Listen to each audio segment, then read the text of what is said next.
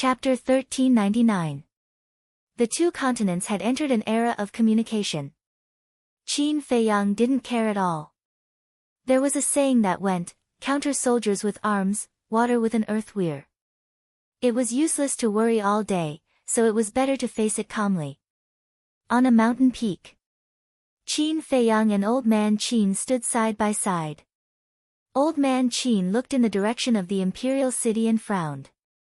Lu Xingqian is really Mu Tianyang? Qin Feiyang nodded.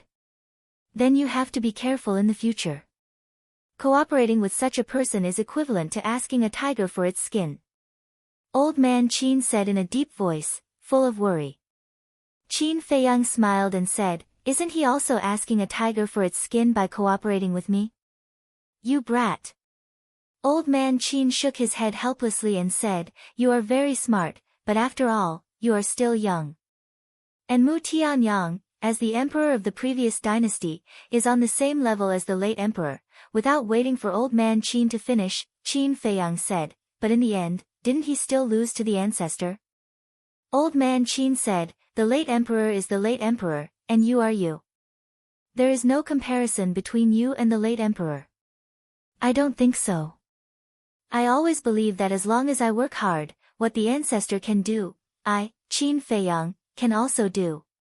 Qin Feiyang clenched his hands tightly, and his eyes were filled with a determined light.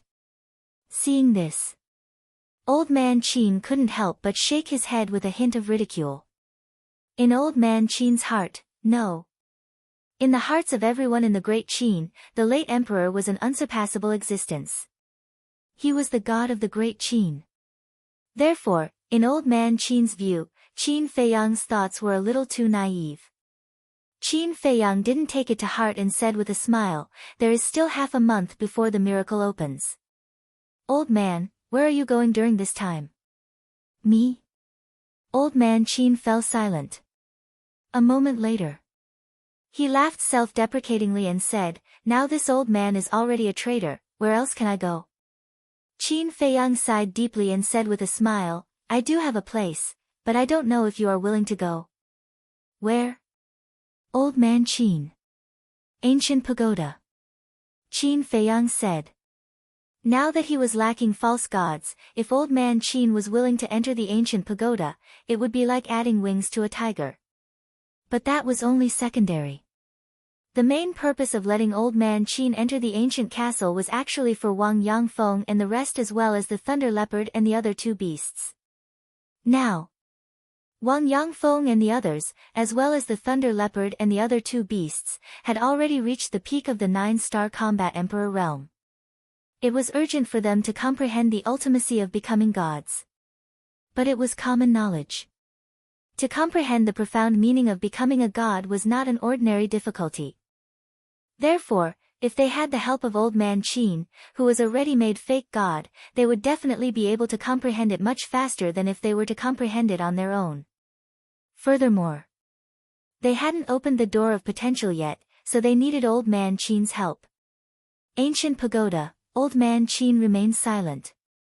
Qin Feiyang smiled and said, don't worry, I won't restrict your freedom. You can leave or stay as you wish. Old Man Qin raised his head and looked at Qin Feiyang. Seeing Qin Feiyang's sincere expression, he nodded and smiled, all right, this old man is also very curious. What kind of spatial divine item is that ancient pagoda? But before we go to the ancient pagoda, can you let this old man take a look at your ancient castle first? Of course. Qin Feiyang was overjoyed. With a wave of his hand, the two of them entered the ancient castle. Greetings, Old Man Qin. Fatso, Wang Yangfeng and the others all stood up and bowed. Old Man Qin looked at them one by one. In the end, Old Man Qin's gaze locked onto Fatso, Wolf King, Lu Hong, and the pangolin beast who had followed Qin Feiyang since the beginning. His old eyes were filled with disbelief. These guys had actually already stepped into the combat emperor realm? Oh my god. How did they do it? Even if they had opened the gate of potential, it was impossible for them to be so fast.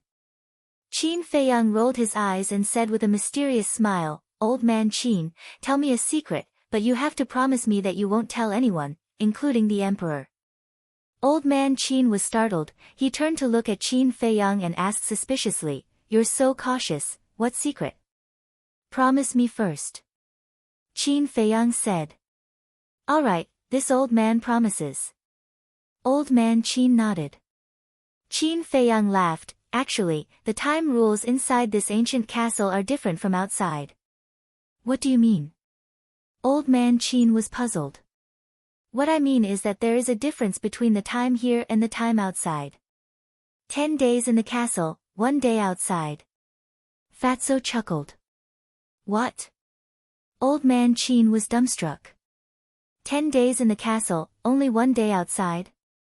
What a joke, how could there be such a heaven-defying thing? However, when he looked at the others, he found that they were all serious and didn't seem to be joking at all. Old man Qin swallowed his saliva, looked at Qin Feiyang and asked, "Really?" Qin Feiyang nodded. Old man Qin's expression became dull again. He really couldn't accept it. This was simply too ridiculous. After a long time, old man Qin finally calmed down the shock in his heart and scanned the crowd. It turned out that this was the reason why everyone had improved so quickly. Phew. He let out a long sigh of relief, looked at Qin Feiyang and said, "Let's go to the ancient pagoda to take a look." "All right." Qin Feiyang nodded. Suddenly, he seemed to have thought of something, looked at Thunder Leopard, Wang Yangfeng and the others, and said, "You guys accompany old man Qin to the ancient pagoda." "What about you?" Thunder Leopard asked. "I suddenly remembered that I still have something to deal with." After Qin Feiyang finished speaking, he sent a sound transmission. "Make good use of it, because if you want to open the gate of potential, you will need old man Qin's help." As soon as they heard about the gate of potential, Thunder Leopard, Wang Yangfeng and the others couldn't help but become excited. Thunder Leopard thought to himself, "Don't worry, I will definitely take good care of him." Qin Feiyang smiled faintly, waved his hand, and the group immediately disappeared. Qin Feiyang also took an illusory form pill and turned into a middle-aged man. Then, he left the ancient castle, opened the teleportation gate, and directly entered the inner city. At the same time, Mu family. In the Great Council Hall, Lu Xingqian sat on the main seat, staring at Mu Changyun and Mu Changfeng who were standing opposite him, his face as gloomy as water. At the side, Mu Qing's hands were tightly clenched together, his eyes were bloodshot, and his entire body was filled with an astonishing amount of hostility. And opposite him, Mu Changyun and Mu Changfeng stood respectfully, their heads lowered, not daring to look at Lu Xingqian. The two supreme existences at the peak of the false god realm were like two children who had done something wrong in front of Lu Xingqian, terrified and uneasy. Bang! Suddenly, Lu Xingqian slammed his palm on the table and stood up. Mu Changyun and Mu Changfeng's bodies trembled, and they directly knelt on the ground, their faces full of panic. Lu Xingqian looked at the two coldly and said, "When Mu Qing returned from the 9 Nether Yellow Springs, did I ask him to tell you not to underestimate Qin Feiyang?" "Yes." The two nodded repeatedly. "Then tell me now, what exactly are you doing?" "The current patriarch has fallen into the hands of the main tower. The combat emperors in the family were all killed. Even Yiglao was buried in the endless ocean. Is this how you protect them?" Lu Xingqian roared, his hair standing on end. He never thought that the Mu family in the Forgotten Continent would be cheated so miserably by Qin Feiyang. Mu Changfeng hurriedly said, "Father, we know our mistakes."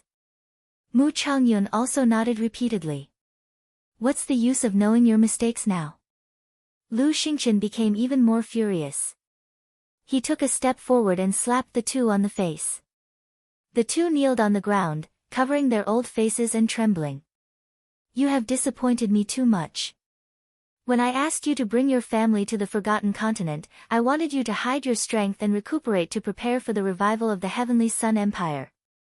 But now, apart from the two of you, what is left of the Mu family? What are you standing there for? Answer me."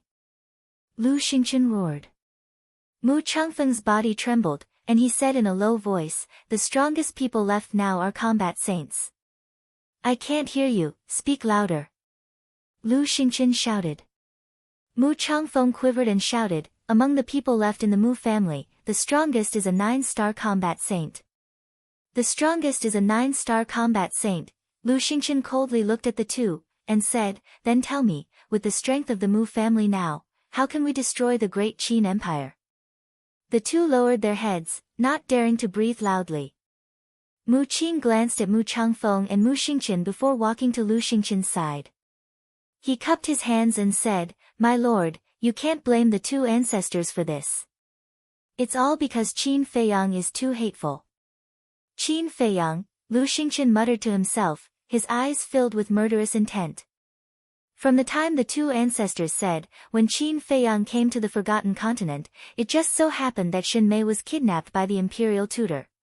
In my opinion, Shen Mei being kidnapped by the imperial tutor was most likely a trick set up by this bastard. Mu Qing said again, his tone was quite gloomy. "You mean, Qin Feiyang used Shen Mei to pin us down, so that we couldn't do anything else, and then took the opportunity to come to the Forgotten Continent to weaken the strength of the Mu family?" Lu Xingqian said. "That's right. While cooperating with us, he is also thinking of ways to deal with the Mu family. This bastard is really a despicable person." Mu Qing gnashed his teeth. "This debt, I will find him to settle it." Lu Xingqian coldly snorted, looking at the two, and said, "Mu Qing told me that the Mu family has given birth to many fake gods in these years. Where are they now?" Mu Changfeng respectfully said, "They are guarding second uncle's remnant soul." Lu Xingqian said, "Did anything happen to second uncle's remnant soul these years?" "No." The two said. "Fortunately, there were no accidents, otherwise the two of you will not be able to atone for your sins even if you die. Immediately take me to second uncle's remnant soul." Lu Xingqian said. "Yes." The two respectfully responded, then got up, ready to take Lu Xingqian away. Seeing this, Mu Qing hurriedly grabbed Lu Xingqian's arm and asked, "Lord, what about my father? When are we going to save him? The foundation of the main tower is not as simple as you think. Even if all the fake gods of the Mu family are dispatched, they may not be able to save your father.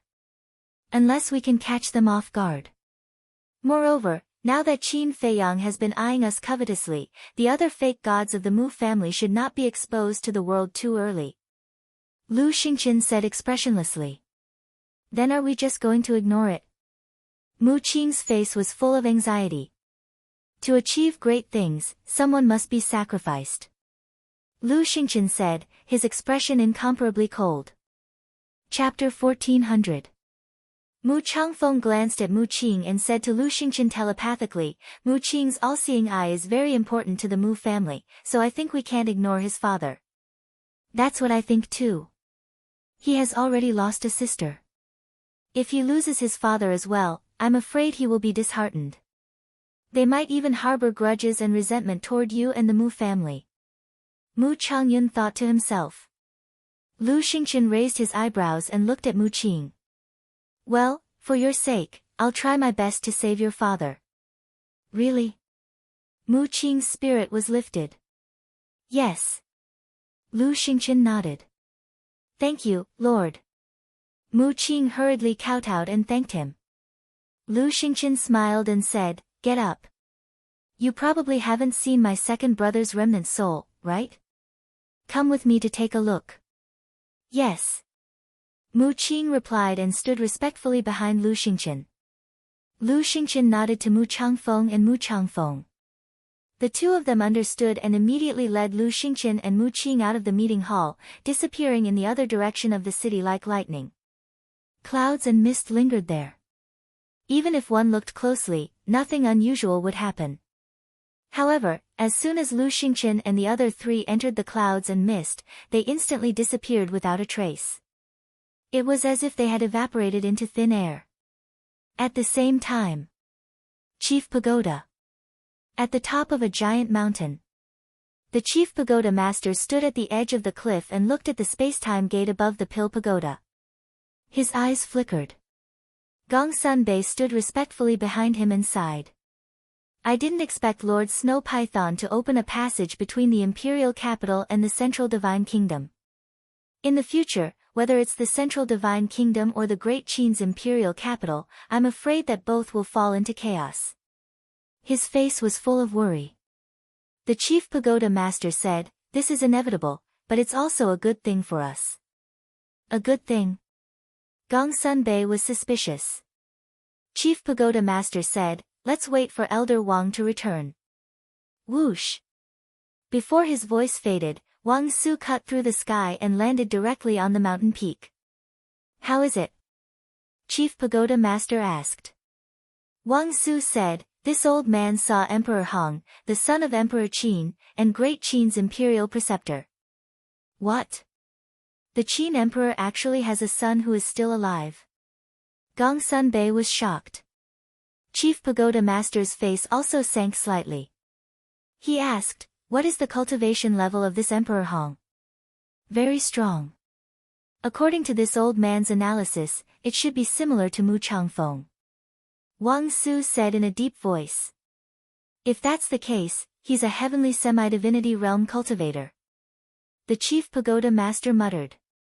His eyes flashed as he asked, "Then what is their relationship with Qin Feiyang?" Although it's only been a short time, it's not hard to tell from their expressions that they don't have a good impression of Qin Feiyang. Wang Mo said. Gongsun Bei said, "Wait, Emperor Hong is the son of Emperor Qin, and Qin Feiyang is also a descendant of Emperor Qin. Moreover, he received Emperor Qin's teachings. How could Emperor Hong not have a good impression of Qin Feiyang?"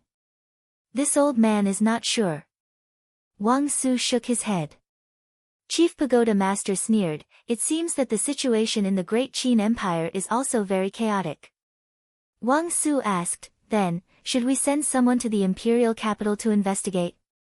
"No need.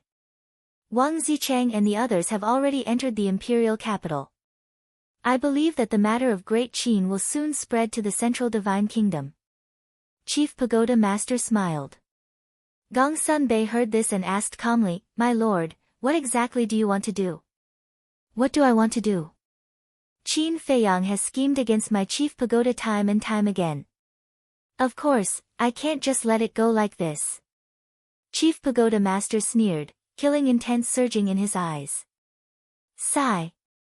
When will revenge breeds revenge? Gongsun Bei sighed inwardly. However, he also knew that he couldn't control Chief Pagoda Master. That's right. This old man also discovered something. Wang Su said. What is it? Chief Pagoda Master asked. Mu Zhangyun brought a young man into the Forgotten Continent. Wang Su said. Chief Pagoda Master said, Gongsun Bei and I have been here all this time, and we also saw that young man. Is there a problem with him? Yes. And there's a big problem with him. This young man only has the cultivation of a combat emperor, but Mu Zhangyun was very respectful when he saw him. It gave this old man the feeling that he was seeing his ancestor. Wang Su said in a deep voice. What? There's actually such a thing. Chief Pagoda Master's expression changed. Gongsun Bei also had a look of disbelief. After coming back to his senses, Chief Pagoda Master immediately looked at Gongsun Bei and Wang Su and said, investigate immediately. You must find out his identity. Gongsun Bei frowned and said, he went to the Mu family. How are we going to investigate? Although he went to the Mu family, he's still a person of Great Qin. I believe that there must be someone in the imperial capital who knows his identity. I have a feeling that if this person isn't eliminated as soon as possible, he will bring disaster to our Chief Pagoda sooner or later. Chief Pagoda Master said in a deep voice. Is it that exaggerated? Wang Su frowned. Gongsun Bei asked, then I'll send someone to the imperial capital to investigate now? Chief Pagoda Master nodded. Inner City. A burly man stood in front of the gate of a martial marquis's mansion. He didn't say a word, as if he was waiting for something. However, the burly man's cultivation wasn't high, he was only a 3-star war sect. There were 3 guards on both sides of the gate. They were all curiously sizing up the burly man, but at the same time, they were also on guard. Not long after, a guard walked out from inside and stood on the steps. He looked down at the burly man and said, "The Marquis has agreed to see you. Follow me." The burly man's eyes flashed as he followed the guard in. Inside the Marquis's mansion, there was a garden, a pavilion, a small bridge, and flowing water. It was quite elegant and quiet. In a corridor, a guard led the way and asked, "May I ask who you are? Why do you want to see the Marquis?" The burly man laughed, "This has nothing to do with you." Hearing this, the guard's face immediately darkened. He turned and stared at the burly man, a cold light flashing in his eyes. The burly man chuckled and said, "Did I say anything wrong? I'm looking for Marquis Xiao. It has nothing to do with you. It has nothing to do with me. But if you die here, I'll report to the Marquis. It's just a lunatic who came. I don't think the Marquis will ask anything." The guard sneered. The burly man was startled for a moment, then suddenly grinned. "You have guts, you dare to threaten me." The guard was silent and only looked at him coldly. The burly man said indifferently, "Speak, what exactly do you want?" The guard looked around, and seeing that there was no one around, he said in a deep voice, "I just want to know who you are." The burly man raised his eyebrows without leaving a trace. A mere guard actually tried to inquire about his identity. This clearly didn't make sense. The burly man asked, "Did the Marquis of Xiao tell you to do this?" "Don't worry about that." The guard's arrogance was very arrogant. The burly man smiled helplessly and said, "All right, my name is Nye Shan. I'm an ordinary citizen of the 3rd district." The guard said, "Why would an ordinary citizen come looking for the Marquis?" The burly man said, "I have some private matters to report to the Marquis of Xiao." "What private matter?" The guard asked. "Didn't you say you only wanted to know my identity? Now that I've told you my identity, why are you still asking so much?" The burly man frowned, obviously losing his patience. The guard's gaze turned cold as he shouted, "If I tell you to speak, then speak. What nonsense are you spouting?" The burly man sized up the guard. The guard also stared at the burly man sinisterly, but gradually, the guard's expression became somewhat unnatural, as if he had done something wrong, giving people a feeling of guilt. The burly man's eyes flashed. A guard asking all sorts of questions, no matter how he looked at it, it didn't seem normal. Schwa! Suddenly, the burly man waved his hand, and the guard felt his body lighten. In the next moment, he appeared in an unfamiliar stone room. Moreover, this stone room was completely sealed off. "Where is this?" The guard looked around in bewilderment. Suddenly, he saw a group of people and berserk beasts in the stone room. Among them, the most eye-catching ones were a fatso and a wolf. "How could it be you?" The guard looked at Fatso and the wolf, his face full of panic. Fatso said, "Is it strange? This used to be our territory. Is this place, it's the castle." The guard's face changed greatly, turning his head to look at the burly man, his face full of fear, exclaiming, "You are Qin Feiyang." "Yes, it's me." The burly man nodded. The guard immediately knelt on the ground, begging, "Young Master Qin, I have eyes but failed to see. Please be magnanimous and forgive me this time." Qin Feiyang laughed, "If you have eyes but failed to see, I will definitely not bother with you." "What do you mean?" The guard panicked and asked nervously. "Don't you understand? Then let me tell you. Although I have changed my appearance and you can't recognize me, but your Marquis has already agreed to see me, so I am your Marquis guest.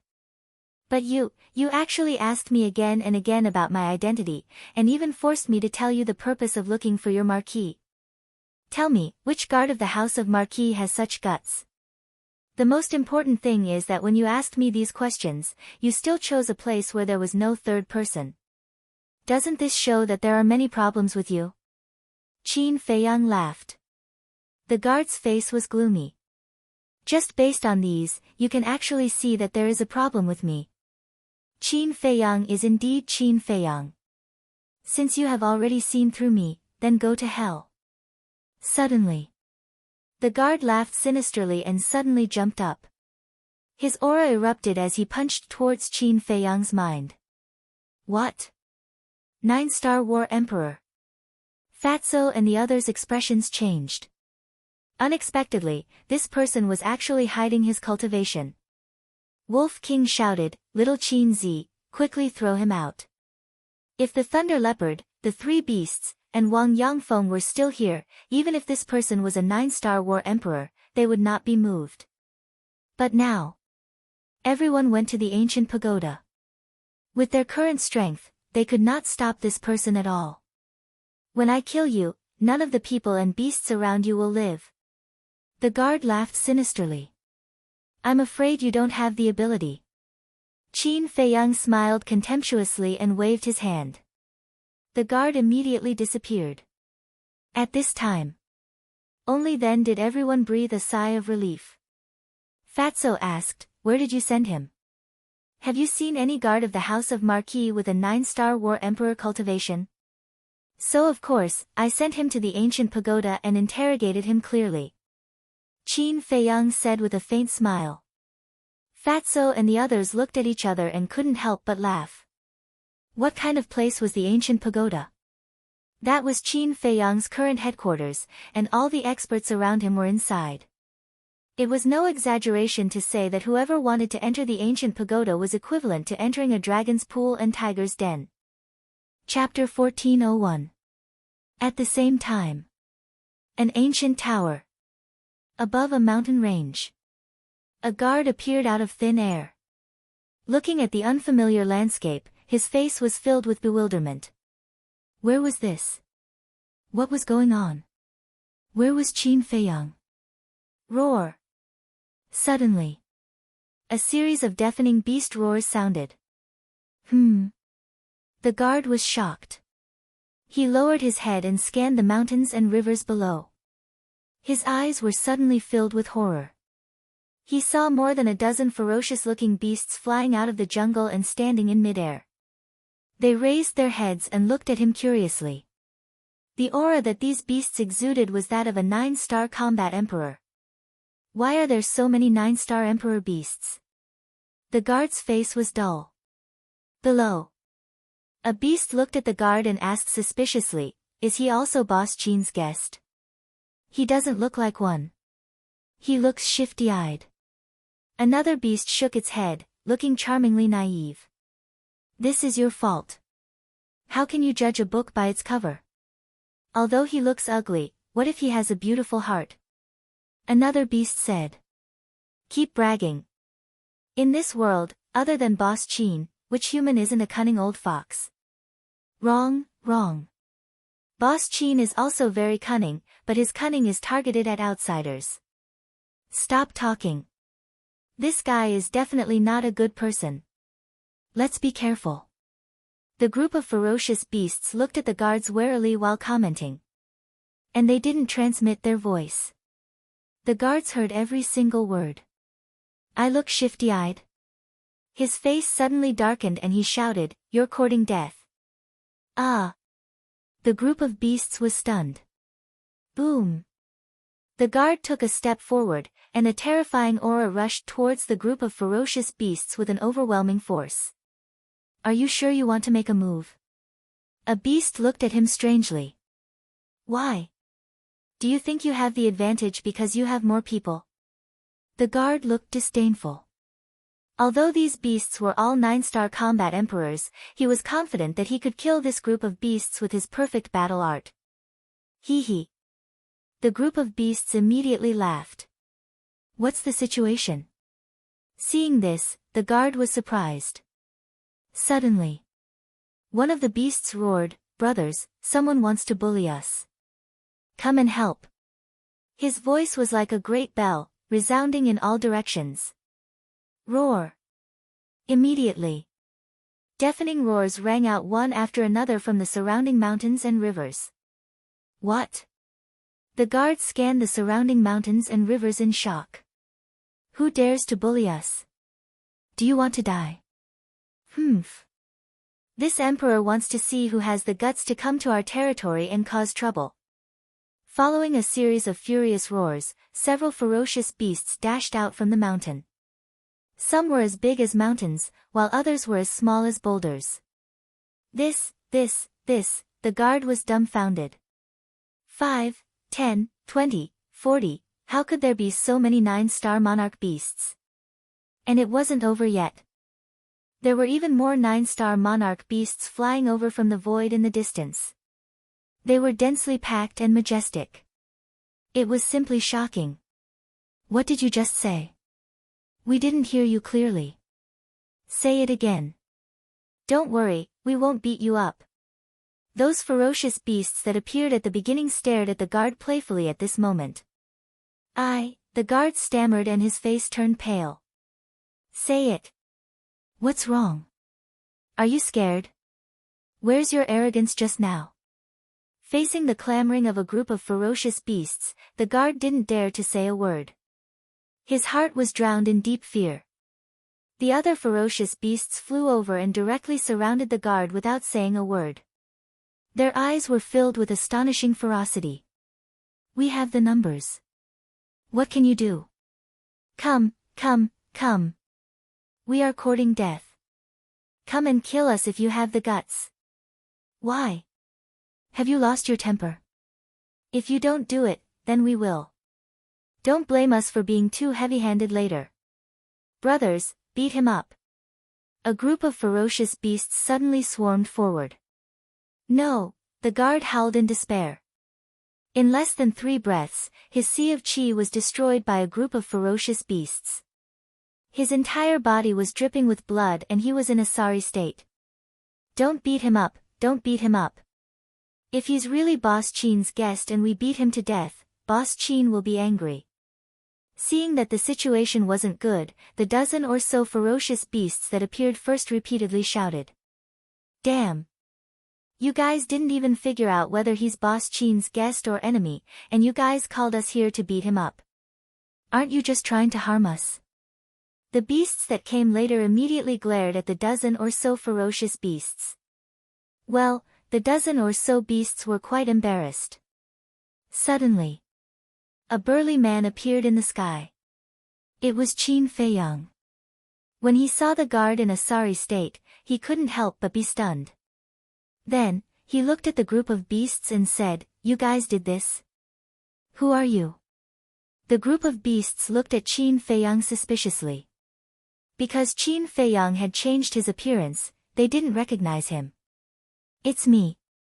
Qin Feiyang took a facial restoration pill and restored his true appearance. So it's Boss Qin. The group of beasts suddenly realized. Boss Qin, is this person your guest or your enemy? One of the ferocious beasts asked nervously. The other beasts were also very nervous. Guest? Enemy? Qin Feiyang was stunned. He looked at the guard and the group of beasts suspiciously and suddenly understood. Cough. He coughed and said with a straight face, He's my guest. How can you be so rude to him? Your guest. Sorry, it's our fault. The group of beasts suddenly lowered their heads. Their eyes were full of panic, like a group of children who had done something wrong. Qin Feiyang continued with a straight face, beating my guest like this, you guys are too bold. Tell me, how should I punish you now? Don't. We didn't do it on purpose. Yeah. It's not our fault. He's too arrogant. As soon as he came in, he said he wanted to kill us. We can't just sit and wait for death. The group of beasts felt wronged. Puff. Qin Feiyang couldn't help but laugh. Boss Qin, what are you laughing at? The beasts looked at him suspiciously. You know what? You guys are too cute right now. I'm just teasing you guys. This person is not my guest. Qin Feiyang laughed. Teasing us? The group of beasts looked at each other. Boss Qin, how can you do this? Don't you know that this will scare us to death? When they came back to their senses, the beasts immediately stared at Qin Feiyang with dissatisfaction and kept complaining.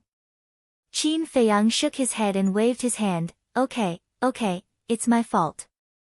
I apologize to you guys. Now get out of the way, I have something to ask him. You have to compensate us for the mental damage. Yes, our little sweetheart was almost scared to death by you just now. All the beasts groaned in agreement. Are you guys so timid? Qin Feiyang rolled his eyes. The guard whose cultivation was crippled was imprisoned in the void by a beast. At this moment, he was staring at Qin Feiyang with resentment. Qin Feiyang walked to the front of the guard, shook his head, and smiled. You're really bold. You actually dare to be arrogant here. Don't talk nonsense. If you want to kill me, then do it. The guard laughed sinisterly. You want to die? It's not up to you now. Qin Feiyang chuckled, took out a facial restoration pill, and directly stuffed it into the guard's mouth. The guard's face and figure suddenly distorted. Soon, a rough face appeared in Qin Feiyang's sight. Qin Feiyang looked at the guard. This was a burly man. He was more than 9 meters tall, like a small giant. The muscles all over his body bulged like dragons, full of explosive power. There's indeed a problem. Qin Feiyang's eyes flashed with a cold light, his hands formed a seal, and the enslavement seal appeared, instantly entering the burly man's head. Ah! The burly man howled miserably, incomparably mournful. After controlling the burly man, Qin Feiyang asked, Tell me, who are you? Pretending to be the guard of Marquis Shao, what is your purpose? The burly man laughed sinisterly. I won't say it even if you beat me to death. So unafraid of death? Qin Feiyang was surprised. Originally, he thought that he could get the answer from the burly man's inner thoughts, but he didn't expect that this person was now bent on seeking death. After pondering for a while, Qin Feiyang raised his arm, reached into the burly man's arms, and took out a qianquan bag. The burly man sneered, Don't waste your time, there's nothing inside. Qin Feiyang didn't believe it, and lowered his head to check carefully. In the end, in this person's qianquan bag, other than some daily necessities, medicinal herbs, pills, and gold coins, he really couldn't find anything that could prove this person's identity. Qin Feiyang was silent for a moment, and a light suddenly flashed past his eyes. He raised his head to look at the burly man, and laughed. Actually, your identity is not difficult to guess. Then why don't you guess? The burly man looked at him with a face full of ridicule. The 9-star war emperor of the Great Qin are basically gathered in the Imperial Palace, War God Shrine, Law Enforcement Hall, and the various Martial Marquis Palace. And you pretended to be a guard and lurked beside the Marquis of Shao. You should be monitoring him. But as far as I know, the Marquis of Shao is an upright and low-key person. He rarely has any grudges with others, so the various Martial Marquis Palace can be excluded. Then only the Imperial Palace, War God Shrine, and Law Enforcement Hall are left. I remember that in the Central Plaza, because of the matter between me and the Emperor, the Marquis of Shao repeatedly raised objections to the Imperial Tutor. I think that with the Imperial Tutor's personality, he will definitely hold a grudge. In addition, the Imperial Palace, War God Shrine, and Law Enforcement Hall are all under the control of the Imperial Tutor. Therefore, I speculate that you are one of the Imperial Tutor's men. Qin Feiyang said, his eyes shining. The burly man's gaze trembled, and there was a trace of disbelief on his face. Looking at your expression, it seems that my guess is not wrong. Since you are one of the Imperial Tutor's men, then it won't be difficult to find out your identity. Qin Feiyang smiled faintly, took out the image crystal, and surged with battle qi. Buzz! Not long later, Yan Wei's shadow appeared. The burly man looked at Yan Wei, his face suddenly changed, and instinctively cried out, how could it be him? You know Yan Wei? Then it seems that he should be from the Law Enforcement Hall. Qin Feiyang muttered. Chapter 1402. Qin Feiyang could see Yan Wei's worry and laughed. "Don't worry, he is already my prisoner. Even if he knows that you are my man, he will not be able to tell the imperial tutor." "Prisoner?" Yan Wei was slightly startled, then heaved a sigh of relief. "Qin Feiyang's men." The burly man was also stunned, and then shouted at Yan Wei, "You are actually a spy that Qin Feiyang placed by Sir's side, you really deserve to die." Yan Wei laughed disdainfully, looked at Qin Feiyang and asked, "Where did you catch him?" Qin Feiyang said, "Marquis Xiao's house." "I never thought that the imperial tutor would really make a move on the Marquis of Xiao." Yan Wei frowned. "What do you mean?" Qin Feiyang was suspicious. When the young prince inherited the throne, the Marquis of Xiao continuously raised objections. This made the imperial tutor very dissatisfied, and he even personally told me that he wanted to deal with the Marquis of Xiao. I originally thought that he would leave this matter to me, but I didn't expect that this person would go. This person is called Guiyong, and he is also one of the imperial tutor's most trusted aides. Yan Wei explained. After hearing this, the corner of Qin Feiyang's mouth lifted slightly. He did not expect that when he came to find the Marquis of Xiao, he would actually capture one of the imperial tutor's trusted aides.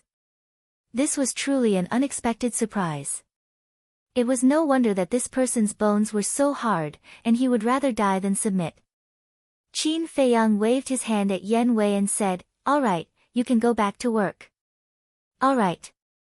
Yan Wei nodded, looked at Guiyong, and then looked at Qin Feiyang worriedly, and said, "This person, we must not let him return to the imperial tutor's side alive." "You don't have to worry at all." Qin Feiyang laughed, and with that, he turned off the image crystal, and then appeared in the castle with Guiyong in hand. "Boss, since the imperial tutor wants to deal with the Marquis of Xiao, then why didn't he directly get rid of the Marquis of Xiao? Isn't that a little redundant?" As soon as Qin Feiyang appeared, Fatso asked suspiciously. "Redundant?" The various martial marquises have the protection of their ancestors. No matter how bold the imperial advisor is, he would not dare to kill a martial marquis. Qin Feiyang said. "Then we can assassinate him. With the imperial preceptor's ability, it should be very easy." Fatso said. "It is very easy." However, when the Marquis of Xiao raised his objection in the central square, all the civil and military officials saw it. Don't look at those civil and military officials. They usually seem weak, incompetent, and timid, but they are all very shrewd. They all know in their hearts that the Marquis of Xiao had angered the imperial advisor. If the Marquis of Xiao is assassinated at this time, then there will definitely be people who suspect the imperial advisor. At this critical juncture, the imperial preceptor does not dare to take this risk. Qin Feiyang sneered. "I see." Fatso was suddenly enlightened. He looked at Guiyong and asked, "Then how should we deal with this person? He's still useful. Keep an eye on him. Don't let him find a chance to commit suicide." Qin Feiyang instructed before changing back to his previous appearance. Concealing his cultivation, he appeared in the corridor of the Marquis's mansion. He looked around and walked towards the end of the corridor. Not long after, a garden entered his line of sight. In the garden, there was a 17 or 18-year-old woman. She wore a light green dress and had long black hair that draped over her shoulders. She had an exquisite figure and looked youthful and beautiful. The woman was squatting in a field of flowers, fiddling with a few wild flowers. At the side, there were two maids accompanying him. Qin Feiyang looked at the woman and entered the garden. "Who are you?" Seeing Qin Feiyang, the two maids immediately became vigilant. The green-clothed woman also raised her head to look at Qin Feiyang, her bright eyes carrying a trace of suspicion and curiosity. Qin Feiyang walked to the front of the three of them, looked at the green-clothed woman, cupped his hands and smiled. "I am Nie Shan, I have something to discuss with the Marquis of Xiao, I hope Miss can guide me." "To see father." The green-clothed woman was taken aback. She stood up and looked at Qin Feiyang. She asked suspiciously, "Is there no one to lead the way for you?" "So it's the daughter of the Marquis of Xiao." Qin Feiyang muttered and laughed. Just now, there was a guard leading the way, but halfway there, he seemed to have something to do and left. He pointed me in the direction and told me to look for him, but this Marquis's mansion is too big, I really don't know where to find the Marquis of Shao. They actually dare to neglect father's guests. These guards are getting more and more presumptuous. Hearing this, the green-clothed woman's delicate face was filled with anger. She then looked at Qin Feiyang and laughed, "It just so happens that I'm going to pay my respects to father. Why don't you come with me? That's exactly what I want." Qin Feiyang was overjoyed and laughed. "Please." The green-clothed woman extended her hand. "Miss, please go first," Qin Feiyang said. The green-clothed woman smiled and turned around to walk towards a lake in the distance. The two maids glanced at Qin Feiyang and hurriedly followed. Qin Feiyang raised his eyebrows and looked behind him unhurriedly. Looking at the backs of the two maids, his eyes flashed with an inexplicable light. Previously, when the two maids looked at him, he sensed a flash of killing intent, which disappeared in an instant. Although this killing intent was not obvious and disappeared very quickly, but with his keen perception, he was completely sure that this killing intent had indeed appeared.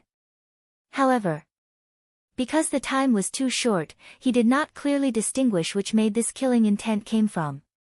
This Marquis's mansion is really interesting. Qin Feiyang looked away from the two maids and scanned the surroundings. A playful look gradually crept up on his face.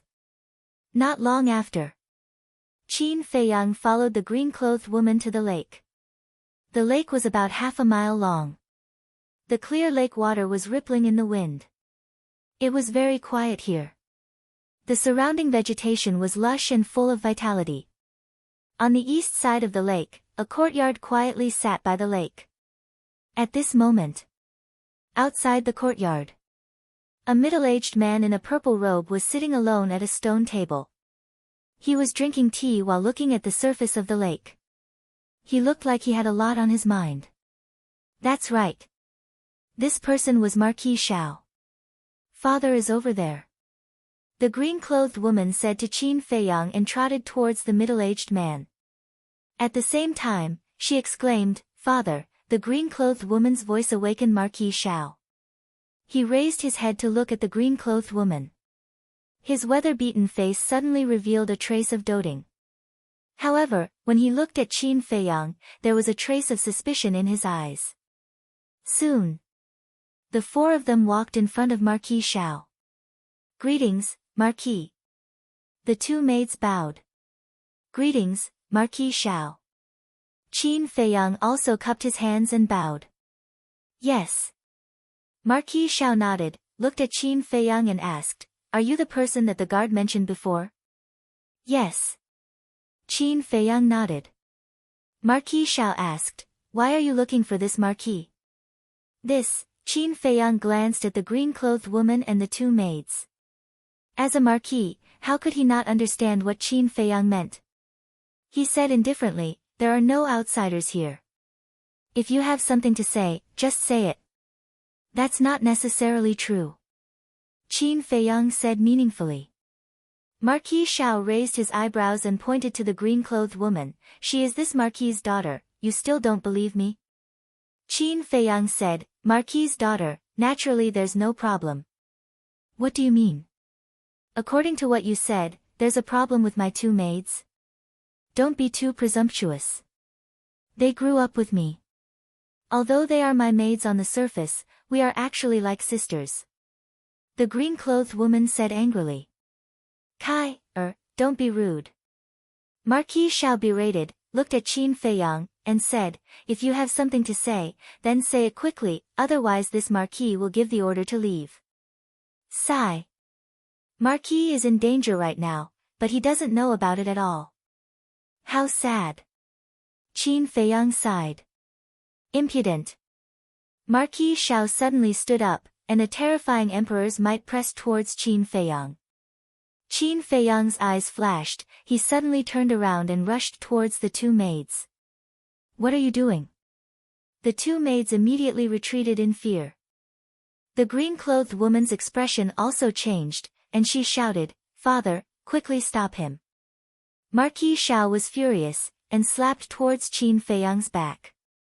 But Qin Feiyang ignored him, stared at the two maids, and muttered, "Let's see how long you can hide." Boom! The aura of a 5-star war emperor suddenly erupted. What? So strong? Marquis Xiao was shocked, and immediately used his full strength, the battle chi in his palm surging out. At the same time, Qin Feiyang had already arrived in front of the two maids, raised his hands, and grabbed towards the two maids' heads. His 10 fingers were bent like 2 eagle claws. Red sword chi lingered around, emitting a terrifying sharpness. The two maids' faces turned pale, but they did not retaliate. Qin Feiyang looked at them and laughed sinisterly, "If you continue to endure, you will only die." Before he could finish, one of the maid's eyes flashed with a hint of struggle, and then a terrifying emperor's might rushed out from her body. It was the 9-star war emperor. How is this possible? The other maid, the green-clothed woman, looked at the maid in shock.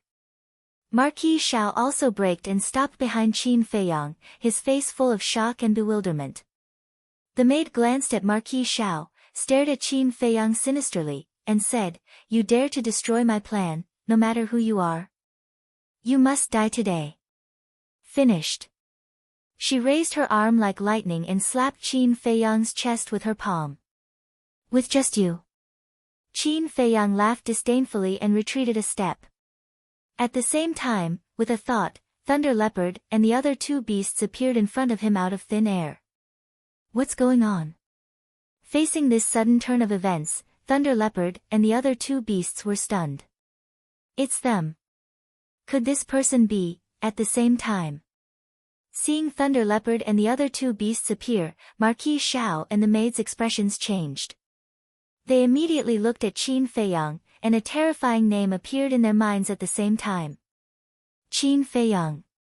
Qin Feiyang shouted, "Stop talking nonsense, quickly cripple her." Cripple who? Thunder Leopard and the other two beasts turned to look at Qin Feiyang with dumbfounded expressions. They couldn't hear anything from the inside of the ancient pagoda, so even now, they still hadn't figured out what was going on. Her.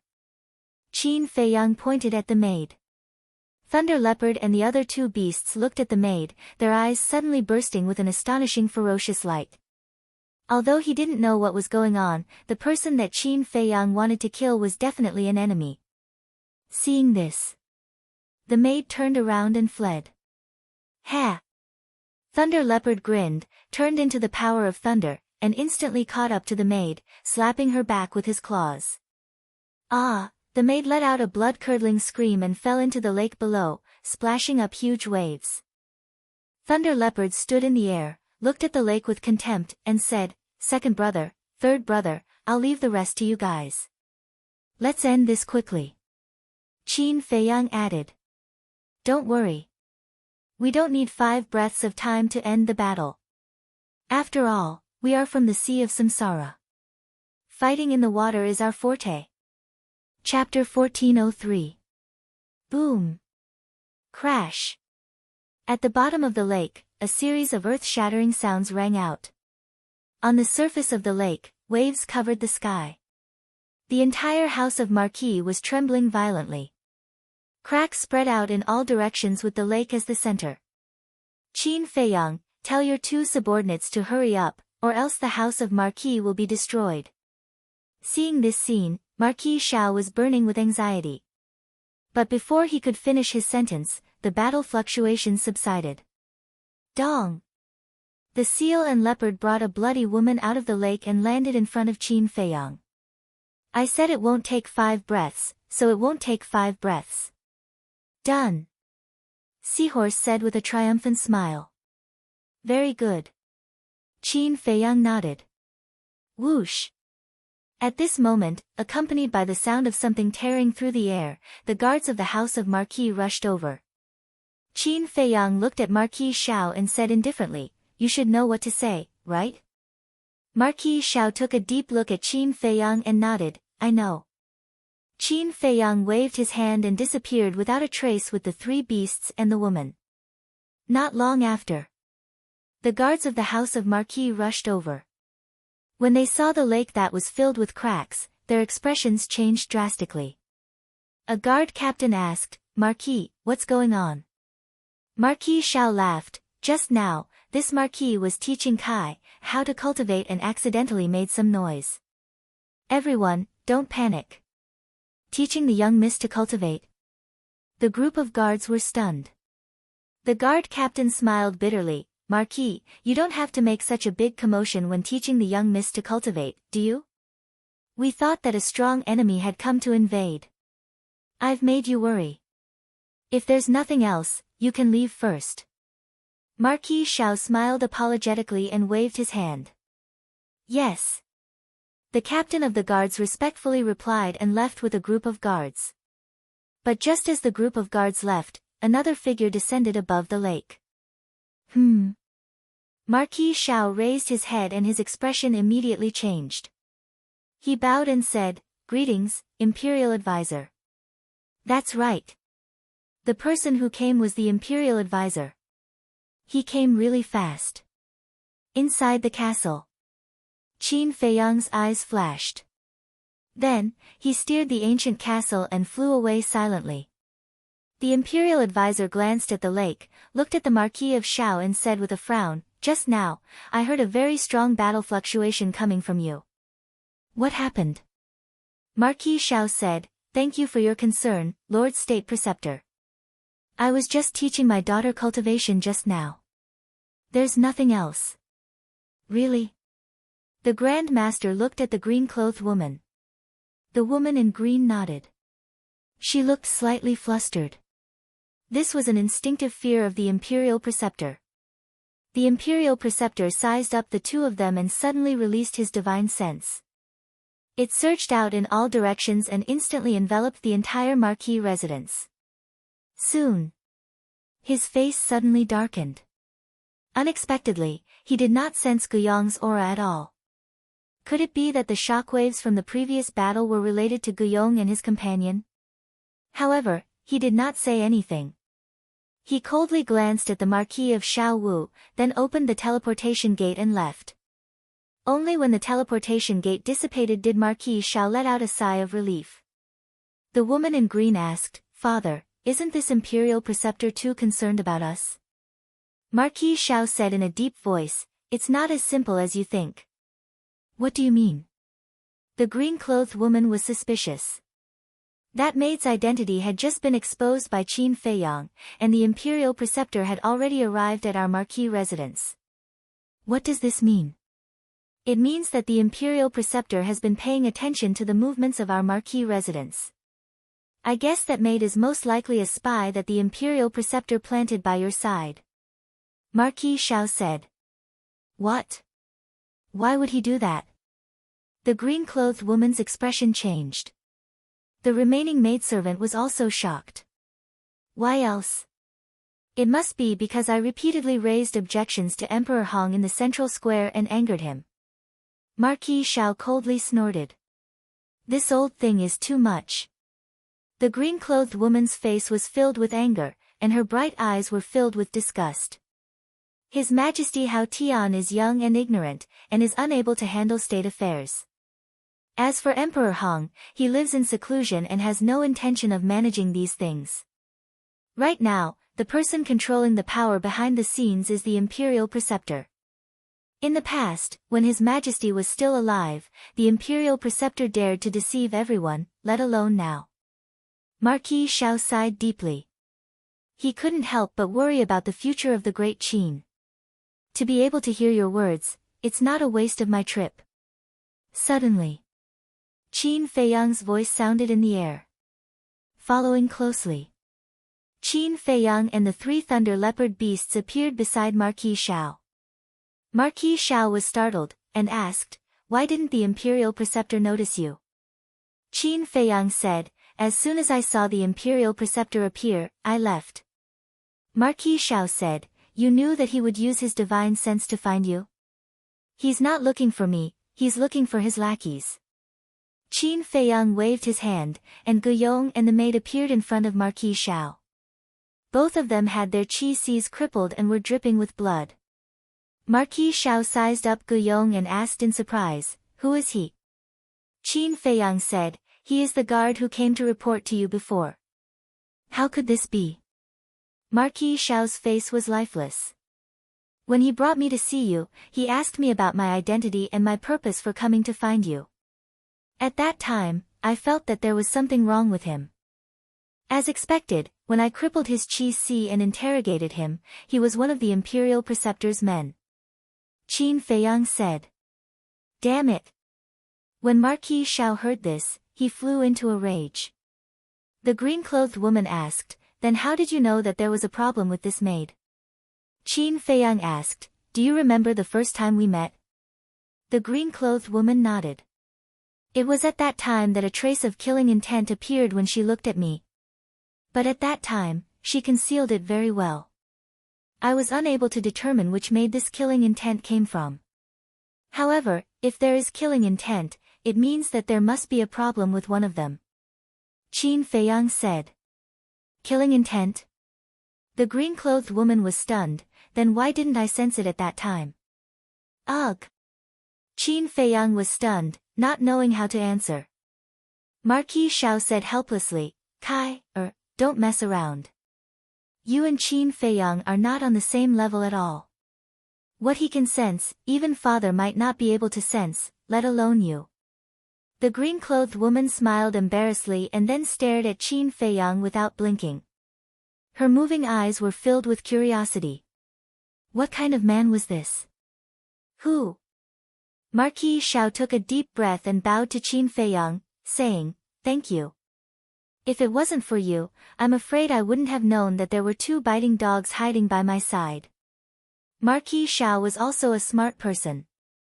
After knowing the identities of the two, he knew the intentions of the Imperial Preceptor. Qin Feiyang had saved his life. No. He had saved his entire house of Marquis. It's just a small matter. Qin Feiyang smiled faintly as he glanced at the other maid. Then what should we do with them now? Marquis Xiao glanced at Guiyong and the other two, then looked at Qin Feiyang and asked.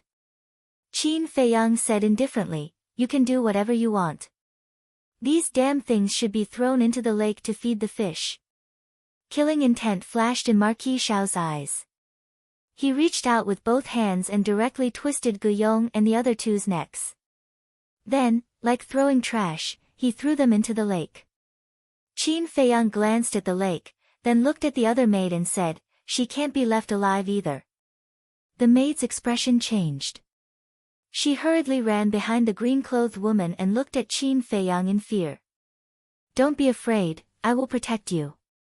The green-clothed woman comforted her and glared at Qin Feiyang. "Why?" Marquis Xiao was also puzzled. "The Imperial Preceptor has already set his eyes on you. The Imperial Preceptor must have already discovered the deaths of Guiyong and the other two. So, he will definitely think of a way to investigate this matter." Qin Feiyang said. Marquis Xiao frowned. He looked at the maid and said, "You mean, the Imperial Preceptor will make a move on her?" "That's right. Until the last moment, the Imperial Preceptor would not dare to make a move on you and your daughter. Then, she is the only one left, because she is the only one who knows." Qin Feiyang said. The green-clothed woman said, "Don't worry, she won't say anything." Yes. I will definitely keep my mouth shut." The maid also nodded her head. Qin Feiyang looked at the maid and said, "When you fall into the hands of the Imperial Preceptor, it will not be up to you to decide whether you want to say it or not. Next." He then looked at Marquis Xiao and said, "You are also clear about my current situation. If the Imperial Preceptor knows that I came to find you, then even if you have 100 mouths, you won't be able to clear your suspicions." Marquis Xiao's heart sank. What Qin Feiyang said was not without reason. With the Imperial Preceptor's methods, if he knew that Qin Feiyang had come, he would definitely accuse him of colluding with Qin Feiyang and betraying him. At that time, no one would be able to save him, and no one would be able to save his daughter. With that thought in mind, Marquis Xiao looked at the maid, his eyes filled with killing intent. The maid panicked and grabbed the green-clothed woman's arm, saying, Miss, save me, I don't want to die. The green-clothed woman looked at Marquis Xiao and said anxiously, Father, I promise you, she definitely won't speak carelessly. Kai, you are still too naive. Even if we don't kill her now, she will die at the hands of the Imperial Preceptor sooner or later. You can save her from us now, but in the future, can you save her from the Imperial Preceptor? Marquis Xiao sighed. The green-clothed woman stood in front of the maid and shook her head, no matter what, I won't allow you to kill her. Marquis Xiao became angry and shouted, impudent, retreat immediately. No. The green-clothed woman shook her head. Marquis Xiao looked at the green-clothed woman, and a trace of helplessness gradually crept up in his eyes. He looked at Qin Feiyang for help. Qin Feiyang's brows also tightened. A moment later. Qin Feiyang sighed helplessly, fine, I'll send her to a place where no one can hurt her. Where? Marquis Xiao asked. Inside my spatial divine object. But before we go, just in case, I still have to check her identity. After Qin Feiyang finished speaking, he took out a pill and threw it to the maid. For now, I can only trouble you. Marquis Xiao smiled apologetically at Qin Feiyang, looked at the maid and said, hurry up and take the pill, thank you, young Master Qin. Thank you, young Master Qin, for not killing me. The maid hurriedly stepped forward and bowed. She then grabbed the pill and put it into her mouth. Finally. The maid's face didn't change in the slightest. Chapter 1404. Buzz. Just as Qin Feiyang was about to send the maid to the ancient pagoda, Marquis Xiao suddenly extended his hand and said, wait. What is it? Qin Feiyang looked at him suspiciously. Marquis Xiao pondered for a moment, then raised his head to look at Qin Feiyang, cupped his hands and said, I have a presumptuous request. Speak. Qin Feiyang said. Marquis Xiao said, I want Kai, to go to your space-time divine object. Qin Feiyang frowned, you have to be clear, this is not a shelter. I know. But now, the Imperial Tutor has his eyes on us. What if he makes a move on Kai? I only have one daughter. I don't want anything to happen to her, so I'm begging you. Marquis Xiao bowed. Qin Feiyang said, then aren't you afraid that I will harm your daughter? You should know that I am not a good person either. Marquis Xiao laughed, although you are indeed not a good person, but in front of righteousness, I still trust you. Qin Feiyang shook his head and smiled, then nodded, all right, I will agree to your request, but you have to agree to one of my requests. This can be considered a fair trade. Speak. Marquis Xiao said. Qin Feiyang said, I need you to convince the other Marquis to stand with me at the critical moment. Marquis Xiao was stunned and frowned, I'm afraid this is not an easy task. After all, everyone thinks that you killed His Majesty. Do you believe it? Qin Feiyang asked. Marquis Xiao didn't know how to answer. Qin Feiyang said, I can tell you clearly that the Emperor is not dead, nor is he imprisoned by me. Old Man Qin and the commander of the Kirin army are also insiders. This, Marquis Xiao was dumbstruck. I'll be more straightforward. Old Man Qin and the commander of the Kirin army are standing with me because they believe that I won't do anything to harm the great Qin Empire. Of course, I won't force you. It's your freedom to believe it or not. Qin Feiyang said lightly. Marquis Xiao's eyes revealed a look of struggle. A moment later. He nodded fiercely and said, all right, I believe you. I will try my best to convince the other Martial Marquis. Actually, it's not difficult to convince them. The only thing you have to be careful of is that among these Martial Marquis, there might be a few who have already joined the Imperial Advisor. Qin Feiyang said. I understand. Marquis Xiao nodded. Qin Feiyang said, all right then. Now take out the image crystal and establish a contract bridge so that we can communicate more easily in the future. After establishing the contract bridge, Qin Feiyang disappeared with the Thunder Leopard, the three beasts, and the green-clothed woman. Alas! Great Qin's future is worrying. Marquis Xiao walked to the lakeside and looked at the sky. He let out a long sigh, and there was a hint of worry between his brows. The ancient pagoda. Above the herb field. This is your spatial divine object? It's too big. And this herb field, oh my God, how many medicinal herbs are there? Looking at the boundless mountains and rivers around them, as well as the boundless herb field, the two women in green were shocked.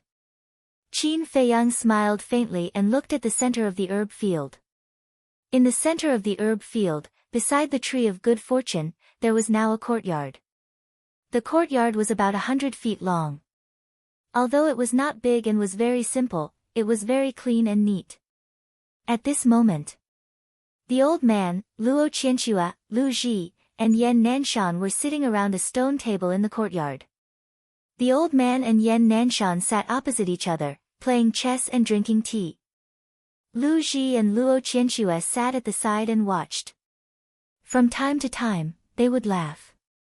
Now, the four of them were equivalent to the owners of this herb field. They had built a courtyard here because they planned to stay here for a long time. Firstly, this place was very leisurely, quiet, and suitable for retirement. Secondly, it was convenient to manage the herb field so that Qin Feiyang would have no worries. Although their cultivation was not high, the people and beasts in the ancient pagoda knew about their relationship with Qin Feiyang, so they were very respectful. Moreover, whether it was Yan Wei's clansmen or Wang Yangfeng's clansmen, they had to get their permission in advance to pick medicinal herbs. Even the unruly 9-star emperor beasts like the thunder leopard, the seahorse, and the seal were quite polite to the four of them. Whoosh! Qin Feiyang stepped out and landed beside the four of them. He smiled and said, "You're living a good life. I can't help but envy you." Every time he saw the old man and the other three, he would feel a sense of closeness and belonging in his heart. "You're here." The four of them put down what they were doing and raised their heads to look at Qin Feiyang. Their faces were full of doting. As for Qin Feiyang, they also treated him like their own child. Qin Feiyang nodded. "Who are they?" Looking at the green-clothed woman and the maid who followed them, the four of them couldn't help but ask curiously. Qin Feiyang said, "She is the daughter of the Marquis of Xiao, and the other is her maid." Yan Nanshan asked suspiciously, "What is the daughter of the Marquis of Xiao doing here?" "Taking refuge. The Marquis of Xiao has already been targeted by the imperial tutor, so she came to the ancient pagoda to hide." Qin Feiyang laughed. "So it's like that." The four of them suddenly realized. The green-clothed woman walked in front of the four of them and bowed obediently. "Junior Xiao Kaier greets the four seniors." The old man smiled and said, "Girl, since you're here, you're family. Don't be too reserved." "All right." Seeing that the four of them were so amiable, Xiao Kaier immediately let go and ran behind the old man with a smile, massaging his back and shoulders. The old man stared blankly for a moment before looking at Qin Feiyang with a face full of enjoyment. He chuckled and said, "This old man likes this little girl. Let her stay here and chat with us." Yan Nanshan, Luo Qianxue, and Lu Ji all nodded in agreement. "As long as you're happy," Qin Feiyang said. "It's so lively."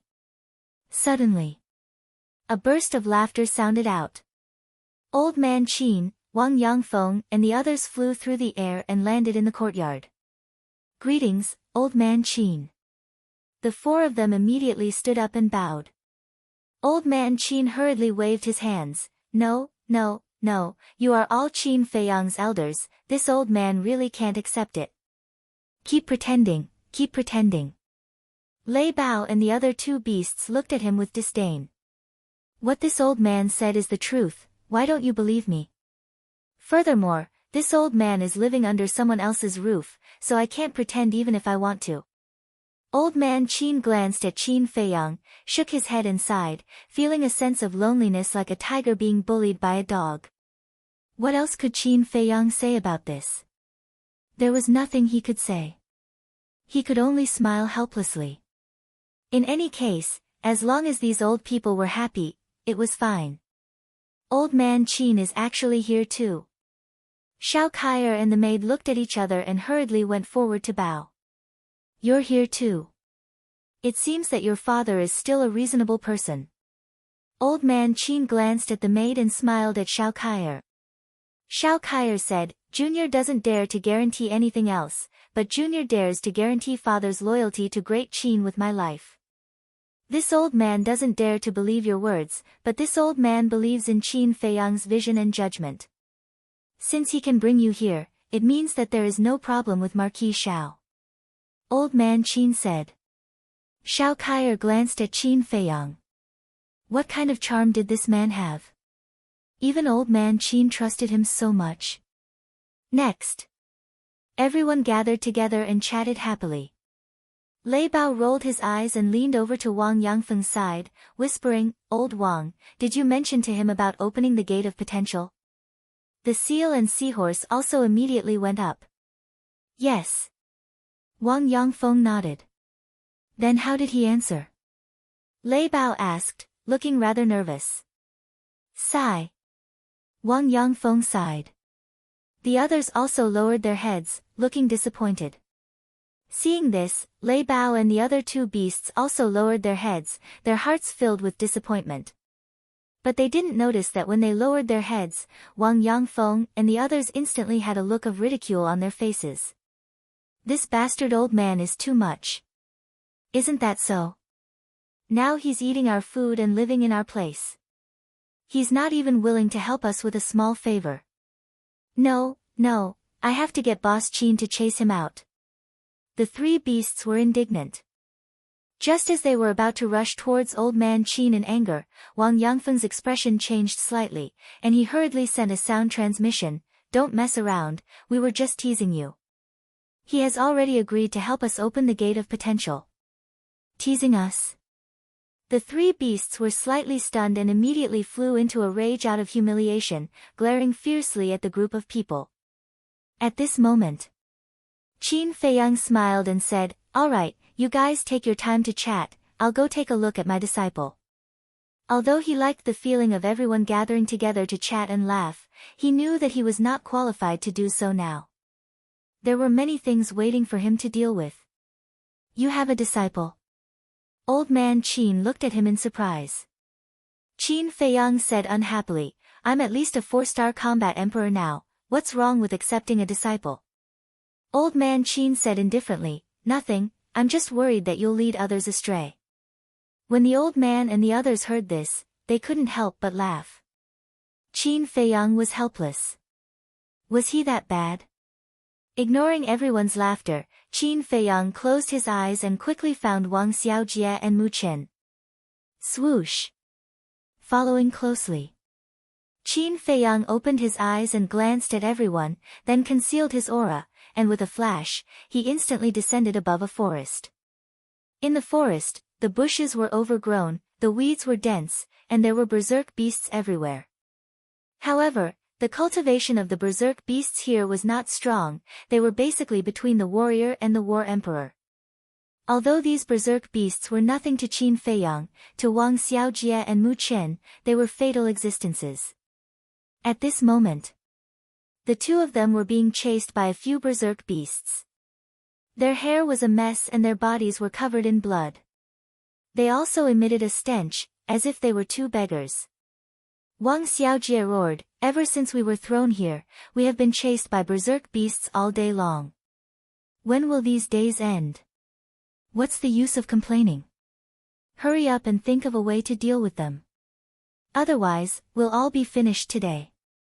Mu Chen was relatively calmer. After all, he had experienced many things in the Mu family that Wang Xiaojie had never experienced. However, although they had been chased by berserk beasts during this period of time, their battle consciousness and courage were growing every day. Shua! Suddenly, a figure rushed out from the forest and landed beside Qin Feiyang. He bowed and said, Greetings, young master. This was a middle-aged man with the cultivation of an 8-star combat emperor. You are? Qin Feiyang was suspicious. The burly man said respectfully, This subordinate is called Wang Yi. Under the orders of the ancestor, I am secretly protecting the two of them. Chapter 1405. Qin Feiyang nodded in realization and asked, then how have they been doing during this period of time? Wang Yi looked down at the two and nodded with a smile. They are alright, but Qin Chen's performance is better. Qin Chen was Mu Chen. It was the name Qin Feiyang gave him. Tell me about it. Qin Feiyang was curious. Regardless of whether it is Qin Chen's temperament or the way he handles things, they are all a level higher than Wang Xiaojie's. In addition, his cultivation is stronger than Wang Xiaojie's to begin with. Therefore, during this period of time, he has been taking care of Wang Xiaojie. Wang Yi smiled. Qin Feiyang nodded. Qin Chen's experience was similar to his. He was poisoned by Mu Qing and became a cripple. After experiencing despair and pain, he finally broke out of his cocoon and became a butterfly. So, in terms of temperament, Wang Xiaojie was definitely inferior. Wang Yi smiled again. Of course, Wang Xiaojie's situation is understandable. After all, he is still a young man and has just stepped onto the path of cultivation. It is difficult for him to accept so many things in such a short time. That's why I asked him to come with Qin Chen to temper himself. There is a good saying, a jade cannot be made into a treasure if it is not polished. Wang Xiaojie's talent is better than Qin Chen's. But if he is not polished, his future achievements may not be as good as Qin Chen's. Qin Feiyang said. Wang Yi clasped his hands. Young master, you are too kind. It is Wang Xiaojie's fortune to have you as his master. Qin Feiyang shook his head with a smile and said, continue watching them. But remember, don't help them until the last moment of your life. Yes. Wang Yi bowed and said, then how long are they going to train? Sharpness. I want to see sharpness in them that others of the same age do not before it is over. Qin Feiyang said and returned to the castle. Everyone was cultivating. Only Dan Wangkai and Fatso were organizing the treasures from the Zhuge family. Qin Feiyang stepped forward, looked at Dan Wangkai, and asked with a smile, how many medicinal ingredients for the Great Creation Pill do we have now? A lot.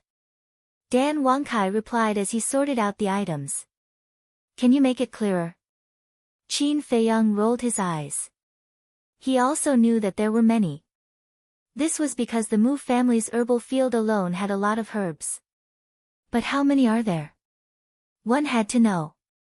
During this period of time, they had not only plundered the Mu family's medicinal fields, they had also plundered the medicinal fields cultivated by the imperial preceptor's descendants in the Sea of Reincarnation. And now, he had even ransacked the Zhuge family's treasury. Adding all of these together, it was definitely beyond imagination. Dan Wangkai stopped what he was doing, lowered his head and muttered to himself for a while. He then stood up and looked at Qin Feiyang, saying, we've already gathered more than 100 sets of the Great Creation Pill's ingredients. However, we can only refine 33 Great Creation Pills at the moment. So many. Qin Feiyang was shocked. This was truly beyond his imagination. Wait a minute. We've already gathered more than 100 sets of ingredients, why can we only refine 33 pills? Qin Feiyang asked suspiciously. Because we only have 33 fruits of creation. Dan Wangkai said. Ah. Qin Feiyang was stunned, then a wry smile appeared on his face. Yes. Although they had the tree of creation, only the Mu family's tree of creation had 30 fruits of creation. The other tree of creation only had 3 fruits. The fruit of creation was the most important ingredient for the Great Creation Pill. Without the fruit of creation, it was impossible to refine the pill. I've carefully checked the elixir. According to the records, the tree of creation takes 100 years to bloom, 100 years to bear fruit, and 100 years to mature. In other words, the whole process will take a full 300 years. So, if we want to refine more Great Creation Pills, we have to find another fruit of creation. After all, 300 years is too long, we can't afford to wait. Dan Wangkai looked at Qin Feiyang and said. Qin Feiyang nodded. Apart from the Great Creation Pill, the ingredients for the Soul Concentrating Pill have been gathered for 30 portions. But the ingredients for the Spirit Concentrating Pill have only been gathered for 10 portions. Dan Wangkai said. So little. Qin Feiyang frowned. The Soul Concentrating Pill and the Spirit Concentrating Pill both have the effect of condensing the Divine Soul. But the difference is that the Soul Concentrating Pill is taken when breaking through to the Pseudo-God realm, which is the early stage of condensing the Divine Soul. The Spirit Concentrating Pill is taken when breaking through to the War God realm. So in terms of grade, these two elixirs are a little higher than the Great Creation Pill. So the ingredients are also rarer than the Great Creation Pill. Dan Wangkai explained. What about the 5 Elements Universe Pill? Qin Feiyang asked. Hearing the 5 Elements Universe Pill, Dan Wangkai suddenly smiled bitterly. Although the 5 Elements Universe Pill is of the same level as the Great Creation Pill, the ingredients are rarer than the Spirit Concentrating Pill and the Soul Concentrating Pill. Because the essence of water, the essence of fire, the essence of wood, the essence of earth, and the essence of earth are all natural treasures that can only be found by chance. Dan Wangkai sighed. Qin Feiyang also smiled helplessly and said, in fact, the 5 Elements Universe Pill is not that important. Anyway, we have opened the door of potential and the ancient castle is a cultivation artifact. We don't care about the benefits that the 5 Elements Universe Pill brings. That's true. The most important thing is the Great Creation Pill, the Soul Concentrating Pill, and the Spirit Concentrating Pill. Especially the Great Creation Pill, the door of everyone's potential must be opened. Dan Wangkai said. Qin Feiyang nodded and said, after finishing the things at hand, go to the herb field and collect the ingredients for 21 portions of the Great Creation Pill and the Soul Concentrating Pill. You need so much at once. What do you want to do? Dan Wangkai was surprised and puzzled. Lei Bao and Wang Yangfeng have already stepped into the peak of the 9-star combat emperor realm. Before comprehending the profound meaning of becoming a god, I must help them open the door of potential. As for the Soul Concentrating Pill, although they don't need it at the moment, I'll give it to them in advance. When they break through to the semi-god realm, they don't have to bother us anymore and can take it directly. Qin Feiyang said with a smile. Fatso, who had been burying his head in organizing the treasures, immediately looked up at Qin Feiyang and said with dissatisfaction, Boss, you're too generous. Dan Wangkai also frowned. I know what you're thinking. Right now, we can only refine 33 Great Creation Pills and 30 Spirit Concentrating Pills. Now we have to give out 21 pills. What will you do when you need them in the future? Is that so? Qin Feiyang asked with a smile. The two did not deny it. Qin Feiyang shook his head and laughed. Although Lei Bao, Old Wang, and the others only decided to follow me later on, regardless of whether it might be you all or them, I treat you all equally. Now that they need it, I must give it to them first. After all, the stronger they are, the more help they will be to us. As for your future, don't worry, I will think of a way to find more herbs. In short, I promise you that before you break through to the semi-god realm, I will let all of you open the 8th level of the Gate of Potential. In addition, I'll make a solemn statement. We are now a big family. We should protect and understand each other. We can't be selfish. Qin Feiyang said. In fact, he could understand Fatso and Dan Wangkai's thoughts. After all, it was no longer the same as before. In the past, they were just a small team with few people. They didn't need to worry about the pills. And now, there were more than 1 million people in the ancient pagoda. Therefore, there was a situation where there were too many monks and too little porridge. Of course, Qin Feiyang had already expected this and had a plan to deal with it. Survival of the fittest.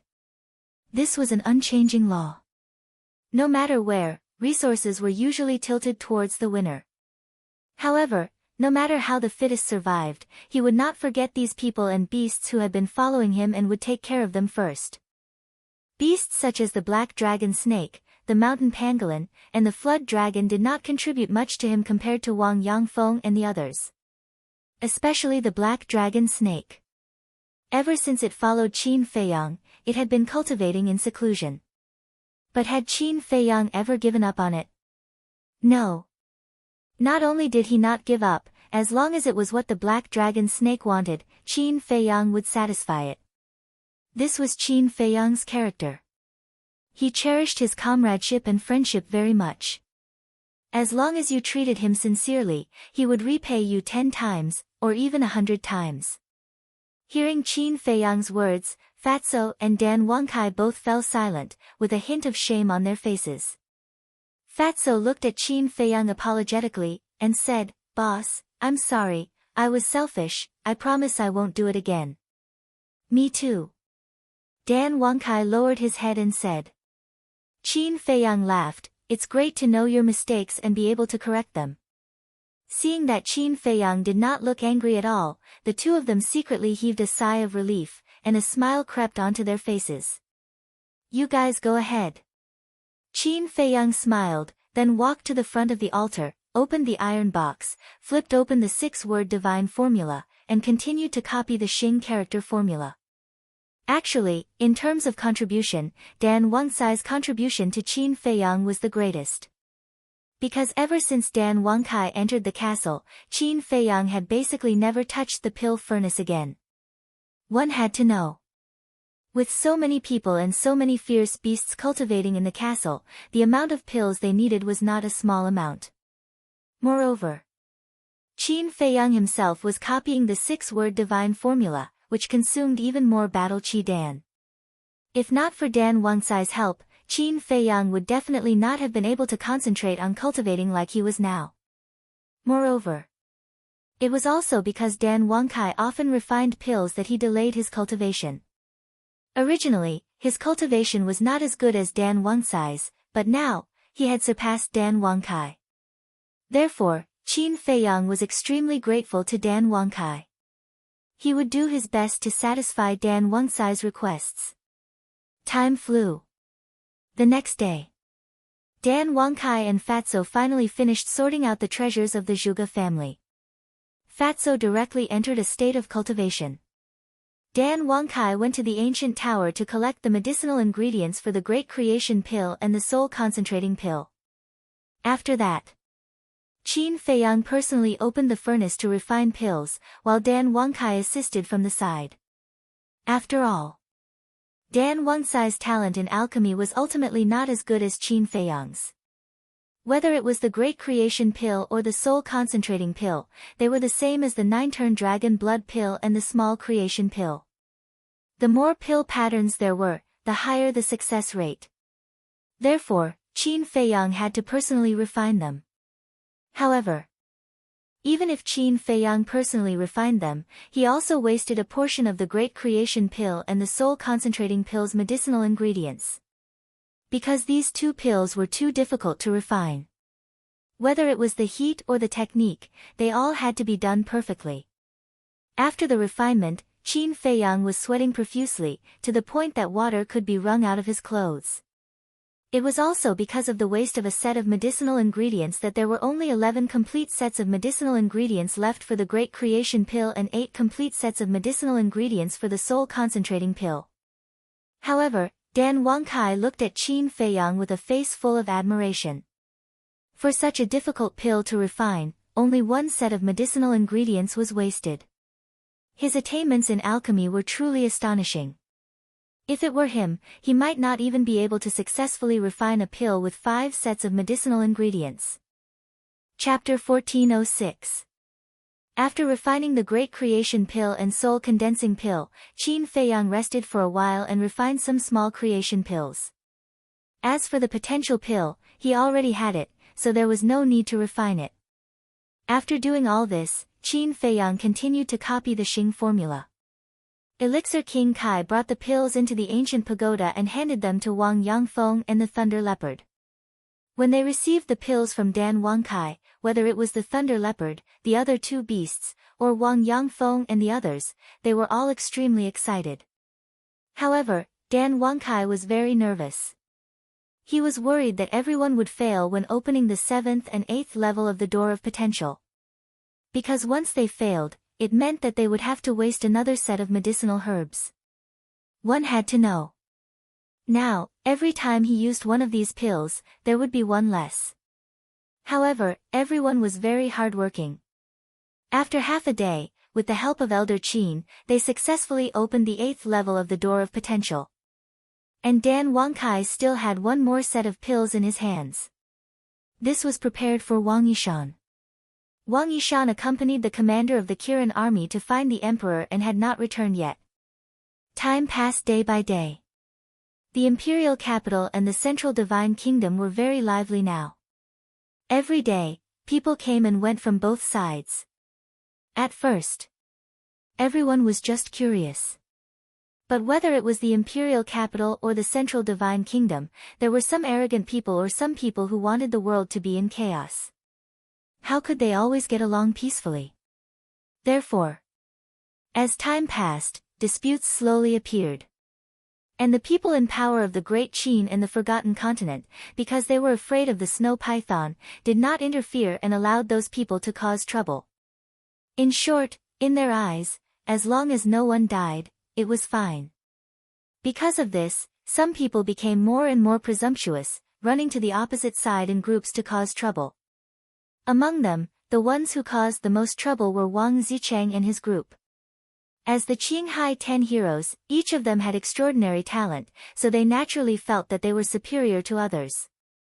In addition, their personalities were originally arrogant and unruly, so they caused a lot of trouble in the imperial capital these days. And the disciples of the war god temple in the imperial capital were all arrogant people, so they naturally would not let them continue to be so arrogant. The dispute between the two sides became bigger and bigger. Finally, the flames of war erupted. The younger generation often fought in the sky above the Pil Pagoda's plaza in the first city district. Of course, these people were all disciples of the war god temple, sacred tower, and sacred peak. Because no one else could interfere at all. In short, the monstrous geniuses on both sides didn't want to lose to the other side. As a result, both sides fell into an unprecedented state of chaos.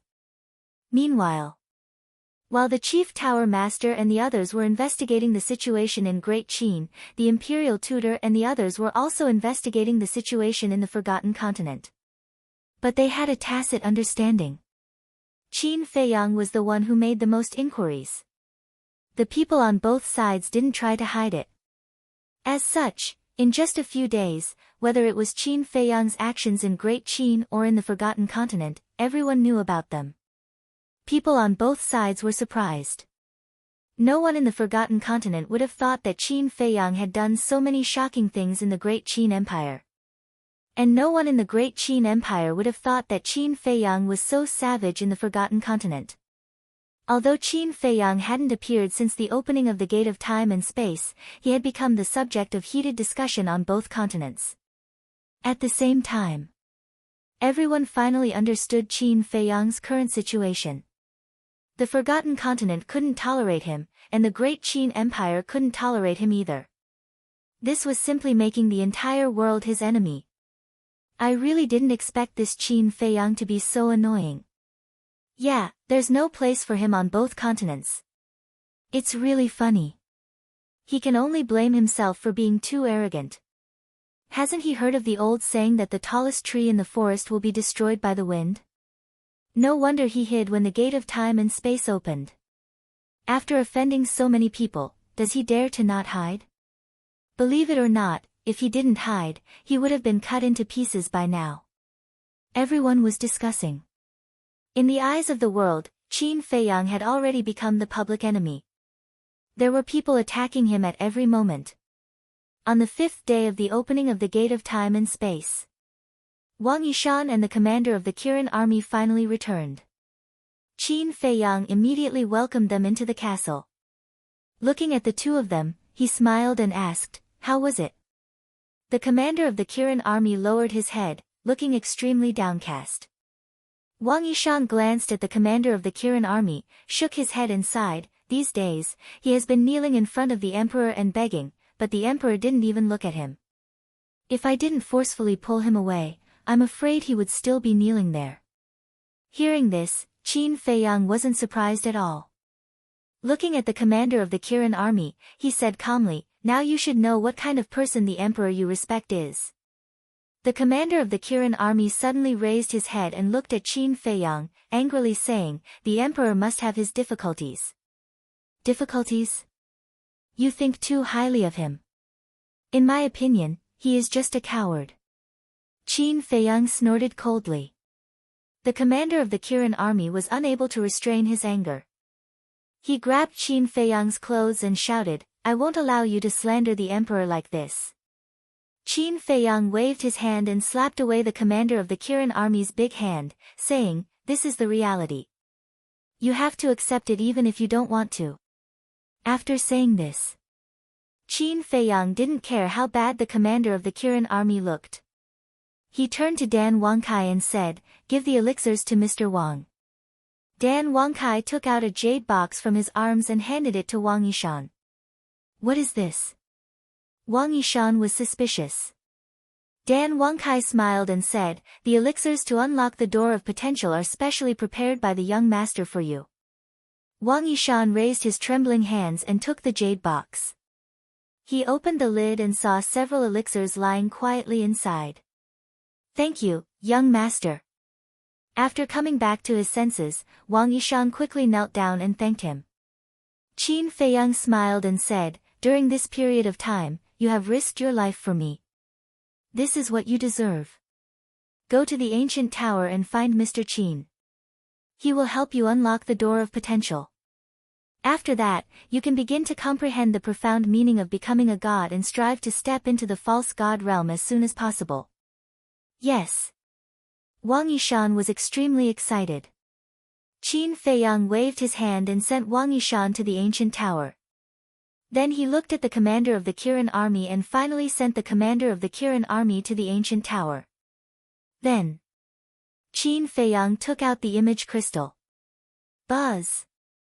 Soon, Yan Wei's shadow appeared and bowed, "Greetings, young master." Qin Feiyang asked, "Has the imperial preceptor done anything these days?" Yan Wei said in a deep voice, "I was just about to find a time to report this matter to you." Qin Feiyang frowned. Looking at Yan Wei's expression, it seemed that there really was a situation. "These days, the imperial preceptor has already understood what you have done in the Forgotten Continent. Just this morning, he asked me to go to the main tower to look for the chief tower master." Yan Wei said. "Look for the chief tower master?" Qin Feiyang was startled, and said, "It can't be that he wants to join hands with the chief tower master to deal with me, right?" Yan Wei said, "That's what he thinks." "Then what did the chief tower master say?" Qin Feiyang asked. "Is there a need to say?" With the chief tower master's vengeful personality, of course he nodded his head and agreed without hesitation. "In short, you have already become the public enemy of both continents. A lot of people are looking for you. There are even some reckless people who are shouting in the sky above the first district every day." Yan Wei sneered. "Let them shout as they wish, as long as they don't insult my mother." Qin Feiyang waved his hand indifferently. "That's not it. After all, everyone knows that the mistress is your reverse scale. Last time, everyone saw the death of Zhuge Jinghong. But there are a few people who have been very arrogant these days, and they don't even put Emperor Hong in their eyes. Do you know that they actually dared to say to Emperor Hong that a good dog doesn't block the way?" Yan Wei joked. "What? There are still such daring people, who are they?" Qin Feiyang was surprised. "Old acquaintances, Wang Zicheng and the others," Yan Wei said. Qin Feiyang was stunned, shook his head helplessly, and said, "So it's them, then it's not strange at all." "Right, there's one more thing," Yan Wei suddenly said. "What is it?" Qin Feiyang was suspicious. Yan Wei said, "The imperial tutor is working to persuade the various martial marquis, and there are already 5 martial marquis who have agreed to follow the imperial tutor's lead. 2 of them are even your acquaintances, Qianwu Marquis and Enwu Marquis. This old bastard, he's really fast. Qin Feiyang frowned, his gaze suddenly turned cold, and said, other than Qianwu Marquis and Enwu Marquis, who are the other three martial marquis? Yan Wei said, Mo Wu Marquis, Qi Wu Marquis, Ge Wu Marquis. These scum, I won't let any of them go. Qin Feiyang's eyes flashed with killing intent. In addition, there's one more thing. In the morning court in 5 days, the imperial tutor will officially let Zhuge Mingyang inherit the title of Zhuge Wu Marquis. Yan Wei said. Him. Worthy? Qin Feiyang raised his eyebrows. Yan Wei said, regardless of whether he is worthy or not, Emperor Hong has already agreed. Furthermore, Zhuge Mingyang is the only son of Zhuge Wu Marquis, so he will definitely be the one to inherit the title of Martial Marquis. Qin Feiyang lowered his head and muttered to himself for a while, then asked, the morning court in 5 days, right? Yes. Yan Wei nodded. I understand. Continue to pay attention to the imperial tutor's movements. If there's any news, inform me immediately. After Qin Feiyang finished speaking, he turned off the image crystal and sent a message to the Marquis of Shao. Soon. The image of the Marquis of Shao appeared. Qin Feiyang asked, I asked you to persuade the various martial marquis, how is it going? It's not going very well. Marquis Shao shook his head. What do you mean? Qin Feiyang frowned. In the past few days, I've asked all the martial marquis who have a good relationship with me, but none of them answered me directly. Sometimes I wonder if I should tell them the truth. For example, His Majesty is not dead. But I'm worried that they'll secretly inform the imperial tutor. After all, these martial marquis are all old foxes. No one knows what they're thinking. The Marquis of Shao said. It seems that this matter is more complicated than I thought. Right now, there are already 5 martial marquis who have chosen to follow the imperial tutor. If we don't hurry up, I'm afraid that we will end up with nothing. Qin Feiyang frowned. What? Which 5 martial marquis? The Marquis of Shao said in shock and anger. Qin Feiyang said, An Wu Ho, Qian Wu Ho, Ge Wu Ho, Mo Wu Ho, Qi Wu Ho. How can they do this? Even if the imperial tutor is in power now, as a martial marquis, you shouldn't go and seek refuge with him. The marquis's position should be neutral, standing on the side of justice. The Marquis of Shao flew into a rage. He was extremely disappointed with the 5 martial marquis. Neutral? Qin Feiyang sneered, and said, right now, the fist is in charge. Whoever's fist is harder, everyone will fall for him. The Marquis of Shao calmed down, pondered for a moment, and said, then why don't we think of a way? We don't have to convince them to stand with us, but at least they don't dare to rely on the imperial tutor. I have the same plan. Let me think about it carefully. You stay put for now. Qin Feiyang instructed. All right. Also, I've been feeling that someone is secretly monitoring me recently. I think it should be the imperial tutor's men. The Marquis of Shao said. At the moment, he doesn't dare to make a move on you, but you have to be careful. Don't let him catch you. Qin Feiyang warned. Yes. The Marquis of Shao nodded. After the conversation ended, Qin Feiyang put away the image crystal, lowered his head, and muttered to himself. Time passed breath by breath. Since persuasion won't work, then we can only use bloody methods to intimidate them. After a long while. Chapter 1407. According to the time in the ancient pagoda, the 4th stroke should take more than 150 days. But in the outside world, it was only half a month. At that time, Qin Feiyang's cultivation could step into the 5-star combat emperor realm. He was one step closer to the war god realm. Thinking back to the time when he was in Iron Ox Town, not to mention combat emperor and war god, he didn't even dare to think about becoming a war saint. He also never thought that he could reach this step today. Time flew by. On the 8th day of the spatial door's opening. Swish. On this day. Lu Xingqian, accompanied by Mu Zhangyun, entered the sky above the first district.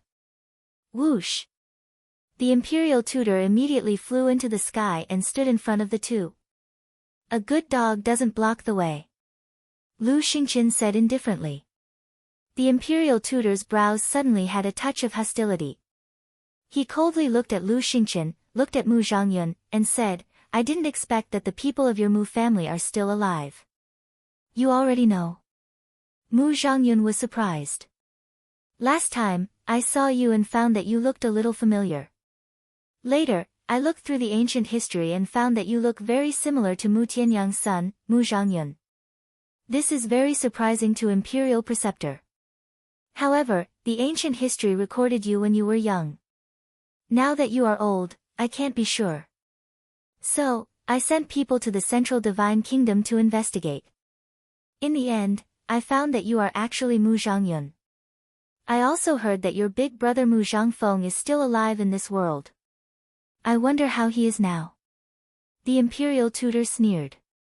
Thank you for your concern. We are all good. But this old man is very curious. Who did you ask? Mu Zhangyun said. The imperial tutor said, do you still need to ask? You should know in your heart. It really is the main pagoda. Mu Zhangyun's eyes flashed with killing intent. Because in the Forgotten Continent, only the people of the main pagoda knew the details of his Mu family. Of course. Qin Feiyang also knew. However, with the relationship between Qin Feiyang and the imperial tutor, he would definitely not tell the imperial tutor. I heard from the chief tower master that your Mu family has been doing quite well in the Forgotten Continent. But it seems that your luck is also very bad. You have repeatedly fallen into the hands of Qin Feiyang. The most recent one was even more disastrous. The state preceptor sneered secretly. Mu Zhangyun clenched his fists as a bone-piercing cold light flashed in his eyes. The state preceptor ignored him and looked at Lu Xingqian. And you, if I'm not wrong, should be Mu Tianyang. Yes. That's me. Lu Xingqian looked at him proudly. All these years, you've been lurking in the temple, but we didn't know about it. I have to admit, you've really hidden yourself well. But there's one thing that I don't understand. Since you are Mu Tianyang, who was Renduxing killed by Qin Feiyang? The imperial advisor transmitted his voice. Because Lu Xingqian and Mu Zhangyun's identities were too shocking, he had been transmitting his voice secretly. Because once Lu Xingqian and Mu Zhangyun's identities were exposed to the world, it would definitely cause a huge uproar in the Great Qin Empire. Lu Xingqian said, he's a clone of me. Clone? The state preceptor frowned and asked suspiciously, why do you want to make such a clone? To hide the truth. Who do you think you are?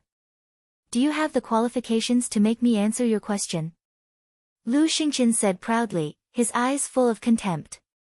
The state preceptor wasn't angry and secretly sneered, what are you being arrogant for? Now you're just a ruler of a fallen country. Lu Xingqian said, as long as I'm alive, the Heavenly Sun Empire will continue to exist.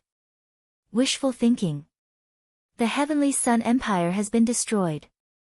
Now it's the Great Qin Empire that controls the rivers and mountains. Even you, Mu Tianyang, are powerless to reverse the situation. Besides, you don't have the ability now, do you? The state preceptor mocked. Preposterous. Mu Zhangyun couldn't help but go down and was about to fight.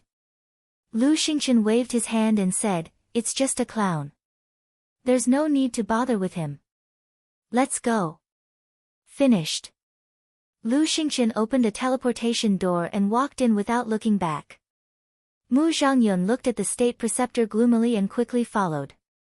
I'm a clown. Looking at the backs of the two, the state preceptor muttered to himself, his eyes flashing with strong killing intent. Following closely. He also opened a teleportation door and descended in front of a courtyard. The scenery here was beautiful and pleasant. A waterfall poured down from the top of the mountain and converged into a lake beside the courtyard. The lake water was clear and rippling. An old man with white hair sat quietly by the lake. It was Emperor Hong. The state preceptor walked to the front of Emperor Hong and said in a deep voice, "They are really from the Mu family," and Lu Xingqian even personally admitted that he is Mu Tianyang. Mu Tianyang, Emperor Hong pondered for a moment and sighed, "I really didn't expect that Mu Tianyang is still alive. Why didn't father eliminate the root of the problem?" Between the words, there was an unresolvable worry. That's right.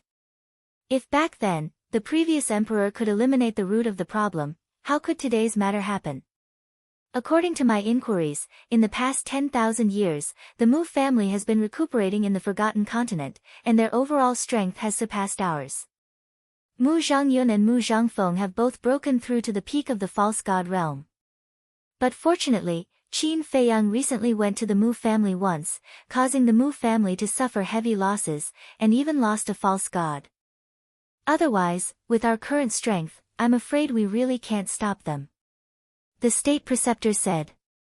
Heavy losses? Emperor Hong was stunned and asked, "How bad?" "I'm afraid you won't believe it even if I tell you. The Mu family's 8-star war emperor, 9-star war emperor, and 9-star war emperor, originally numbered in the thousands. But at that time, they were all killed by Qin Feiyang. As for Yiglao, I heard that his fate was even worse. He was forced to self-destruct in the endless sea. Moreover, the medicinal field that the Mu family had accumulated for tens of thousands of years was also looted by Qin Feiyang. Also, the Mu family's 1-star to 7-star war emperor were all massacred. In other words, in the current Mu family, other than Mu Tianyang and the others, the strongest is the 9-star war saint." The state preceptor laughed. Emperor Hong was dumbfounded. The dignified Mu family, because of a mere Qin Feiyang, had actually fallen to such a state. If these words didn't come from the state preceptor's mouth, he wouldn't believe it even if he was beaten to death. Emperor Hong said, "In that case, although Qin Feiyang has been opposing us all these years, he has also been silently contributing to the great Qin Empire?" The state preceptor's eyes flashed, and he coldly snorted, "I'm afraid it's not for our great Qin Empire." Then why did he deal with the Mu family? Emperor Hong frowned. "I think it's for his own selfish desires. He's thinking about the Mu family's medicinal field. Moreover, in the Forgotten Continent, the Mu family had repeatedly tried to kill him. With his personality, he will definitely think of ways to take revenge on the Mu family." The state preceptor sneered. "That makes sense." Emperor Hong nodded and asked, "Then now, how many fake gods does the Mu family have?" "According to my investigation, there are only Mu Changfeng, Mu Changyun, and Mu Tianyang himself." The state preceptor said. "Then the Mu family is nothing to worry about." Emperor Hong waved his hand. "The Mu family is nothing to worry about now, but according to my investigation, the Mu family has given birth to another monster. This person is called Mu Qing, and he has opened a battle soul called Heaven's Eye. He can ignore all space, the barriers of all continents, and spy on all living things in the world." The state preceptor said in a deep voice. "Heaven's Eye." Emperor Hong's eyes trembled, and he said, "This old man has also heard of this battle soul. It's rarer than any other battle soul, and the threat is great. If there's a chance, we must eliminate this person." "I think so too." The state preceptor said, his eyes flashing with killing intent, and then he said, "In addition, there's one more thing that's very troublesome." "What is it?" Emperor Hong was suspicious. The state preceptor said, "I believe you also know that to open the miracle, you need a key." "I know. Back then, my father personally told me, and there are also records in ancient history. This key is in the hands of the main tower. They are, Heavenly Star Flame, Heavenly Thunder Flame, Ice Flame, and to enter the miracle, you also need these 10 types of fire, otherwise you will be torn apart by the space-time storm. So, during this period of time, you have to build a good relationship with the people of the main tower, or think of a way to get 1 or 2 types of fire from the main tower. As long as you can get it, no matter what price you have to pay, it doesn't matter." Emperor Hong said. "If these 10 types of fire are still in the main tower, I'm sure I can get 1 or 2 types of fire." But the problem now is that these 10 types of fire are not in the hands of the main tower. The state preceptor said. How is that possible? My father said that from ancient times until now, these fire have been kept by the main tower. Emperor Hong looked at him in surprise. It's true. The last time I sent someone to investigate the situation of the Forgotten Continent, there was news about these fire. It said that these fire have been snatched away. The state preceptor said. Emperor Hong suddenly stood up and asked, Who? Qin Feiyang and Mu Jia. The state preceptor said word by word. This, Emperor Hong's face was dull, and his whole person was not good. Sir, what do you think we should do now? With our relationship with Qin Feiyang and Mu Jia, they definitely won't give us the fire. In other words, even if the space-time door is open every day, even if we can enter the central divine kingdom, even if we can reach the entrance of the miracle, we can only watch them enter. The state preceptor at this moment seemed to be a little out of his wits. Emperor Hong returned to the stone bench, his brows tightly locked together. How about we go find the snow python? The state preceptor's eyes suddenly lit up, and he suggested. Do you think the snow python will help us? As the guardian of the Forgotten Continent, the snow python must know that the fire is in the hands of the Mu Jia and Qin Feiyang. If she will help us, when the space-time door was opened, connecting the imperial capital and the central divine kingdom, she would have already asked the Mu Jia and Qin Feiyang to hand over the fire. But she didn't do that. I think she means that she will allow us to enter the miracle, but whether we can enter in the end depends on our own ability. Emperor Hong said. Then we can't just give up like this, right? The state preceptor raised his eyebrows. Emperor Hong waved his hand and said, Let this old man think about it, if there's nothing else, you can go first. Good. The state preceptor nodded, looked deeply at the back of Emperor Hong, then turned around and strode away. Qin Feiyang, what kind of person are you? Attacking the Mu Jia, is it to vent your personal anger? Or for the safety of great Qin? Also, why are you involved in every single one of these things? Chapter 1408. At the same time, Qin Feiyang also received Lu Xingqian's message. The two agreed to meet at the Black Dragon Pool. Black Dragon Pool. It has been a long time since the last time he set up a trap for Yen Wei to sneak into the state preceptor's side. The broken mountains and earth have long been covered with dense vegetation, full of vitality. Above a mountain peak, Lu Xingqian stood with his hands behind his back, facing the wind, looking down at the mountains and rivers below. His eyes were calm and no one knew what he was thinking. Mu Zhangyun stood silently behind him. When Qin Feiyang comes, I won't allow you to do anything improper. Suddenly, Lu Xingqian opened his mouth. Why? He tricked our Mu Jia so much, can't I teach him a lesson and let him taste the pain of flesh and blood? Mu Zhangyun was dissatisfied. To achieve great things, you must learn to be patient.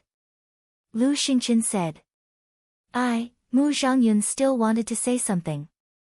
Lu Xingqian abruptly turned his head to stare at him, his eyes carrying a merciless coldness as he said, If this emperor's plan is ruined because of you, then even if you are this emperor's son, this emperor will not let you off. Zhangyun doesn't dare, Zhangyun knows his mistake. Mu Zhangyun's face changed and quickly bowed. Swish. Soon, a figure appeared in front of the two out of thin air. Who else could it be if it wasn't Qin Feiyang? Lu Xingqian smiled and said, Brother Qin, I haven't seen you for a few days, how have you been? Ah. Qin Feiyang was stunned. He originally thought that Lu Xingqian came to denounce him, but he didn't expect that he would try to get close to him. What does he mean? I already know what you did to my Mu Jia, but it doesn't matter to me. Lu Xingqian said with a smile. Really? Don't treat me like a child and fool me. Qin Feiyang looked at Lu Xingqian warily. It was impossible for anyone to remain indifferent when encountering such a situation. Not to mention Lu Xingqian. He didn't believe that this guy would be so magnanimous. Lu Xingqian said sadly, I'm disappointed by your words. We've been together for so many years. When have I ever lied to you? Then why have you come to the imperial capital this time? Qin Feiyang was suspicious. Lu Xingqian said, I have something to discuss with you. What is it? Qin Feiyang frowned. He thought to himself that it was definitely not something good. Lu Xingqian smiled and asked, You definitely know about the miracle, but do you know how to enter it? What do you mean? Qin Feiyang was puzzled. 10 types of alchemy fires are needed to open the divine ruin. Similarly, these alchemy fires are also needed to enter the divine ruin. Because there is a passage inside the gate of the divine ruin. This passage is filled with something called a space-time storm. This space-time storm is extremely lethal. Even a real god of war will die on the spot if he is swept by the space-time storm. Lu Xingqian said. It's so terrifying. Qin Feiyang was shocked. Yes. However, the alchemy fires in our hands can isolate the space-time storm. But each alchemy fire can only bring 1,000 people into the divine ruin at most. Lu Xingqian said. Qin Feiyang frowned and said, You mean, the number of people entering the divine ruin is limited? Yes. 10 types of alchemy fires, 10,000 people, so only 10,000 people can enter the divine ruin at most. And there is another condition to enter the divine ruin. The minimum cultivation level to enter is a 1-star god of war. Lu Xingqian said with a smile. Pseudo-gods like you can also enter? Qin Feiyang was suspicious. Yes. Gods of war and pseudo-gods can all enter. Lu Xingqian nodded. What about gods of war? Qin Feiyang asked. Gods of war can also enter, but how many gods of war are there in this world? Lu Xingqian smiled faintly. Qin Feiyang was a little uneasy. The snow python was a real god of war. If the snow python also entered the divine ruin on a whim, then even if the divine ruin was full of treasures, no one would be able to snatch them from her. Lu Xingqian said, I have no other purpose in telling you this. I just hope to cooperate with you on a deeper level. Deeper level? Qin Feiyang was stunned and asked in confusion, How so? Now, 7 of the 10 alchemy fires are in my hands, and the other 3 are in your hands. In other words, only the 2 of us can enter the divine ruin. Think about it. If only the 2 of us can enter the divine ruin, then wouldn't all the treasures in the divine ruin be ours? Lu Xingqian smiled. Qin Feiyang nodded in realization and smiled, so that's what you're thinking. You're indeed a cunning old fox, but I like it. Every man for himself, and the devil takes the hindmost. Moreover, if Great Qin and Forgotten Continent's people also enter the divine ruin, it won't be good for us either, right? Lu Xingqian laughed. That makes sense. Qin Feiyang nodded thoughtfully, then said, but after thinking about it, if only the 2 of us enter the divine ruin, I'll only be at a disadvantage. What do you mean? Lu Xingqian was stunned and said. Your Mu clan has Mu Changyun and Mu Changfeng, 2 peak semi-divinity realm existences, while I only have Old Man Qin by my side. Moreover, Old Man Qin is just an ordinary semi-divinity realm expert. If you turn your back on me, won't I die? Qin Feiyang joked. Lu Xingqian said, Don't worry, I can guarantee that before leaving the divine ruin, I won't do anything to you. Really? Qin Feiyang asked. I, Lu Xingqian, am a man of my word. Lu Xingqian said. Okay. I agree. Qin Feiyang nodded. Brother Qin is indeed a straightforward person. 7 days later, we'll meet at the entrance of the divine ruin. Lu Xingqian was overjoyed and laughed. There are only 7 days left before the divine ruin opens. Okay. Qin Feiyang said. Then I'll take my leave. Lu Xingqian cupped his hands and smiled, then opened the portal and left with Mu Changyun. Qin Feiyang looked at the back of the 2, and his eyes flashed slightly, then he also entered the castle. Dan Wangkai said, Young master, you have to be careful, there must be a trap. I know. Lu Xingqian hasn't killed me yet, probably because he wants me to help him do something in the divine ruin. When I help him do this, I'm sure that he will immediately kill me. Qin Feiyang said with a faint smile. Dan Wangkai said in surprise, so, the deep cooperation he's talking about now is actually preparation for the future? Yes. He should be doing this to prevent Emperor Hong. After all, Emperor Hong is my great-grandfather. He's worried that when he kills me, Emperor Hong will help me out of consideration for family ties. Most importantly, he has been coveting the castle and Chang Shui for a long time and doesn't want a third person to interfere. If only I go in with him, when I die, won't Chang Shui and the castle be in his pocket? Qin Feiyang said with a smile. This is a killing trap, and you can still laugh. Dan Wangkai was speechless. So what if it's a killing trap? In this world, he's not the only one who knows how to set up a killing trap. Since he wants to plot against me, I might as well beat him at his own game. Qin Feiyang said. Dan Wangkai was slightly stunned and said, so, you've already thought of a countermeasure? I think it's not only us, but also the Lu family wants to see a place like the divine ruin. Qin Feiyang chuckled and turned to look at Lu Zheng, who was meditating with his eyes closed. Dan Wangkai also looked at Lu Zheng, with a strange color in his eyes. Lu Zheng helplessly opened his eyes, looked at Qin Feiyang, and said, I knew you wouldn't forget my Lu family. How about it? Take me to the Lu family. Qin Feiyang said with a smile. That won't do. Without second grandpa's consent, I wouldn't dare to take you there. Lu Zheng shook his head like a rattledrum.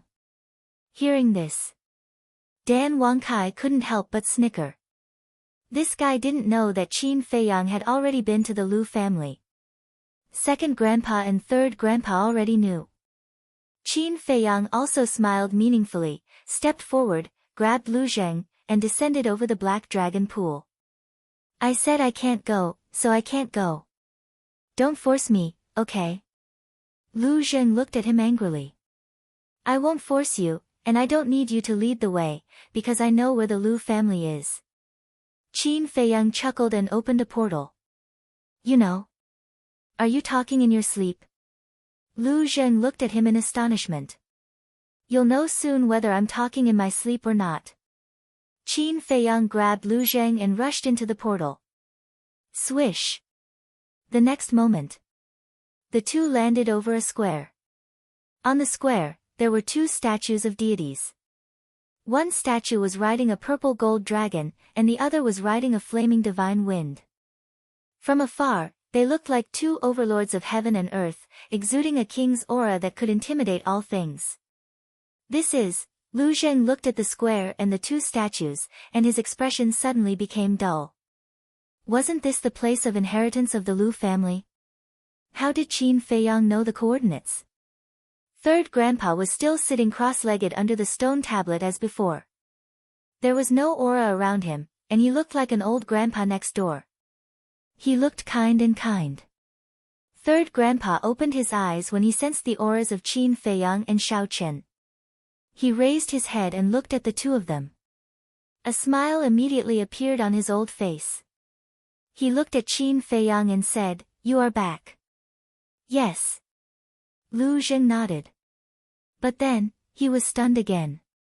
Because he found that third grandpa wasn't talking to him at all. What was going on? At this moment, his mind was in a mess. Qin Feiyang looked at Lu Zheng in amusement, landed next to third grandpa, and bowed. Greetings, third grandpa. We all know what Emperor Hong did to you. You've been wronged. Third grandpa grabbed Qin Feiyang's hand and sighed. It's okay. Qin Feiyang smiled. Third grandpa sighed. You silly child, don't always be so stubborn. If you feel wronged, just say it. It's uncomfortable to keep it in your heart. I've long been used to it. There's nothing to feel uncomfortable about. Qin Feiyang waved his hand and asked with a smile, How are you and second grandpa recently? Third grandpa said, We're all the same. There's no illness or disaster, and we're carefree. I really envy you. When will I be able to live a life like yours? Qin Feiyang said with a smile, his face full of yearning. Brat, your life has just begun and you want to slack off. Third grandpa scolded with a smile. Qin Feiyang chuckled and scratched his head, looking very naive. Chapter 1409. Wait. What the hell is going on? Lu Zhen came to his senses and quickly flew down, looking at the two of them suspiciously. Qin Feiyang had never been to the Lu family before, had he? But why did he seem so familiar with third grandpa now? It didn't seem like the first time they had met.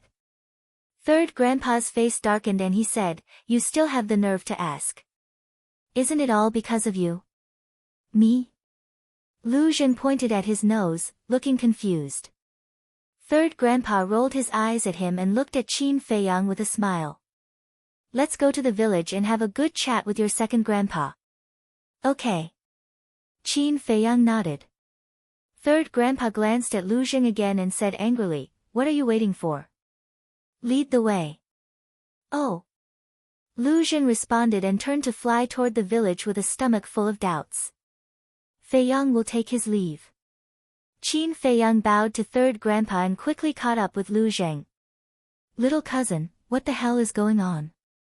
Lu Zhen turned back and looked at him in confusion. Qin Feiyang said with a smile, "Actually, I've been here a long time ago." You've been here? Lu Zhen was stunned. Yes. Qin Feiyang nodded. When? Why don't I know? Lu Zhen frowned. One had to know. During this period, he had been following Qin Feiyang. If Qin Feiyang really came to the Lu family, it was impossible for him not to know. Qin Feiyang said, "Last time, when you came back with the 10,000 beasts portrait, I followed you here." What? Lu Zhen was stunned, and then he suddenly became angry. He grabbed Qin Feiyang's clothes and roared, "How dare you follow me?" Qin Feiyang faintly sighed and said, "I just want to know where grandfather lives." Is there a need to make it sound so unpleasant? Looking at Qin Feiyang's expression, Lu Zhen couldn't help but feel a trace of sympathy. He said, "But you still can't follow me.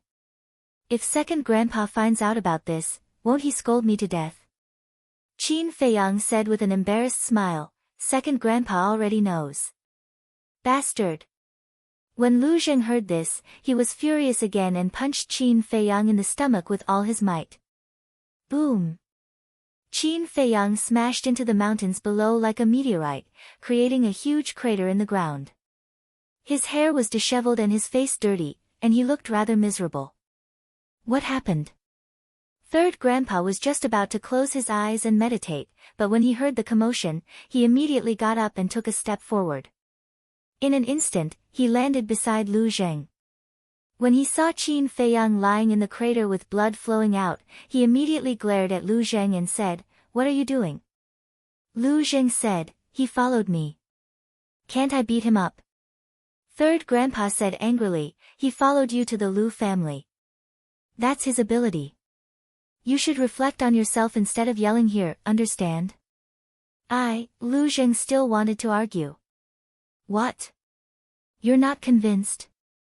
Do you want to go to Devil's Cliff to reflect on your mistakes? Third grandpa's eyes flashed coldly. Devil's Cliff? Lu Zheng's expression changed.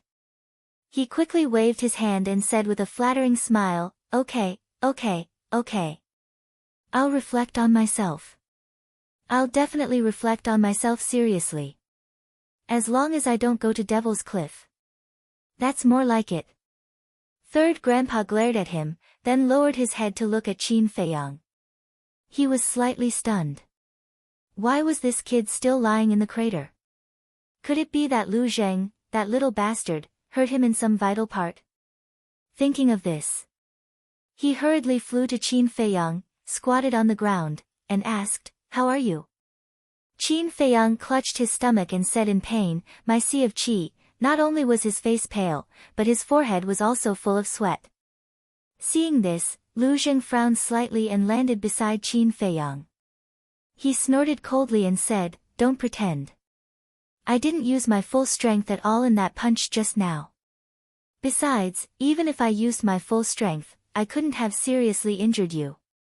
In the past, Lu Zheng's cultivation was stronger than Qin Feiyang's. But now, Qin Feiyang had surpassed him. Shut up. But before he finished speaking, Third Grandpa turned his head to look at Lu Zheng and shouted. Lu Zheng pursed his lips and fell silent. Third Grandpa looked at Qin Feiyang again and asked, "What's wrong with your sea of qi?" Qin Feiyang said, "It's broken." Bastard. He's your cousin. How could you do that? Third Grandpa was instantly enraged and shouted at Lu Zheng. Lu Zheng's expression also changed slightly. He looked at Qin Feiyang and said, "You're not joking with me, right? With my current cultivation, how could I break your sea of qi with one punch? My current cultivation is higher than yours, but just now, I was not prepared at all. You gave me a punch. I'm lucky that I'm still alive," Qin Feiyang said intermittently. His voice was extremely weak. "Don't talk now," Third Grandpa hurriedly said. Then he took out a spiritual sea pill and stuffed it into Qin Feiyang's mouth. Qin Feiyang was surprised to find that this spiritual sea pill had 6 veins. This meant that, the Lu family had an alchemist who was more powerful than Dan Wangkai. Who was this alchemist? Lu Zheng was completely dumbfounded. He looked down at his fist and muttered, "This is impossible." After giving Qin Feiyang the spirit sea pill, Third Grandpa suddenly stood up. He turned his head to look at Lu Zheng and said, "You disappoint me too much. Immediately go to Devil's Cliff and face the wall for 3 days. Don't." When Lu Zheng heard this, he immediately looked at Third Grandpa pitifully and begged, "Grandpa, I know I'm wrong, okay? I'll apologize to my cousin." "No, you must go." Third Grandpa's attitude was very firm. There was no room for discussion. "I'm not going," Lu Zheng shook his head. He would rather die than submit. "You're really not going?" Third Grandpa asked.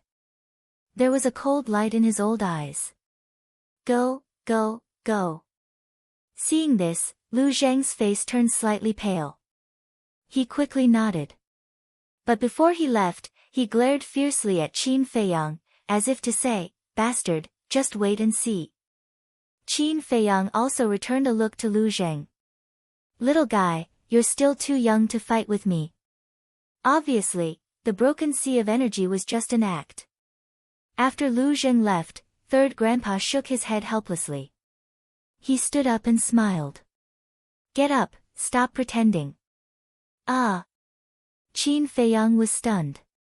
He smiled and said, "You've already found out. Why don't you take a look at my cultivation? Do you think you can hide from my eyes whether or not your sea of energy is broken?" Third Grandpa rolled his eyes. Qin Feiyang got up and wiped the blood from the corner of his mouth. He looked at Third Grandpa with an embarrassed expression. "I don't object to this at home. After all, you're still young and still have the innocence of a child. But outside, you two brothers must be united. Do you understand?" Third Grandpa said. "Okay." Qin Feiyang nodded heavily. "Then go." Third Grandpa smiled and waved his hand. "Okay." Qin Feiyang turned into a stream of light, rose into the air, and flew toward the village. At this moment, he was very happy. But the reason for his happiness was not because he had tricked Lu Zheng once. It was because of what Third Grandpa said before. Third Grandpa said that it was okay to make a scene at home. This home referred to the Lu family. In other words, Third Grandpa did not treat him as an outsider. His sense of belonging to this place was getting stronger and stronger. Although he was born in the imperial palace, he always thought that his first home was in Iron Ox Town. And the Lu family would become his second home in the great Qin Empire. In the village, as usual, the men were farming and herding outside, and the women were doing housework at home. The children were playing everywhere, and there was constant laughter. The old people gathered together to chat, drink tea, and play chess. Although it was ordinary, it was blissful. Second Grandpa, what story are you going to tell us today? In front of a courtyard, a group of children around 7 to 9 years old surrounded an old man in sackcloth, their faces full of anticipation. The old man in sackcloth was lying on an old-fashioned wooden armchair, looking at the group of children in front of him with a loving smile on his old face. Today, second grandpa will tell you about a person called Qin Feiyang. Qin Feiyang? Who is he? Is he very powerful? The group of children asked curiously. Second grandpa smiled and said, he's not very powerful, but on this continent, there's no one who doesn't know his name. Second grandpa, we don't agree with what you said. Do you know why? The two young men said with a serious face. Why? Second grandpa looked at them suspiciously. You just said that there's no one who doesn't know his name, but we don't. Doesn't this prove that you're fooling us? The two young men said. The other children also nodded in agreement. Second grandpa was stunned. For a moment, he did not know how to answer. Whoosh! Suddenly, there was a sound of something piercing through the air. Second grandpa looked up, and his face was full of smiles. Then, he looked at the children and said with a smile, you'll know soon, because he's here in person. In person? The group of children looked up and saw a young man in white flying toward the village like lightning. At the same time, the old people in the village, the women, and the busy men outside the village also noticed the figure. Qin Feiyang? Why is this child here? I heard that last time, he came here secretly and got the inheritance of our ancestors. He's quite capable. Are you kidding? Don't you know whose descendant he is? Whether it's the Lu family or the Qin clan, our genes are not bad, not to mention that he's the product of our two families. The people started to talk. Everyone's face was full of the most sincere smiles. Whoosh! After a few breaths, Qin Feiyang flew into the sky above the village. Looking at the simple and sincere smiles of everyone, his sense of belonging to this place went further. This was the life he wanted.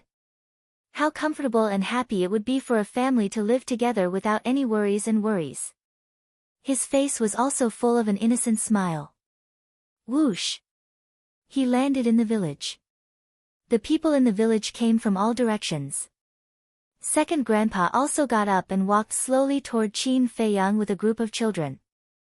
Feiyang, you're here. How have you been these years? But then again, the last time we saw you was many years ago. Yes, yes, yes. I still remember that you had just learned to walk at that time. You came back with your mother, wearing open-crotch pants all day long, running around and causing chaos in the village. Chapter 14:10. Really? Qin Feiyang was stunned. He really didn't remember these things. These are all things that happened when you were young. You definitely don't remember. But it doesn't matter. You just need to go home. Everyone here is your family. Although we haven't helped you much over the years, we've always been worried about you and your mother. People said. Qin Feiyang glanced at the strange faces in front of him. Although they were strangers, the kinship that blood was thicker than water could not be erased. His heart couldn't help but tremble. His eyes couldn't help but moisten. Because in this world, there was a group of lovely people who missed him and missed him. Greetings, grandpas, grandmas, uncles, aunts. At the same time, I also greet you on behalf of my mother. Qin Feiyang knelt on the ground and bowed. Good, good, good. Son, get up, get up. From now on, this is your home. You can come back whenever you want. We don't treat you as an outsider. Don't treat us as outsiders either. Several old people nodded with relief and stepped forward to help Qin Feiyang up. Their old eyes were also filled with tears. Especially when they thought of Qin Feiyang's experience over the years, they couldn't help but feel sad. No. You will always be Feiyang's family. Qin Feiyang said with a smile. Some women and old people looked at Qin Feiyang silently. At this moment, they were all smiling and crying. Mom, why are you crying? A 5-year-old child looked at his mother in confusion. Mom is not crying. She is happy. The child's mother replied. At this time, the crowd gradually dispersed. Second grandpa walked over step by step and stopped in front of Qin Feiyang. Qin Feiyang looked at second grandpa. Second grandpa also looked at Qin Feiyang. None of them spoke. At this moment, the village was particularly quiet. After an unknown amount of time, Qin Feiyang strode forward and walked in front of second grandpa. He knelt on the ground and said, "This unfilial grandson, Qin Feiyang, pays respect to second grandpa." Unfilial, second grandpa muttered to himself. His old face was gradually filled with guilt. He reached out to help Qin Feiyang up. "Child, how can you say that about yourself? For the sake of your mother, you even disregarded your own life. Who in this world is more filial than you?" "It's second grandpa. I should apologize to you." Second grandpa sighed, his face full of self-blame. No. You didn't let me down, nor did anyone in the Lu family. The one who let me down was the emperor, the Han emperor, and those so-called family members of mine in the imperial palace." Qin Feiyang said. Everyone was silent. It could be seen that Qin Feiyang's resentment toward the people of the imperial palace was extraordinarily deep. "Child, since you're here, you don't have to think so much anymore. Yeah. In our place, let alone killing, we don't even have to scheme against each other. You can take this opportunity to relax." The old men laughed. "All right." Qin Feiyang nodded. "All right, everyone go and get ready. Feiyang, this child, has finally come back. We have to celebrate." "All right." The crowd quickly dispersed. The women of each family were busy. Seeing this scene, Qin Feiyang's heart was especially warm. He smiled and said, "It's good to have a family." When second grandpa heard this, he blamed himself even more. He also regretted it. Why did he have to worry so much and not bring Qin Feiyang to the Lu family earlier? She had let him suffer so much outside alone. Qin Feiyang laughed and said, "Second grandpa, take me around." "All right." Second grandpa nodded. "Our village only has a total of 1,000 families. Including the elderly and children, there are more than 5,000 people. However, don't underestimate everyone. Because among these 5,000 people, half of them have the cultivation of the War Emperor. There are more than 1,000 9-star War Emperor. Moreover, the fierce beasts within a radius of 10,000 miles of the village are all raised by our Lu family. There are at least 8,000 9-star Emperor beasts, if not 10,000. As for 1-star to 8-star Emperor beasts, there are too many to count," second grandpa introduced with a smile as he brought Qin Feiyang around the village. "What?" Qin Feiyang was stunned. More than 1,000 9-star War Emperors were already very shocking. There were actually so many 9-star Emperor beasts. There were at least 8,000 if not 10,000. Oh my god. What kind of concept was this? One had to know that there were only 80 or 99-star Emperor beasts in the ancient pagoda. At first, there were more than 100 of them. However, many of them died when they fought with the descendants of the imperial preceptor in the Sea of Reincarnation. As for the 9-star War Emperors, there were only 18 of them, Wang Yangfeng. Although they had all stepped into the peak of the 9-star War Emperor realm, compared to the Lu family, they were not worth mentioning. Qin Feiyang asked, "How many people are at the peak of the 9-star War Emperor realm?" "It seems to be 200 or 300. The elders who spoke to you just now are all at the peak of the 9-star War Emperor realm," second grandpa said with a smile. Qin Feiyang was secretly speechless. No wonder he could not sense any aura from those elders earlier. The people of the Lu family do not really care about cultivation. As long as we can live together, see each other every day, and be happy. Second grandpa said.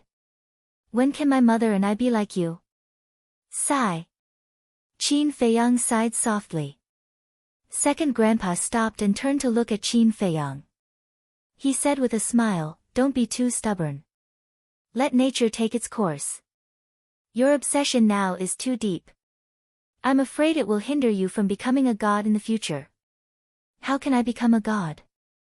Qin Feiyang asked. Let go of everything and return to your original intention and heart. This is the profound meaning of becoming a god. Actually, it's not difficult, but it's not easy either. It all depends on one's state of mind. With your talent, you will step into the peak of the 9-star War Emperor realm sooner or later. Let go of your obsession. This is what you should do now. Second Grandpa said. Let go of my obsession, Qin Feiyang murmured and shook his head. He said, my obsession is deeply rooted. How can I let it go just like that? Moreover, it was because of my obsession that I gave birth to the inner demons. Second Grandpa sighed softly and said, the appearance of the inner demons has already sealed your fate. What fate? Qin Feiyang was suspicious. You can't become a god. Because the inner demons are the source of all obsessions. As long as the inner demons exist, so will the obsessions. Unless you can kill the inner demons. Second Grandpa said. Kill the inner demons. Qin Feiyang's eyes trembled. In the inner world, the inner demons heard Second Grandpa's words. Their bodies could not help but tremble violently. They said, Deity, we have fought side by side for so many years. You can't be so heartless. Qin Feiyang shook his head and smiled. He secretly comforted them. Don't worry. As long as I'm here, you will always exist. Hearing this, the inner demons breathed a sigh of relief. Qin Feiyang asked, Second Grandpa, is there any other way to become a god other than cutting off one's obsession? No. Second Grandpa shook his head. If you have to cut off your obsession to become a god, then why can ambitious people like the state preceptor and Mu Changfeng also become gods? Qin Feiyang frowned. Becoming a god doesn't mean that you have to be pure of heart and few desires. For example, this old man. Don't think that this old man is carefree now. In fact, this old man also has obsessions and desires. However, when comprehending the profound meaning of becoming a god, we must first let go of these things. This is a very difficult process. Some people may not be able to do it in their entire lives. Second Grandpa said. So that's how it is. Qin Feiyang nodded in understanding. This old man doesn't want to say anything about you, and I'm not qualified to say anything. However, this old man heard from Lu Zheng about your relationship with the inner demons. If you want to become a god, you have to make a choice. Second Grandpa said solemnly. A choice? Qin Feiyang looked up at the sky and said, I won't let go of my obsession, and I won't cut off the inner demons. However, I won't give up on becoming a god either. At this moment, his eyes looked extremely deep, as if they could pierce through time and space and peer into the high and mighty sky. If you don't get rid of the inner demons, how can you become a god? Second Grandpa frowned. There will always be a way. If there really isn't, then I will open up a cultivation path that belongs to me. Qin Feiyang clenched his hands, and a dazzling light burst out of his eyes. Open up a cultivation path that belongs to me. Second Grandpa's body and mind trembled. How much confidence and courage did he have to say something like that? He looked at Qin Feiyang at this moment. He felt that the thin figure seemed to be quietly giving birth to a supreme domineering aura. Can you really do it? Second Grandpa murmured in his heart. He calmed down and said with a smile, opening up a cultivation path that belongs to you is countless times more difficult than comprehending the profound meaning of becoming a god. Since ancient times, no one has ever done it. However, this old man is looking forward to it. Qin Feiyang smiled and didn't continue the topic. The group of children had been following Qin Feiyang and Second Grandpa.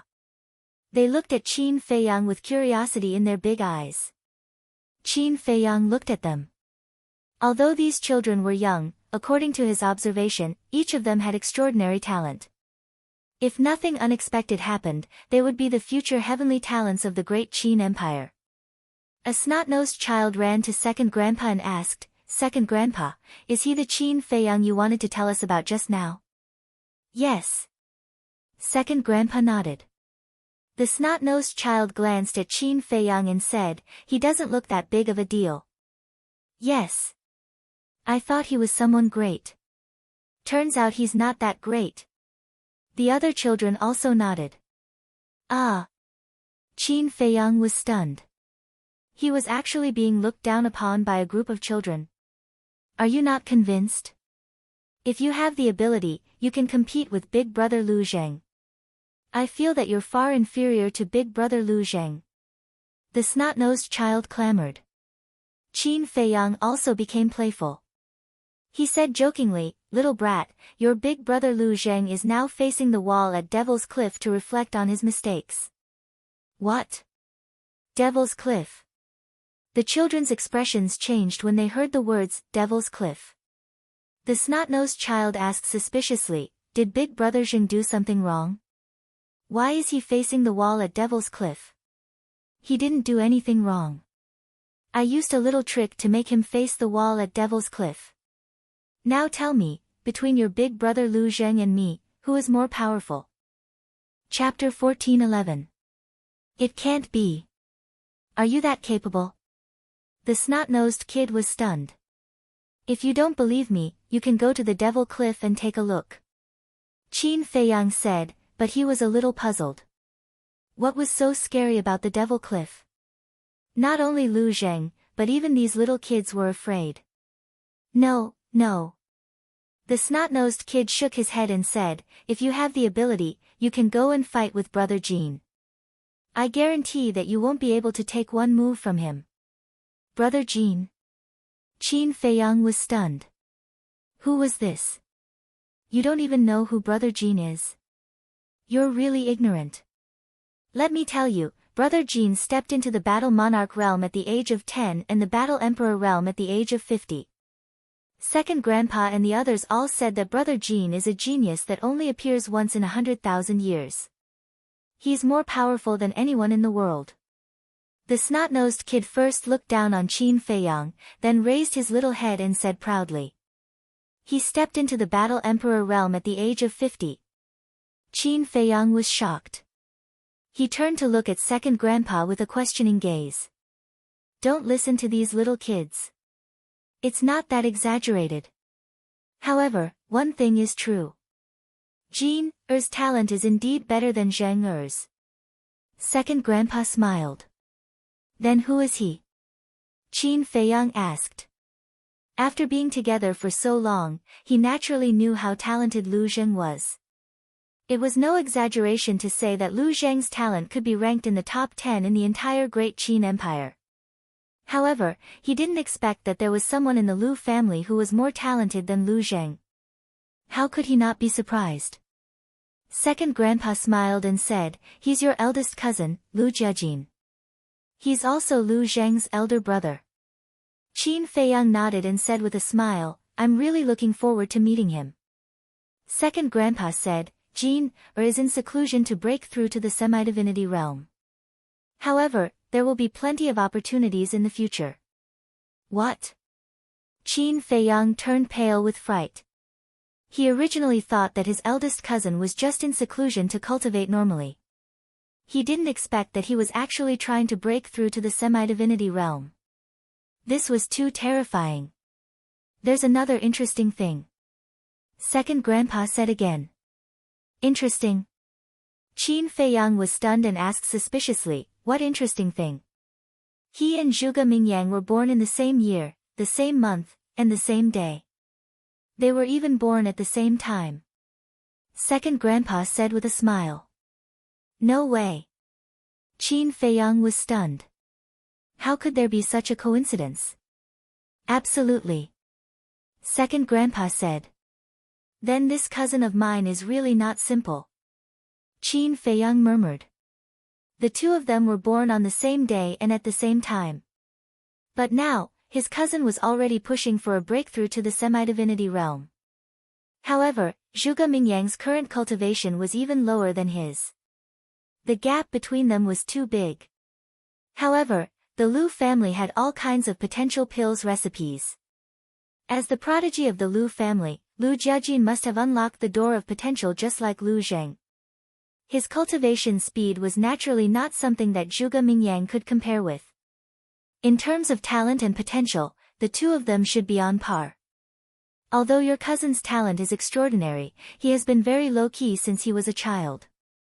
And like you, he is a cultivation maniac. So all these years, no one knows his name. Even the state preceptor and your father know that there is such a person in the Lu family, but they don't know his talent and cultivation. Second grandpa said with a smile. Qin Feiyang's face darkened and said, "Don't mention him in front of me." Of course, he was referring to the emperor.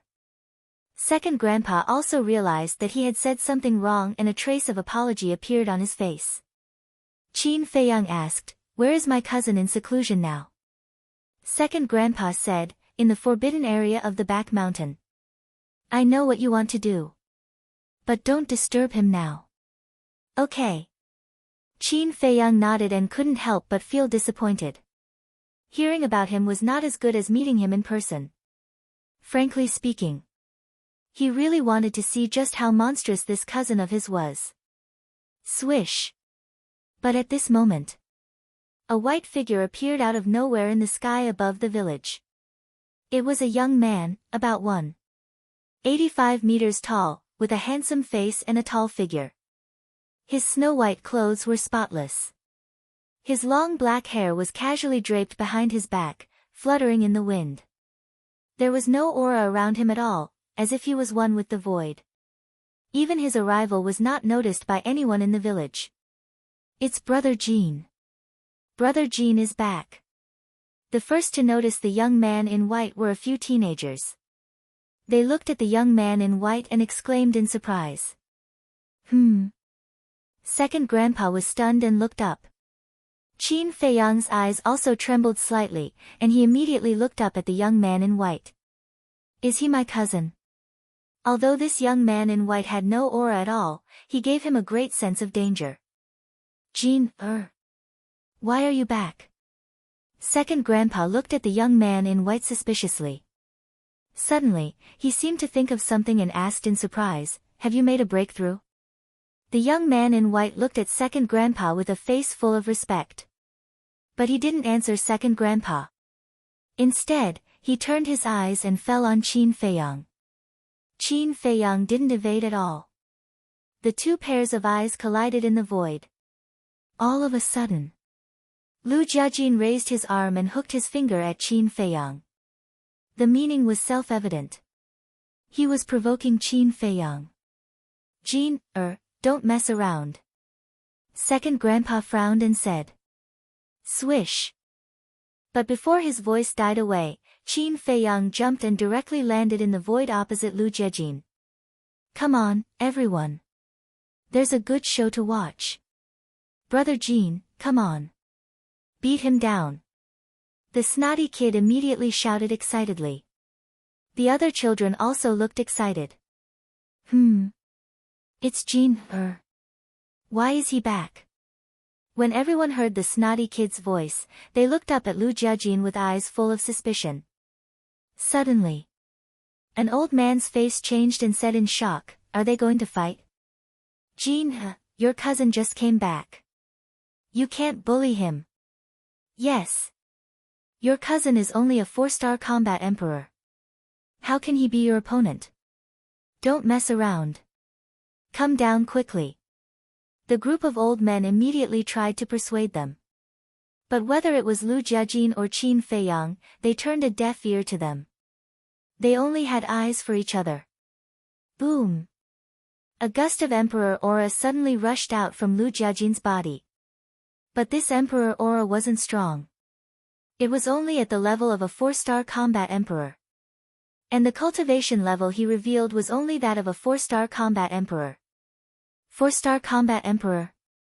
Qin Feiyang was stunned. However, when he saw Lu Jiajin's expression, Qin Feiyang immediately understood. Lu Jiajin deliberately suppressed his cultivation level to the same level as him. In other words, Lu Jiajin wanted to have a fair fight with him. Let me see if you are as strong as the rumors say. Lu Jiajin finally spoke. His voice had a unique magnetism. It was very pleasant to hear. But Qin Feiyang couldn't hear any emotions from it. He felt that this person was like an emotionless robot. As you wish. Qin Feiyang's lips curled up. The aura of a 4-star combat emperor suddenly erupted. Swish. Following closely. The two of them didn't say anything else. With surging emperor aura, they charged toward each other. Second Grandpa, what should we do? A group of old men flew to Second Grandpa's side and asked anxiously. Second Grandpa looked at the two of them in the sky and shook his head with a smile. Jin is just testing Feiyang's strength. Feiyang also wants to spar with Jin Let them be. Boom. In the sky. Qin Feiyang and Lu Jiajin's first confrontation finally erupted. Neither of them retreated. They raised their fists and punched at each other. The moment the two fists collided, an apocalyptic shockwave spread out in all directions with the two of them as the center. Second Grandpa waved his hand. The false god force appeared and spread out in all directions. In just a moment, a giant barrier appeared and enveloped the entire village. The shockwave surged like a tide and hit the barrier. However, it didn't cause any waves and instantly dissipated. Jin, you have to know your limits. Don't hurt Feiyang. Some of the old men looked at Lu Jiajin and warned him loudly. Qin Feiyang's life was already bumpy. They didn't want Qin Feiyang to be hurt here. Boom. The two of them were in a stalemate in the sky. Around them, the wind howled. Terrifying power poured out from their fists and roared in all directions. The void above the village gradually distorted. The two of them stared at each other. Their cold eyes flashed with monstrous battle intent. Puff. 10 breaths later. Qin Feiyang spat out a mouthful of blood. He lost his balance and kept retreating. How could this be? My body has been tempered by divine blood, but I feel powerless in front of him. Qin Feiyang's face was calm, but there was a storm in his heart. At the same time, Lu Jiajin also retreated a few steps, but there wasn't even a trace of blood at the corner of his mouth. He was still as cold as before. I told you, he's definitely no match for Big Brother Jin. The snotty kid's little face was full of pride. He shouted, Big Brother Jin, beat him up and let him know how powerful we are. You little bastard, do you want to be beaten up? An old man's face darkened. He grabbed the snotty kid's ankle and hung him upside down in the void. He then slapped his little butt. Ouch, the snotty kid immediately wailed in pain. Boom. High in the sky.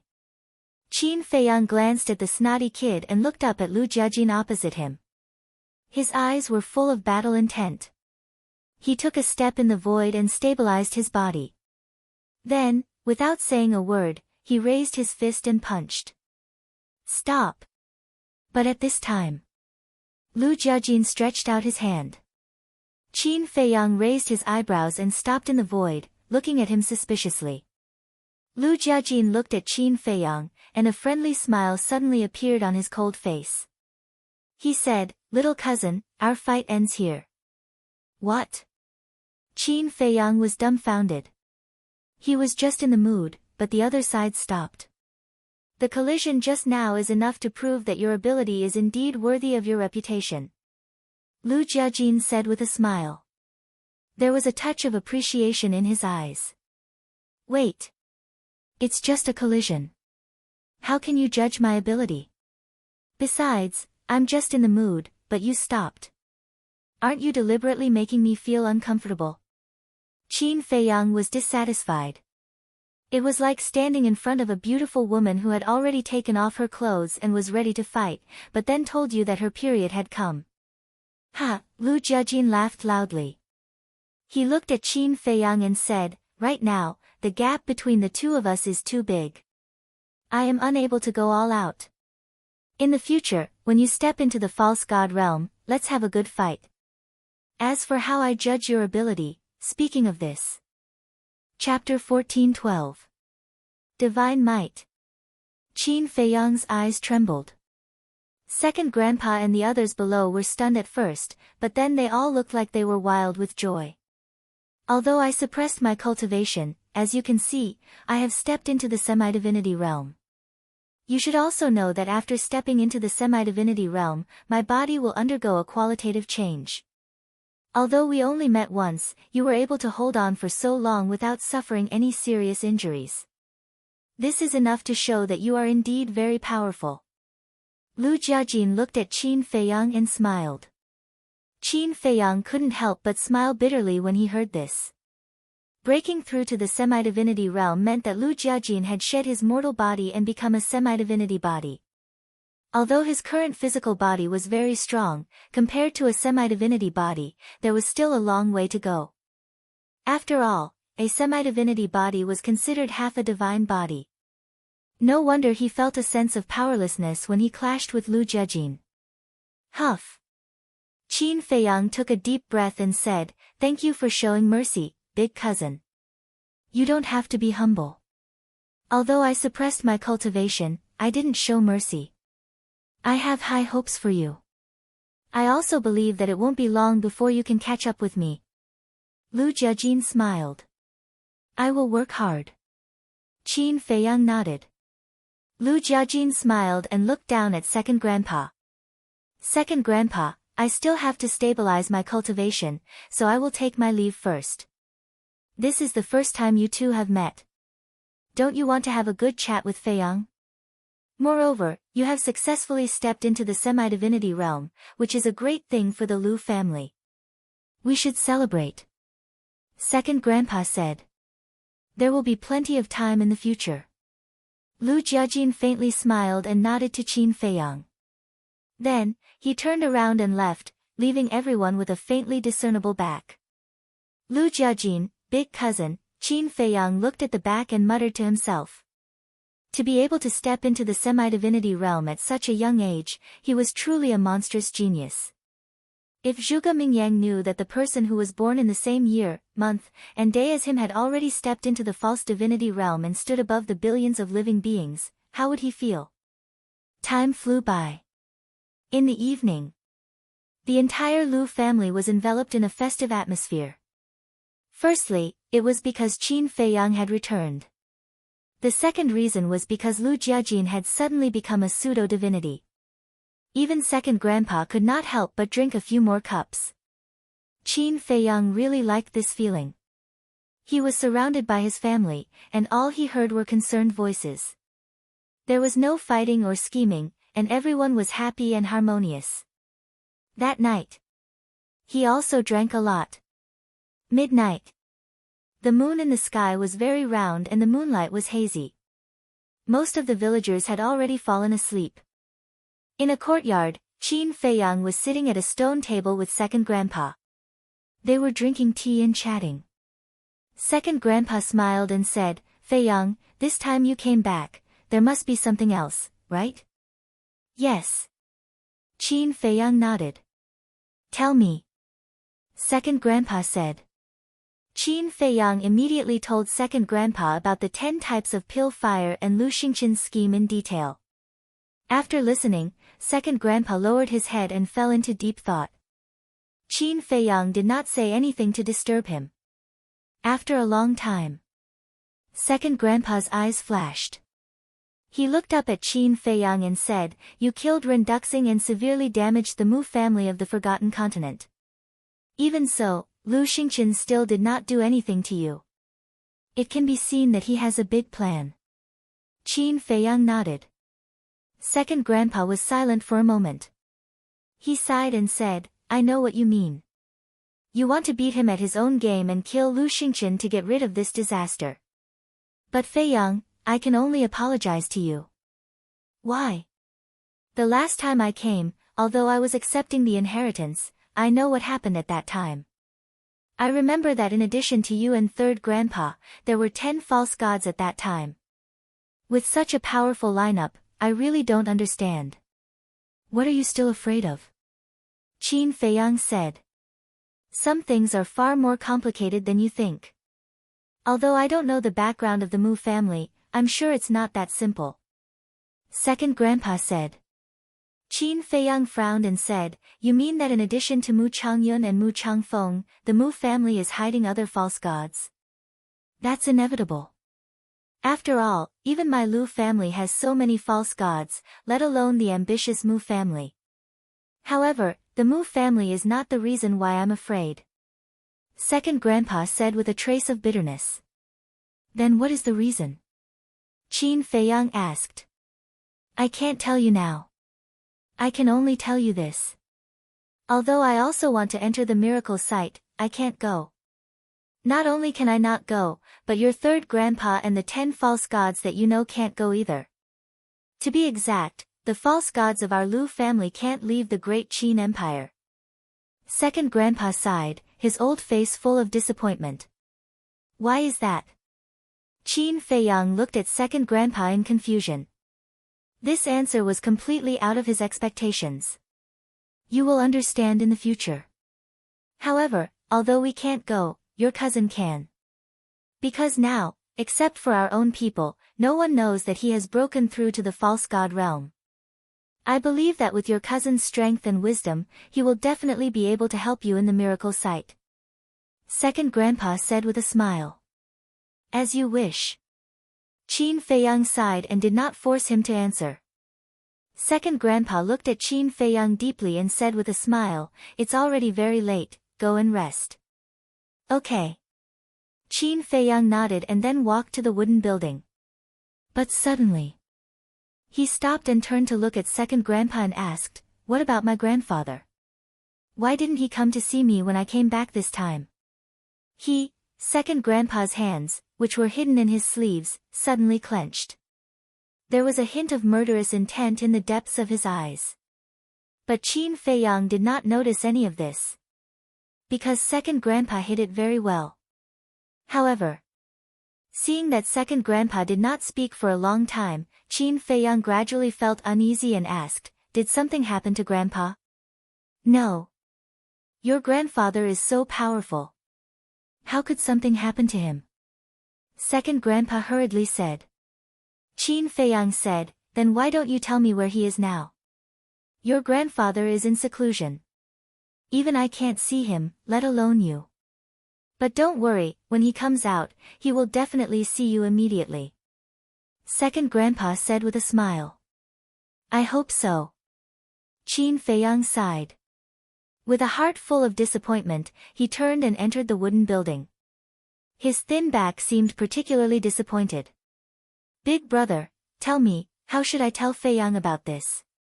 If Feiyang knows the truth, I think he will definitely go crazy. I really don't know what to do. Can you give me a hint? Second grandpa sat alone in the night. After watching Qin Feiyang enter the wooden building, he looked at the night sky and muttered to himself. His expression was full of helplessness. That night, it was destined to be a sleepless night. Qin Feiyang lay on the bed, wanting to take the opportunity to have a good sleep. But no matter what he did, he could not fall asleep. Therefore, before dawn, he got up and walked aimlessly in the village. Everything in the village was no different from an ordinary village. If someone who did not know came here, they would definitely think that this was a village where ordinary people lived. There was simplicity in the tranquility. After walking around the village alone, Qin Feiyang stood at the entrance of the village. He did not know where to go next. His heart was very confused. He glanced at the mountain range outside the village. Finally, he stepped forward and walked into the depths of the mountain range step by step. Along the way, he encountered many fierce beasts. There were strong and weak ones. But these fierce beasts were very docile, just watching him from afar. Gradually, the horizon was white. The sun rose from the horizon. The fierce beasts in the mountain range gradually began to become active. But when they saw Qin Feiyang, they silently retreated to the side. These fierce beasts were all raised by the Lu family. Although they had never seen Qin Feiyang before, when Qin Feiyang first entered the Lu family, second grandpa had already told them. In the future, no matter who saw Qin Feiyang, they could not hurt him. Half an hour passed. Qin Feiyang crossed a jungle and a vast plain came into sight. The plain covered an area of over 100 miles. There was not a single tree, not even a single blade of grass. However, there were medicinal herbs of various colors that were overflowing with vitality. So many medicinal herbs. Qin Feiyang stood on the edge of the jungle and glanced at the medicinal herbs on the plain. His eyes were full of surprise. There were too many. Densely packed, like a young girl swaying in the wind, gushing with dazzling light. The rich medicinal fragrance enveloped the entire plain. Wait. With so many medicinal herbs together, it obviously did not grow naturally. It should be the Lu family's medicinal field. I don't know if this medicinal field can be compared with the Mu family's medicinal field. Qin Feiyang muttered to himself as he strode into the medicinal field. Along the way, he basically recognized all the medicinal herbs. However, he found that many of the medicinal herbs were more than 10,000 years old. The deeper he went, the more precious the medicinal herbs he saw.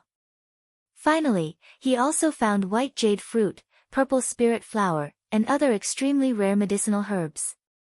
In the past 10,000 years, the Lu family's heritage should not be underestimated. Qin Feiyang murmured. Suddenly, he noticed that there was a faint black spot in the distance ahead. With suspicion, he walked quickly towards the black spot. Gradually, he saw the so-called black spot clearly. It turned out to be a small wooden building. It was very old and very simple, with only 2 floors in total. On the balcony on the second floor of the small wooden building, Qin Feiyang saw an old man. The old man had reached the age of 70, his body was stooped, his beard and hair were white. He sat cross-legged on the balcony, his eyes slightly closed, wearing a very old linen clothes, but it was very clean.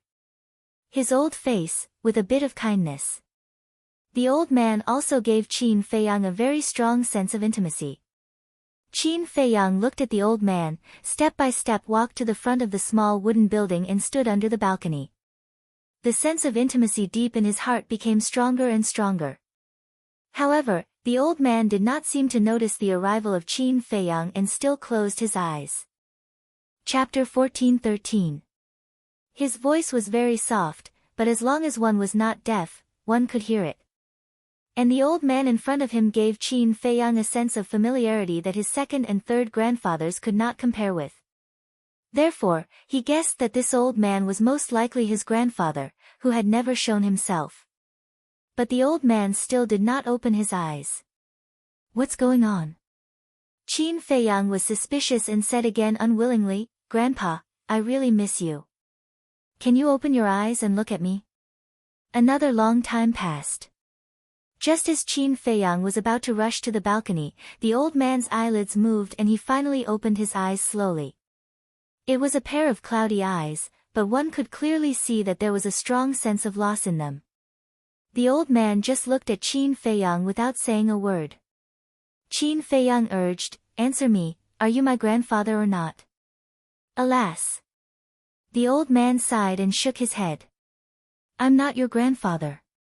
You're not.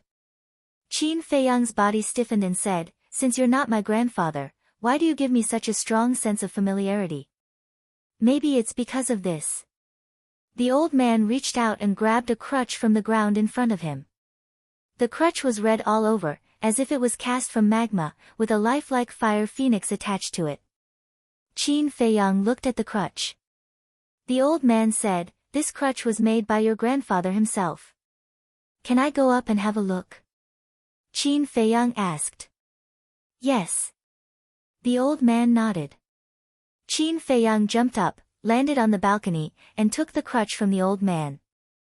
The moment the crutch was in his hand, Qin Feiyang suddenly felt a stronger sense of familiarity than before. It's really from this crutch, Qin Feiyang murmured. Back then, when your grandfather was refining this walking stick, he added his own divine blood into it. That's why it feels so familiar to you. The old man explained. I see. Qin Feiyang mumbled. He looked down at the old man and asked, "Then why is Grandpa's walking stick in your hands?" "I'm keeping it for him," the old man said. "Then who are you?" Qin Feiyang was suspicious. The old man said, "I'm your grandfather's younger brother, ranked 4th. You can call me 4th Grandpa." 4th Grandpa? Qin Feiyang was stunned. In the past, he had thought that his grandfather only had one younger brother, who was his 2nd grandpa. However, in the land of inheritance, his 3rd grandpa had suddenly appeared. And now, 4th Grandpa had popped out of nowhere. How many brothers did Grandpa have?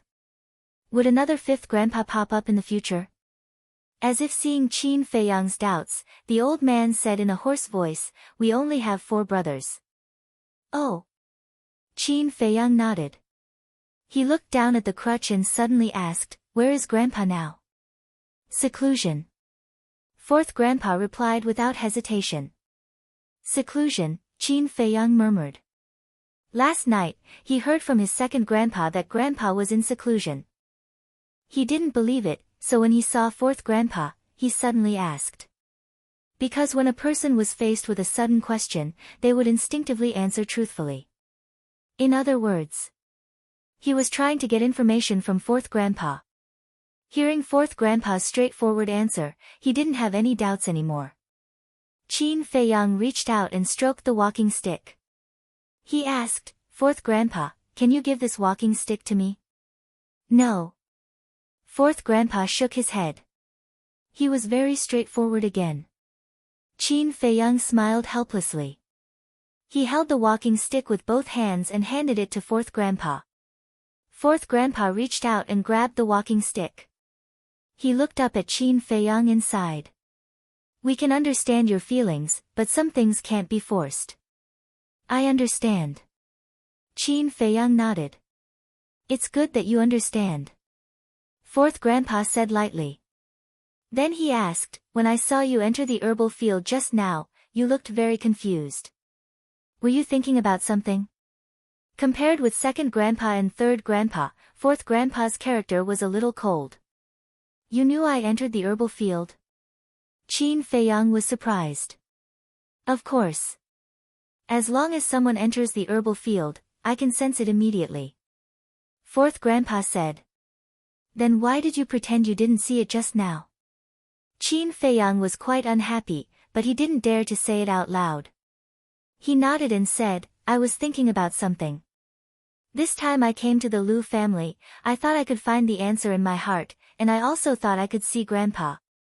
But in the end, I didn't get anything. This makes me very confused. There are a lot of helpless things in this world. Why do you have to be so persistent? Follow your own heart. Do what you should do. Thinking about something you can't figure out will only add to your troubles," 4th Grandpa said. "Add to your troubles, follow your own heart," Qin Feiyang murmured. Suddenly, he came to his senses.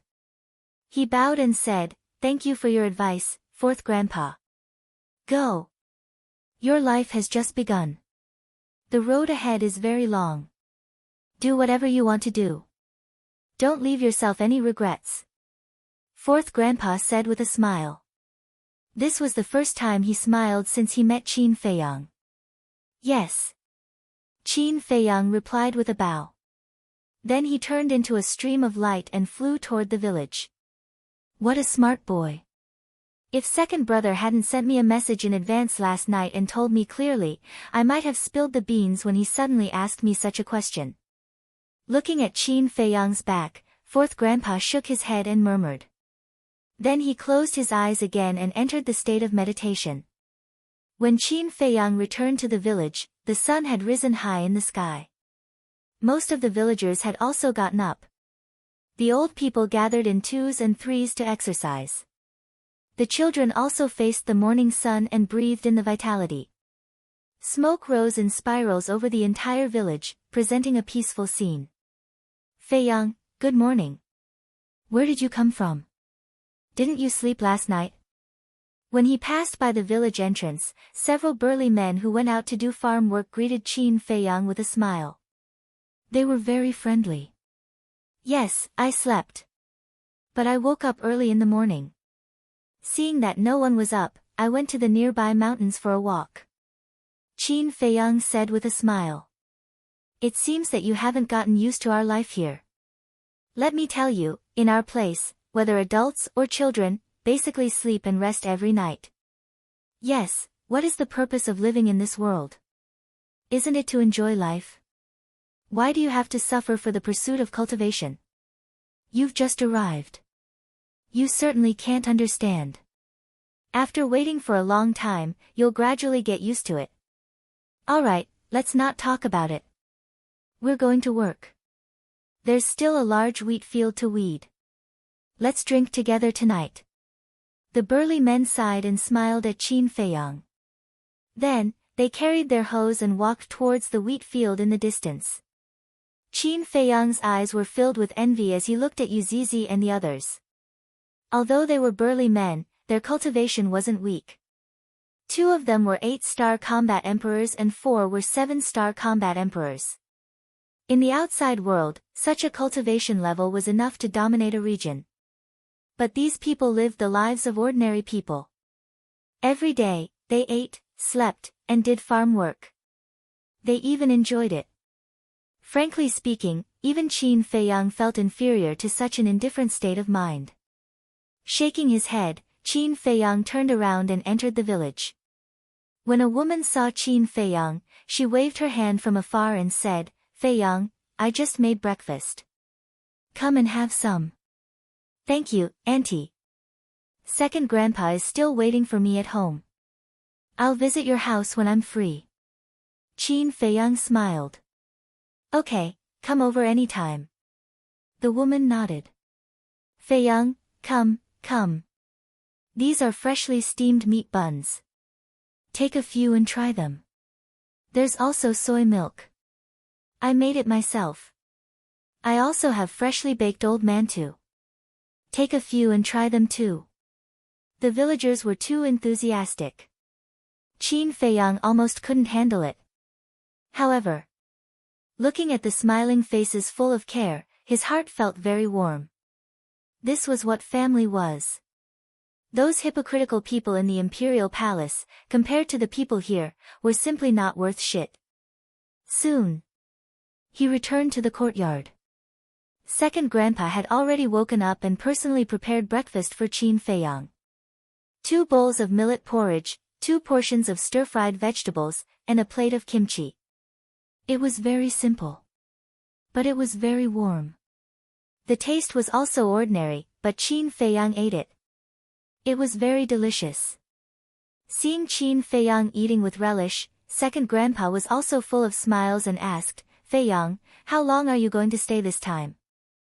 Qin Feiyang's arm slightly paused and said, I'll leave tomorrow. So soon? Isn't there still 5 or 6 days before the miracle opens? Second Grandpa asked. Qin Feiyang finished the millet porridge in the bowl in one breath, put down the bowl and chopsticks, wiped his mouth, and then looked up at the village and the villagers with a trace of reluctance in his eyes. After a while, Qin Feiyang withdrew his gaze and sighed. I also want to stay here, but there are some things that I have to do. Second Grandpa fell silent. Qin Feiyang smiled and said, but when I have time in the future, I will come back. At that time, don't think I'm annoying. What are you talking about? I can't wait to like it. Second Grandpa glared at him. Qin Feiyang grinned, held the empty bowl, and said, Is there any more millet porridge? I want to eat more. Yes. I specially prepared a big pot for you. Go and get it yourself. Second Grandpa smiled. Okay. Qin Feiyang immediately ran to the kitchen excitedly. What's wrong with this boy? He was still unhappy last night. Why did he become a little different when he went out this morning? Second Grandpa looked at Qin Feiyang's back suspiciously. All of a sudden, he shook his head and smiled. What was the point of thinking about this? As long as the boy was happy, it was fine. Happy times always passed quickly. A day passed. At night, Qin Feiyang chatted with second grandpa for a long time. And after being enlightened by fourth grandpa, he slept soundly that night. And he also had a good dream. In the dream, his mother also came to the village, and everyone gathered together. When he woke up the next day, he felt unprecedentedly comfortable. Second grandpa knew that Qin Feiyang was going to leave, so he got up very early and prepared a sumptuous breakfast for Qin Feiyang. Qin Feiyang also didn't leave anything behind. What was to come would come, and what was to go would go. After helping second grandpa clean up the dishes, Qin Feiyang suppressed the reluctance in his heart and said goodbye to him. Second grandpa didn't say much. He only said 2 sentences. The first sentence was, "Take care." The second sentence was, "Take care of Lu Zheng." Chapter 14:14. To the west of the village, more than 2,000 miles away, there was a dense jungle. However, there was not a single beast in the jungle. It was dead silent. Swoosh! But suddenly, a piercing sound could be heard. A young man in white entered the sky above the jungle. It was Qin Feiyang. As soon as he arrived at the sky above the jungle, Qin Feiyang felt that something was wrong. Not only were there no beasts in the jungle, there was not even a flying insect. Moreover, there was a stench in the air. But it was very faint. Qin Feiyang was unable to distinguish what was emitting the smell for a while. He continued to fly forward. The trees here were very thick. There were even some ancient trees that could not be surrounded by more than a dozen people holding hands. The thick vines were like horned dragons, and they were filled with a vigorous aura. But that stench was getting more and more obvious. Qin Feiyang gradually frowned. This stench made him suddenly think of something. Feces. The deeper he went into the jungle, the stronger the stench was. It was simply disgusting. Finally, Qin Feiyang could not help but cover his nose, hold his breath, and murmured, "Did I come to the wrong place?" But the devil cliff that second grandpa said is in this direction. He was a little puzzled. Soon, he went deep into the jungle for dozens of miles. Suddenly, a giant mountain came into sight. The giant mountain was more than 10,000 feet high. It was completely black. There were no plants on it. It was completely bare. And under the giant mountain, there was an ancient and dilapidated stone tablet. There were 3 bold words engraved on the tablet. Devil Cliff. This is Devil Cliff. Qin Feiyang was slightly stunned. He raised his head and glanced at the giant mountain. He slowly discovered that the pungent stench actually came from Devil Cliff. Swoosh! When Qin Feiyang approached Devil Cliff, the stench was simply overwhelming. Even the smell was crazily drilling into his pores. What exactly is this thing? Qin Feiyang was puzzled. He slowly approached Devil Cliff. Soon, he discovered that the entire surface of Devil Cliff was covered with a layer of sticky stuff. What is this? Qin Feiyang frowned. However, when he was about to reach the Devil's Cliff, his expression changed. He quickly stopped and retreated. That sticky thing was actually feces. He stood in the distance and looked at the Devil's Cliff, the corners of his mouth twitching. So this was Devil's Cliff. It was no wonder that Lu Zheng and the children in the village changed their expressions when they heard about Devil's Cliff. Only a ghost would want to come to such a place. Second cousin, where are you? Come out, we're leaving. Qin Feiyang shouted, not daring to get any closer. Bastard! Immediately, a furious roar exploded halfway up the Devil Mountain, like rolling thunder, resounding through the sky. Following closely, he then saw Lu Zheng flying through the air in an aggressive manner. When Qin Feiyang saw that the situation was not good, he quickly turned around and fled. Qin Feiyang, I'm not done with you today. Lu Zheng stared at Qin Feiyang's back, gnashing his teeth. He looked as if he wanted to skin Qin Feiyang alive. Second cousin, let's talk nicely. Qin Feiyang said. Lu Zheng shouted, there's nothing to talk about, unless you go to Devil's Cliff and stay there for 2 days. I won't do it. Qin Feiyang pursed his lips. If he had known in advance that Devil's Cliff was such a place, he would not have come even if he was beaten to death.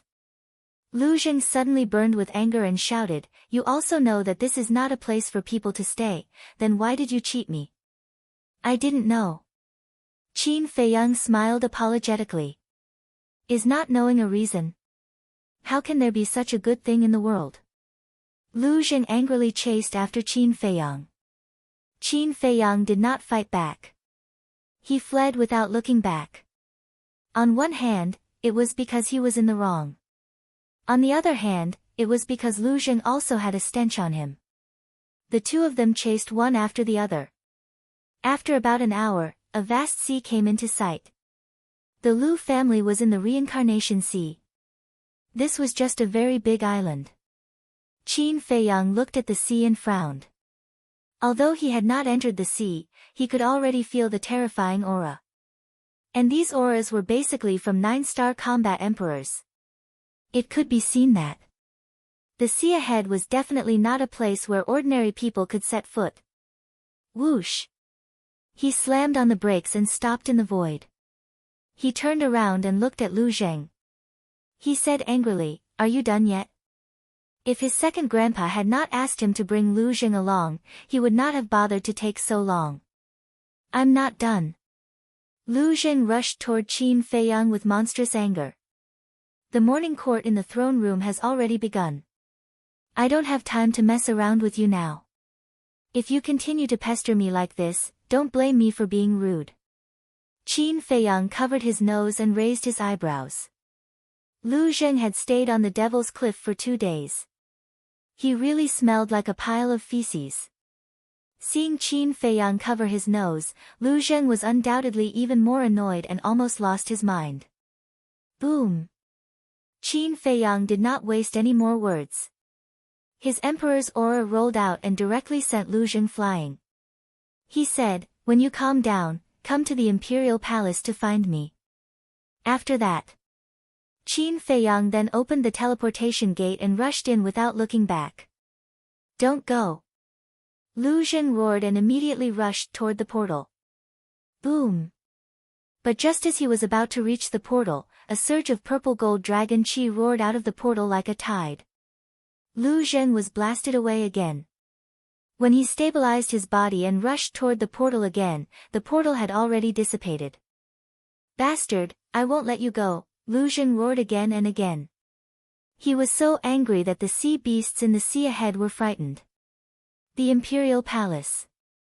Civil and military officials, as well as the marquises, gathered in the throne room.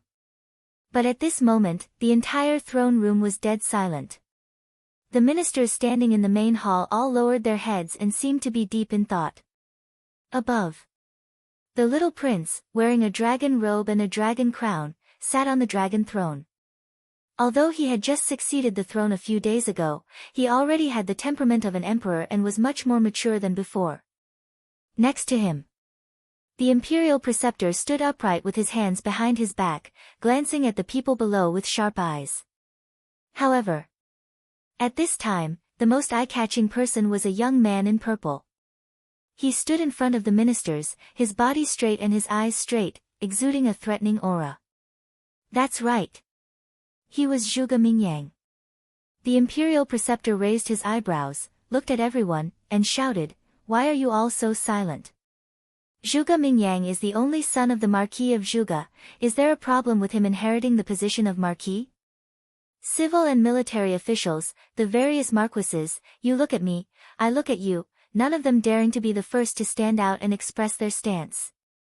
Suddenly, Marquis Xiao took a step forward, looked at the imperial preceptor and said, "The Zhuge family has been killed by Qin Feiyang, and only Zhuge Mingyang is left. There is naturally no problem for him to inherit the position of Marquis, but I would like to ask the imperial preceptor, does Emperor Hong agree to this? Such an important matter, how dare this imperial preceptor make his own decision? Of course, with the consent of Emperor Hong." The imperial preceptor said expressionlessly, but there was a hint of killing intent hidden in his old eyes. Marquis Xiao said, since Emperor Hong has already agreed, then as subjects, we naturally do not dare to have any objections. With that, he retreated. All right. Marquis Xiao has already agreed, what about you? The imperial preceptor looked at the others. Marquis Xiao raised his eyebrows, extended his hand and said, Lord Imperial Preceptor, let me correct you. I only said that I have no objections, I did not say that I agree. Old thing, you're courting death. Zhuge Mingyang raised his eyebrows, turned his head to look at Marquis Xiao, and a trace of killing intent lurked in his eyes. The Imperial Preceptor also flew into a rage out of humiliation. He stared at Marquis Xiao and said, what do you mean? Marquis Xiao glanced at Zhuge Mingyang, then raised his head to look at the Imperial Preceptor, and said indifferently, Marquis Wu inheriting the throne is not a child's play, can't I reserve my opinion? Yes, of course. The Imperial Preceptor nodded and smiled, but his smile was very terrifying. The threat in his eyes was no longer concealed. The officials were terrified. However, Marquis Xiao turned a blind eye to it and said indifferently, Zhuge Mingyang's talent is obvious to all, but as a martial marquis, what you need is not only talent, but also loyalty. At this point, Marquis Xiao's gaze turned, looked at Zhuge Mingyang, and said, Zhuge Mingyang, tell this marquis, are you loyal to the great Qin? The Imperial Preceptor's face darkened. Zhuge Mingyang couldn't help but clench his fists tightly. If you are truly loyal to the great Qin, then swear in front of us right now, in the name of your Zhuge family's ancestors, that you will forever be loyal to the great Qin. If you betray us, then the heavens and earth will destroy you. Do you dare? Marquis Xiao shouted with a stern expression. Zhuge Mingyang's gaze trembled. Could it be that this Marquis Xiao knew something? Marquis Xiao, your words are a bit too much. Zhuge Mingyang is a subject of my great Qin, how is he not loyal?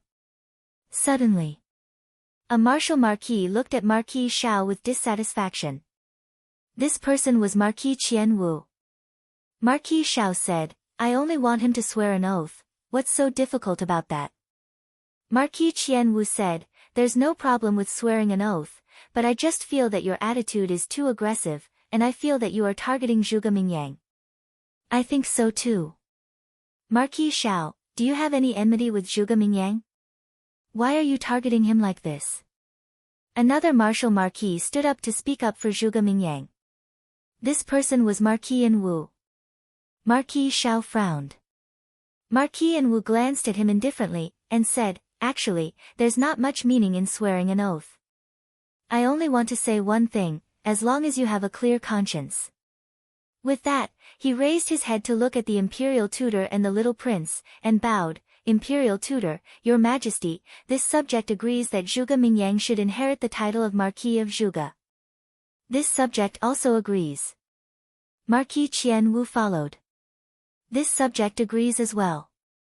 Another 3 martial marquis stepped out in unison and said to the imperial tutor and the little prince. These 3 people were the Marquis of Qi Wu, Marquis Mo Wu and Marquis Gu Wu, who had been bribed by the imperial tutor. The imperial tutor nodded his head in satisfaction and looked at the others. Who else has any objections? If not, this imperial tutor will announce it. As he spoke, he took out an imperial edict. Marquis Xiao looked at the other marquis and ministers, his brows tightly knitted together. The marquis and ministers all expressed their opinions one after another, and in the end, none of them objected. Qin Feiyang, hurry up and show yourself. Otherwise, no one will be able to stop the imperial tutor, Marquis Xiao muttered to himself. The imperial tutor coldly glanced at Marquis Xiao, waved his hand, and opened the imperial edict. All the civil and military officials immediately knelt on the ground, including the Marquis of Xiao. When the imperial edict was read, no matter who it was, they had to kneel down and listen. This was a rule that had been left behind since ancient times, and even a martial marquis could not violate it. However, just as the imperial tutor was about to read the imperial edict, a man in white suddenly descended in front of the door of the throne room. Who else could it be but Qin Feiyang? Looking at the imperial tutor who was about to read the imperial edict, Qin Feiyang heaved a sigh of relief. Fortunately, he had arrived in time. Following that, he sneered, strode into the throne room, and said, Zhuge Mingyang inherits the throne. Have you asked for my opinion, Qin Feiyang? Qin Feiyang. Chapter 14-15. Qin Feiyang. Why is he here? At the same time, there was an uproar in the throne room. All the marquises and ministers looked at Qin Feiyang in surprise. Zhuge Mingyang, the state preceptor, and the young prince also looked at Qin Feiyang with hatred in their eyes. The young prince suddenly shouted, outsiders are not allowed to enter the throne room during the morning court. Stop him. The Kirin army guarding the throne room didn't dare to stop Qin Feiyang, but after hearing the young prince's order, they could only brace themselves to stop Qin Feiyang. Qin Feiyang looked at the little prince. The hatred in his eyes was clearly visible. Hating me is the right thing to do. Because only hatred can make you grow quickly. Qin Feiyang murmured. Looking at the Kirin army in front of him, he lightly said, get out of the way. This is His Majesty White Sky's decree. We have to do it. Don't make things difficult for us, okay? The Kirin army looked at Qin Feiyang pleadingly. Qin Feiyang glanced at them one by one and nodded, okay, I won't make things difficult for you. The Kirin army sighed in relief. However, right at the moment when they thought that Qin Feiyang would retreat, Qin Feiyang suddenly waved his hand. A strong wind rose, and they were immediately blown away. Impudent! A Kirin army shouted angrily. Are you stupid? He already showed mercy. Why are you still shouting? If it weren't for the fact that we're commanders, we would have already gone to hell. Shut up. Anyway, we've already stopped him. It's not disobeying His Majesty White Sky's order. What happens next has nothing to do with us. The other members of the Qilin army immediately shouted at that person. Inside the hall, Qin Feiyang stepped in front of the ministers and stood next to Zhuge Mingyang. He cupped his hands and said, this commoner Qin Feiyang greets His Majesty White Sky. I don't want to see you. Get out of here at once. The young prince stood up and shouted. Qin Feiyang said indifferently, after I've finished dealing with the matters here, this commoner will naturally leave without the need for your majesty to say anything. In addition, you are now the ruler of a country, so you must pay attention to your image. Try not to do something like yelling and shouting in the imperial court again. The little prince angrily stared at Qin Feiyang. In the end, he coldly snorted, clenched his two small hands, and returned to the dragon throne. Qin Feiyang, although you and His Majesty White Sky are brothers, you've already been expelled from the imperial palace. Please leave immediately. Marquis Qianwu's eyes flashed as he stood up and shouted at Qin Feiyang. He would never forget the death of his son. In the past, because he was afraid of Qin Feiyang, he did not dare to say a word. But now, with the imperial tutor, a peak false god, supporting him, he was no longer afraid. Qin Feiyang raised his eyebrows and turned to look at Marquis Qianwu with a playful look in his eyes. Did I say something wrong? This is the most sacred throne room. How can a commoner like you barge in? Marquis Qianwu coldly shouted, then looked at the ministers around him and said, all of you, tell me, am I right? Obviously, he was fanning the flames. But the result disappointed Marquis Qianwu. No one present dared to say a word. Even Marquis N Wu, Marquis Mo Wu, Marquis Gu Wu, and Marquis Qi Wu, who were in the same camp as him, remained silent. Qin Feiyang laughed in ridicule, looked at the ministers and said, there's something I suddenly forgot. Can any of you remind me, how many times have I destroyed the throne room? Everyone's heart trembled. From his tone, was he going to destroy the throne room again? If it was anyone else, they would definitely not think so. Because no one dared to be impudent in the throne room. But Qin Feiyang was a person who could not be treated with ordinary eyes. Qin Feiyang looked at Marquis Qianwu and sneered, I even dared to destroy the throne room, do you think I would be afraid of you fanning the flames here? Marquis Qianwu's expression froze.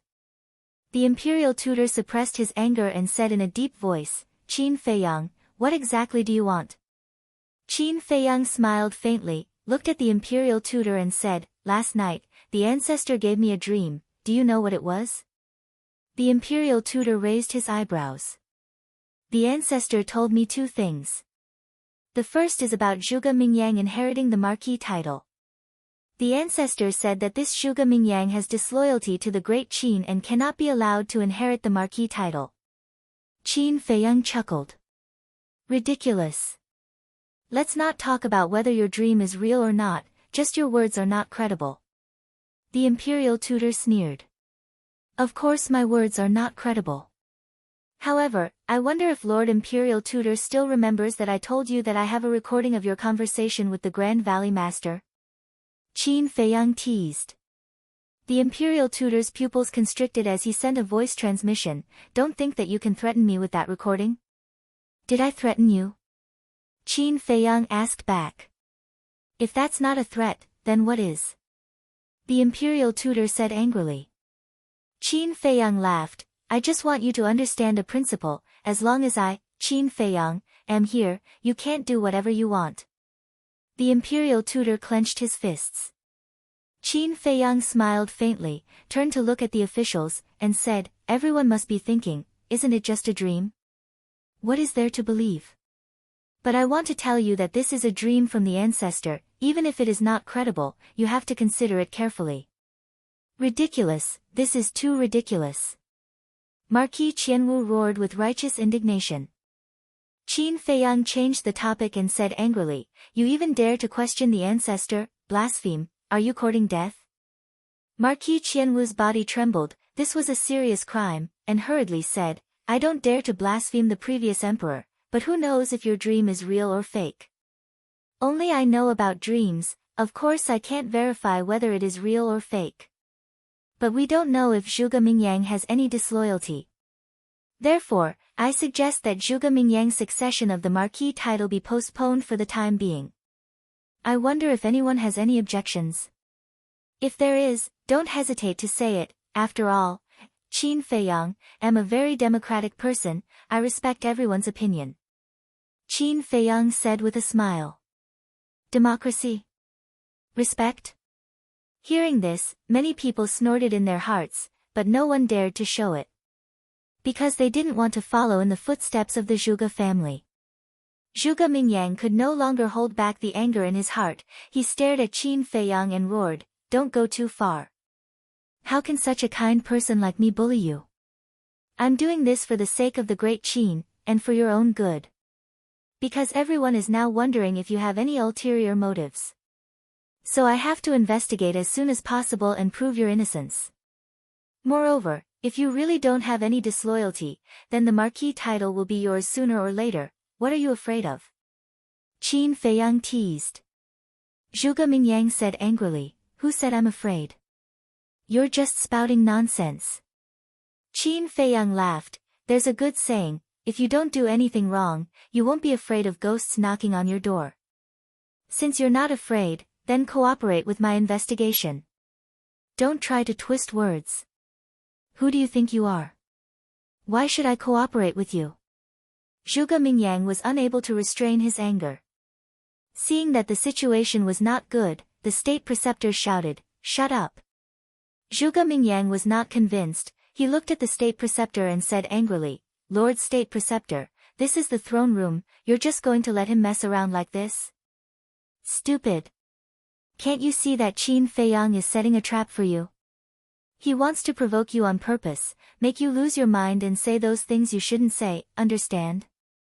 The state preceptor shouted.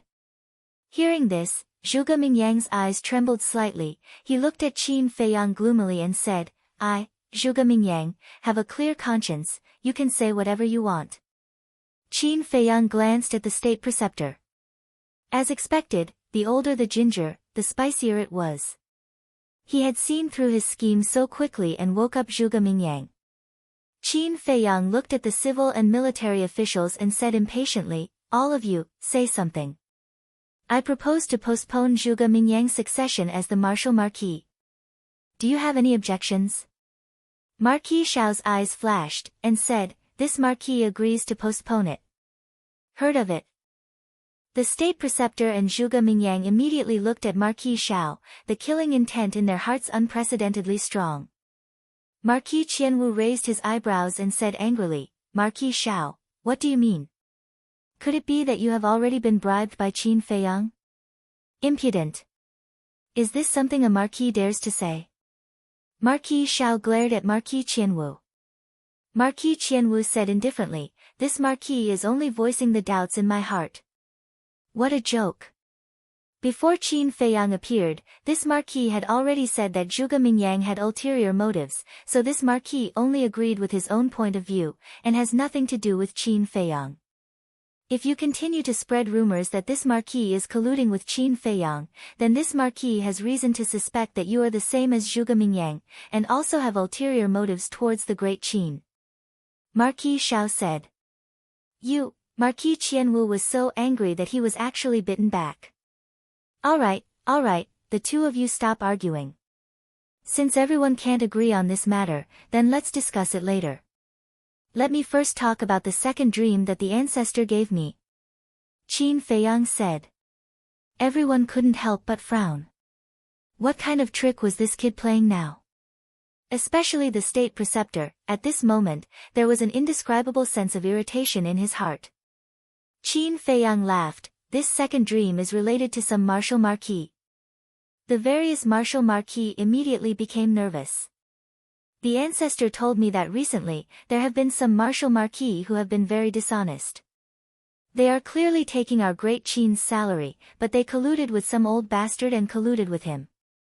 Qin Feiyang swept his gaze across the group of martial marquis with a playful expression. The group of martial marquis, other than Marquis Xiao, were all somewhat flustered. Because they all knew who the old bastard Qin Feiyang was talking about was. And during this period of time, they had more or less interacted with the state preceptor. Of course. The ones who were the most flustered were Marquis Qianwu and the other four. Because they had already sided with the state preceptor. Marquis Xiao glanced at the state preceptor, and a cold smile flashed across his eyes. Looking at Qin Feiyang, he pretended to be confused and said, "Qin Feiyang, can you speak more clearly? We don't understand." All right. I'll make it clearer. As a martial marquis of the great Qin Empire, who should you be loyal to? Naturally, you should be loyal to the great Qin and His Majesty the White Sky. But some people have made the wrong choice and pledged their loyalty to an old bastard. Marquis Qianwu, Marquis Anwu, Marquis Mo, Marquis Qiwu, Marquis Gawu, the five of you are the most senior marquis in my great Qin. Why don't you answer me? How should I deal with such a marquis? Chapter 14-16. Marquis Qianwu and the other four who were called out immediately panicked. What are you panicking for? Could it be that the ancestor's dream is true, and those dishonest martial marquis are you? Qin Feiyang looked at the five of them suspiciously. Don't spout nonsense. Our loyalty to great Qin, to His Majesty White Sky, is witnessed by the heavens and earth. The five of them glared at Qin Feiyang angrily and said. Qin Feiyang said impatiently, "Then tell me, how should we deal with those martial marquis who are not loyal to great Qin and His Majesty White Sky?" Marquis Qianwu said, "If there really is such a person, he should immediately be stripped of his position as a martial marquis." Wrong. Qin Feiyang shook his head. What's wrong? Marquis Qianwu frowned. Towards these disloyal and unjust martial marquis, only by killing them without mercy will we be able to uphold the imperial court and enforce the law. Qin Feiyang said word by word, killing intent surging in his eyes. Before he could finish, Thunder Leopard, Seahorse, Seal, Wang Yangfeng, and Wang Yishan appeared out of thin air. Impudent. The imperial tutor had always been paying attention to Qin Feiyang. Because he knew that Qin Feiyang would definitely cause a ruckus today, so when he saw Thunder Leopard, the other two beasts, and Wang Yishan appear, he realized that something was wrong and immediately attacked Qin Feiyang. Qin Feiyang ignored him, pointed at Marquis Qianwu and the other four, and shouted, "Kill them all. Old thing, This emperor has long disliked you, die. Lei Bao looked at Marquis Qianwu and laughed, then turned into a bolt of lightning and flew over like lightning. Seahorse, Wang Yishan, and Wang Yangfeng also immediately charged towards Marquis Anwu and the other three. Seeing this situation, the other marquis, ministers, and Zhuge Mingyang all ran outside as if they were running for their lives. Marquis Qianwu and the other four also wanted to escape, but would Thunder Leopard, the other two beasts, and Wang Yangfeng give them a chance? Obviously not. Lord Imperial Tutor, save us. The five of them desperately called for help from the Imperial Tutor. The state preceptor rushed towards Qin Feiyang and roared, "Tell them to stop, or don't blame me for being merciless." Whoosh! But suddenly, an old figure appeared in front of the Imperial Tutor without any warning. It was Old Man Qin. As soon as Old Man Qin appeared, he struck out with his palm. The Imperial Preceptor was caught off guard. Even though his cultivation was higher than Old Man Qin's, he still suffered a great loss. His entire body was sent flying and crashed into the wall beside the dragon throne. With a loud bang, a large hole was instantly created in the wall. Ah! Meanwhile, under the thunderous attacks of the Thunder Leopard, and Wang Yangfeng, Marquis Qianwu's group of 5 died on the spot without any suspense. Dead. It's not enough to kill Zhuge Wu Ho, he actually killed another 5 martial marquis, too presumptuous. Is there no one who can control him? The marquises, ministers, Kirin army, and Zhuge Mingyang standing outside were all dumbfounded. This bastard had no regard for the law. One had to know that this was still in the throne room. Done. Thunder Leopard, and Wang Yangfeng returned to Qin Feiyang's side and laughed. Well done. Qin Feiyang nodded. Old Man Qin also retreated to Qin Feiyang's side and said in a low voice, "Killing Qianwu Marquis and the others in front of him, the Imperial Preceptor will definitely go crazy." Sure enough, it was as expected. Just as Old Man Qin finished speaking, the Imperial Preceptor's angry roar sounded out. "Qin Feiyang, even if you want to release that video, this Imperial Preceptor will not let you off today." Boom! A terrifying divine might erupted, causing the entire throne room to shake violently and immediately begin to collapse. Whiz! Following closely, the Imperial Preceptor rushed out of the hole like a crazed beast, charging towards Qin Feiyang's group. "Quick!" Old Man Qin urged. At this moment, the Imperial Preceptor gave off a great sense of fear. Qin Feiyang did not dare to hesitate and immediately prepared to bring everyone into the castle. But at this moment, his expression changed drastically. Because he suddenly realized that the little prince was still sitting on the dragon throne. Moreover, the roof of the hall had already collapsed, and a huge beam was smashing towards the little prince.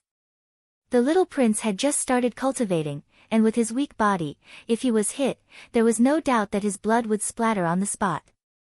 However, the furious Imperial Preceptor was completely unaware of the little prince's current danger. Of course. With the Imperial Preceptor's current state, even if he saw the little prince's situation, he might not necessarily care.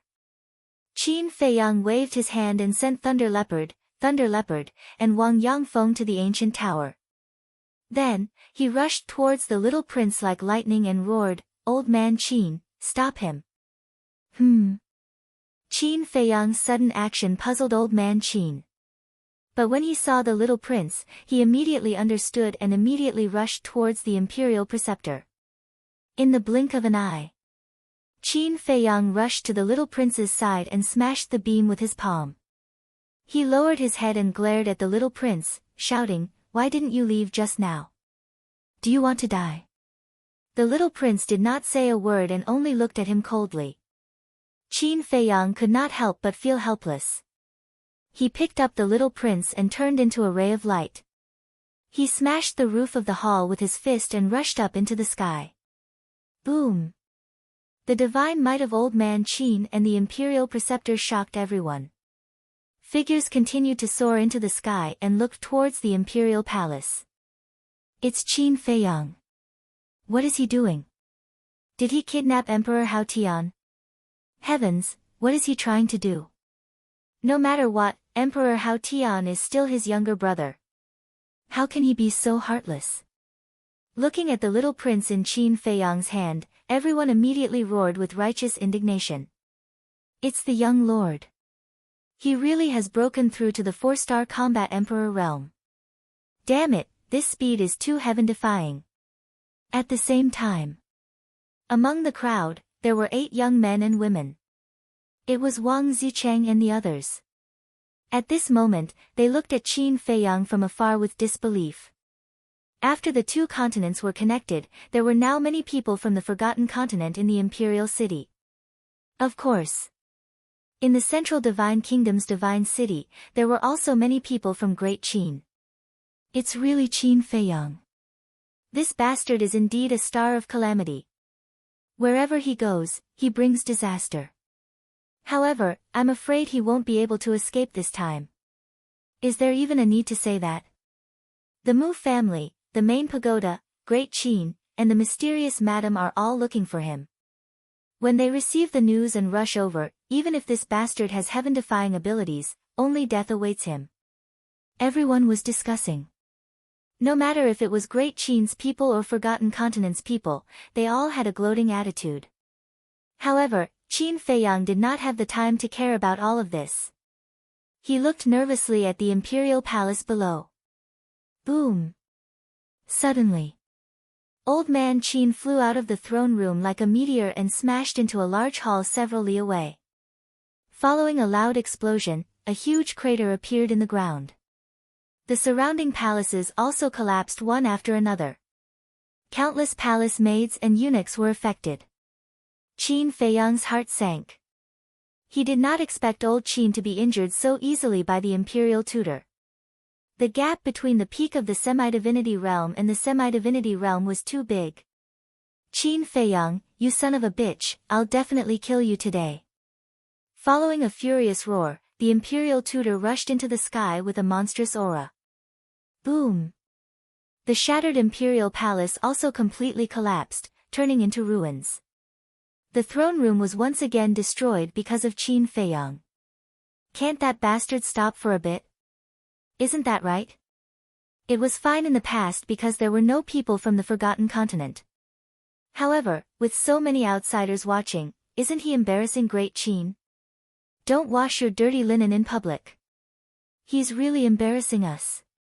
Everyone was indignant, and their expressions were filled with disgust for Qin Feiyang. However, why did Qin Feiyang do this? Wasn't it to protect Great Qin and them? They did not know anything, so what right did they have to criticize Qin Feiyang? I didn't expect young master's situation to be so bad in Great Qin. Yeah. It's worse than when he was on the Forgotten Continent. It's really hard on him. He has to protect Great Qin while being cursed by Great Qin's people. If it were me, I would have already turned on him. However, he silently endured it. Who can understand the pain in his heart? Wang Zicheng and the others could not help but sigh inwardly. Although they did not know the real situation, based on their understanding of Qin Feiyang, it was not difficult to guess that Qin Feiyang did this for the sake of Great Qin. Qin Feiyang. The imperial tutor flew into the sky and charged towards Qin Feiyang immediately. The killing intent in his eyes was undisguised. Feiyang, run! Old Qin rushed out of the deep crater. Seeing the situation, his expression changed and he anxiously roared. Qin Feiyang glanced at old Qin and smiled coldly at the imperial tutor. He was about to put down the little prince and enter the ancient castle. However, at this moment, a strong sense of danger rose in his heart. Immediately after, he felt a tearing pain in his lower abdomen. He lowered his head and saw that a dagger had appeared in the little prince's hand at some point in time. The dagger was very short, only about half a foot long. It was like a toy knife, but it was very sharp. The tip of the dagger had already pierced through Qin Feiyang's lower abdomen. Qin Feiyang immediately frowned. He raised his other arm and snatched the dagger from the little prince's hand. Although the little prince's actions were unexpected, the dagger did not pierce through his chi. However, Qin Feiyang's expression darkened. He lowered his head to look at the little prince. The little prince also raised his head and looked at Qin Feiyang. There was no fear on his tender little face. The imperial tutor, old Qin, and the surrounding civil and military officials were stunned on the spot when they saw this scene. They didn't expect that the little prince would attack Qin Feiyang. But then, everyone couldn't help but become nervous. Because they all knew Qin Feiyang too well. If people don't offend me, I won't offend them. For Qin Feiyang, anyone who wanted to harm him, he would not let them go. The first prince and the others in the past were the best examples. Feiyang, don't be impulsive, old Qin murmured. His palms were sweating. He was afraid that Qin Feiyang's slap would end the little prince's life. After the imperial tutor came back to his senses, his eyes flickered. Qin Feiyang, stop. Suddenly, Emperor Hong's voice came from afar. Emperor Hong was like a bolt of lightning, tearing through the sky. In less than 3 breaths, he had arrived in front of Qin Feiyang. But Qin Feiyang ignored him. He lowered his head and stared at the little prince with a cold light in his eyes. Emperor Hong was also extremely nervous. He is your younger brother after all, and he is young and ignorant. Why do you have to bother with him? Let him go. Take it as great-grandfather begging you. Great-grandfather. Chapter 14-17. It could be said. Qin Feiyang did not hold back when he said those words. In front of so many people, being ridiculed like this in front of everyone, Emperor Hong also had a face full of shame, unable to show his face. What is it? Nothing to say. Qin Feiyang sneered.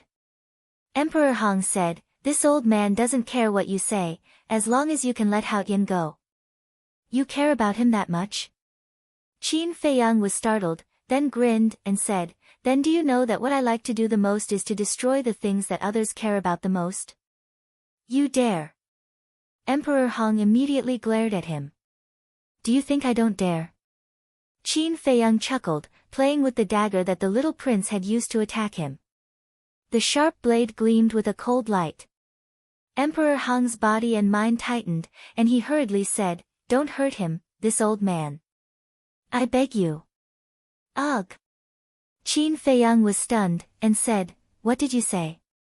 Say it again, I didn't hear it clearly just now. Emperor Hong stared at Qin Feiyang, clenched his fists, and gritted his teeth, this old man begs you. Ha! Qin Feiyang laughed out loud. He actually put down his pride to beg him. If it was in private, with only the two of them, it would be fine. But now, there were a lot of people looking at them. Wasn't this old fellow afraid that he would become the laughingstock of everyone in the future? I beg you. Emperor Hong opened his mouth again, his eyes bloodshot. As the son of the Qin emperor, and also the second-generation emperor who ruled the great Qin, he was also Qin Feiyang's great-grandfather. But now, he was so humble in front of Qin Feiyang. It could be imagined that he did not feel good in his heart. But at this moment, he had no choice but to endure it. Originally, I was quite angry, but looking at your funny face, I feel much better. Alright, seeing that you are so sincere, I will return the little prince to you. But I have a condition. Qin Feiyang said. Speak. Emperor Hong said. Before entering the divine site, you and the imperial advisor are not allowed to do anything to me or the people around me. As Qin Feiyang spoke, he pointed to old man Qin in the distance and added, including him. Lord Emperor Hong, you can't agree to it. The imperial preceptor's expression changed as he hurriedly said. If you don't agree to his conditions, do you have any other way to save Hao Yan from him? Emperor Hong was inwardly vexed. Looking at Qin Feiyang, he nodded and said, this old man promises you. Don't go back on your word. Qin Feiyang said. Emperor Hong said in a deep voice, with so many people watching and listening, this old man can't afford to lose this face. That's true. Qin Feiyang nodded. He lowered his head to look at the little prince, and said, "Grow up quickly, because with your current ability, you can't even get close to me, let alone avenge your mother. One day, I will personally send you to hell." The little prince enunciated each word clearly. "Your courage is commendable, but it depends on whether or not you have the strength." Qin Feiyang laughed disdainfully, then picked up the little prince and threw him to Emperor Hong. Emperor Hong hurriedly extended his hands and caught the little prince. He asked with concern, "Are you all right, child?" "I'm fine." The little prince shook his head. "It's good that you're fine." Emperor Hong heaved a sigh of relief. With a light wave of his hand, the little prince landed safely on the ground. A group of Kirin army immediately surrounded him and carefully protected him. The imperial preceptor looked at Emperor Hong and said, "My lord, you have to think twice. Not only did he kidnap the little prince, he also killed 5 martial marquis in the imperial court." "Kidnap?" Qin Feiyang laughed coldly, looked at the imperial preceptor and said, "If I hadn't saved him, he would have been smashed to death by the beam. I would like to ask, what were you doing at that time? Have you ever worried about his safety? That was also caused by you. If you didn't have people kill Qianwu Marquis and the others, would Imperial Preceptor be so angry? To the point of losing his mind?" The Imperial Preceptor coldly snorted. Qin Feiyang said, "So to say, saving him is still my fault." The Imperial Preceptor laughed sinisterly, "It was your fault to begin with." Emperor Hong asked, "Which martial marquis did he kill?" The Imperial Preceptor looked at Emperor Hong and said truthfully, "Qianwu Marquis, An Wu Marquis, Mo Wu Marquis, Gu Wu Marquis, Qi Wu Marquis, all the civil and military officials can testify." How preposterous! Emperor Hong was furious. With a wave of his hand, a vast and mighty pressure surged out and enveloped Qin Feiyang in an instant. Old man Qin's expression changed as he roared, "Emperor Hong, you are the son of the previous emperor. Just now, you personally agreed to Qin Feiyang's conditions. I hope you can take care of your face and be a man of your word. You've already made this old man lose all his face. Would this old man still care? Moreover, this boy held the Son of Heaven hostage, killed loyal people, and committed all kinds of evil. If this old man continues to ignore it, how will the world talk about this old man behind his back? They will definitely say that this old man cares about family ties, bends the law for personal gain, and covers up and connives at Qin Feiyang. This crime is even greater. This old man doesn't want to be a sinner for all eternity. Therefore, this old man will place righteousness before family today and get rid of this malignant tumor, returning peace to great Qin." Emperor Hong said, his words righteous and awe-inspiring. "Well said." The Imperial Preceptor praised. "That's right. This kind of evil person should be eliminated as soon as possible. Lord Emperor Hong, we all support you. The entire Great Qin's people also support you." Some martial marquis also roared, filled with righteous indignation. Emperor Hong looked at them one by one, his old face full of gratification. Following that, he looked at old man Qin and shouted, "Did you see that? Qin Feiyang's actions these few years have long aroused public indignation. If this old man doesn't kill him today, how will I account to the world?" Old man Qin lamented, "Lord Emperor Hong, the older you get, the more muddle-headed you become. Preposterous, you still dare to humiliate this old man. You colluded with Qin Feiyang, plotted to usurp the throne, your crime is also unforgivable. Imperial Preceptor, immediately arrest him. If he dares to resist, execute him on the spot." Emperor Hong roared. "Yes." The Imperial Preceptor responded respectfully, turned to look at old man Qin, and said with a cold smile, "Old man, today is your doomsday." Boom. Finished speaking. Divine might surged out, charging towards old man Qin. "Ha, my dignified great Qin actually doesn't have a reasonable person, letting wolves rule the road, how lamentable. Great Qin is not far from destruction." Old man Qin raised his head and laughed wildly, incomparably sorrowful. "Deceiving the public with lies, damn it. A strong killing intent flashed in the Imperial Preceptor's eyes. Bastard, this old man won't let you continue to be so insolent. Today, even if my body is smashed to pieces, this old man will drag you down to hell together. Old man Qin smiled sinisterly, his divine might erupting with a bang, carrying a sense of determination as he faced the Imperial Preceptor. Old man Qin, what are you going to do? Qin Feiyang said in shock and anger. Don't worry about me, if there's a chance, run away.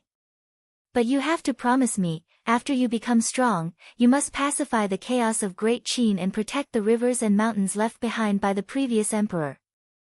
If someone dares to stir up trouble, even if it's a relative whose blood is thicker than water, please don't show mercy.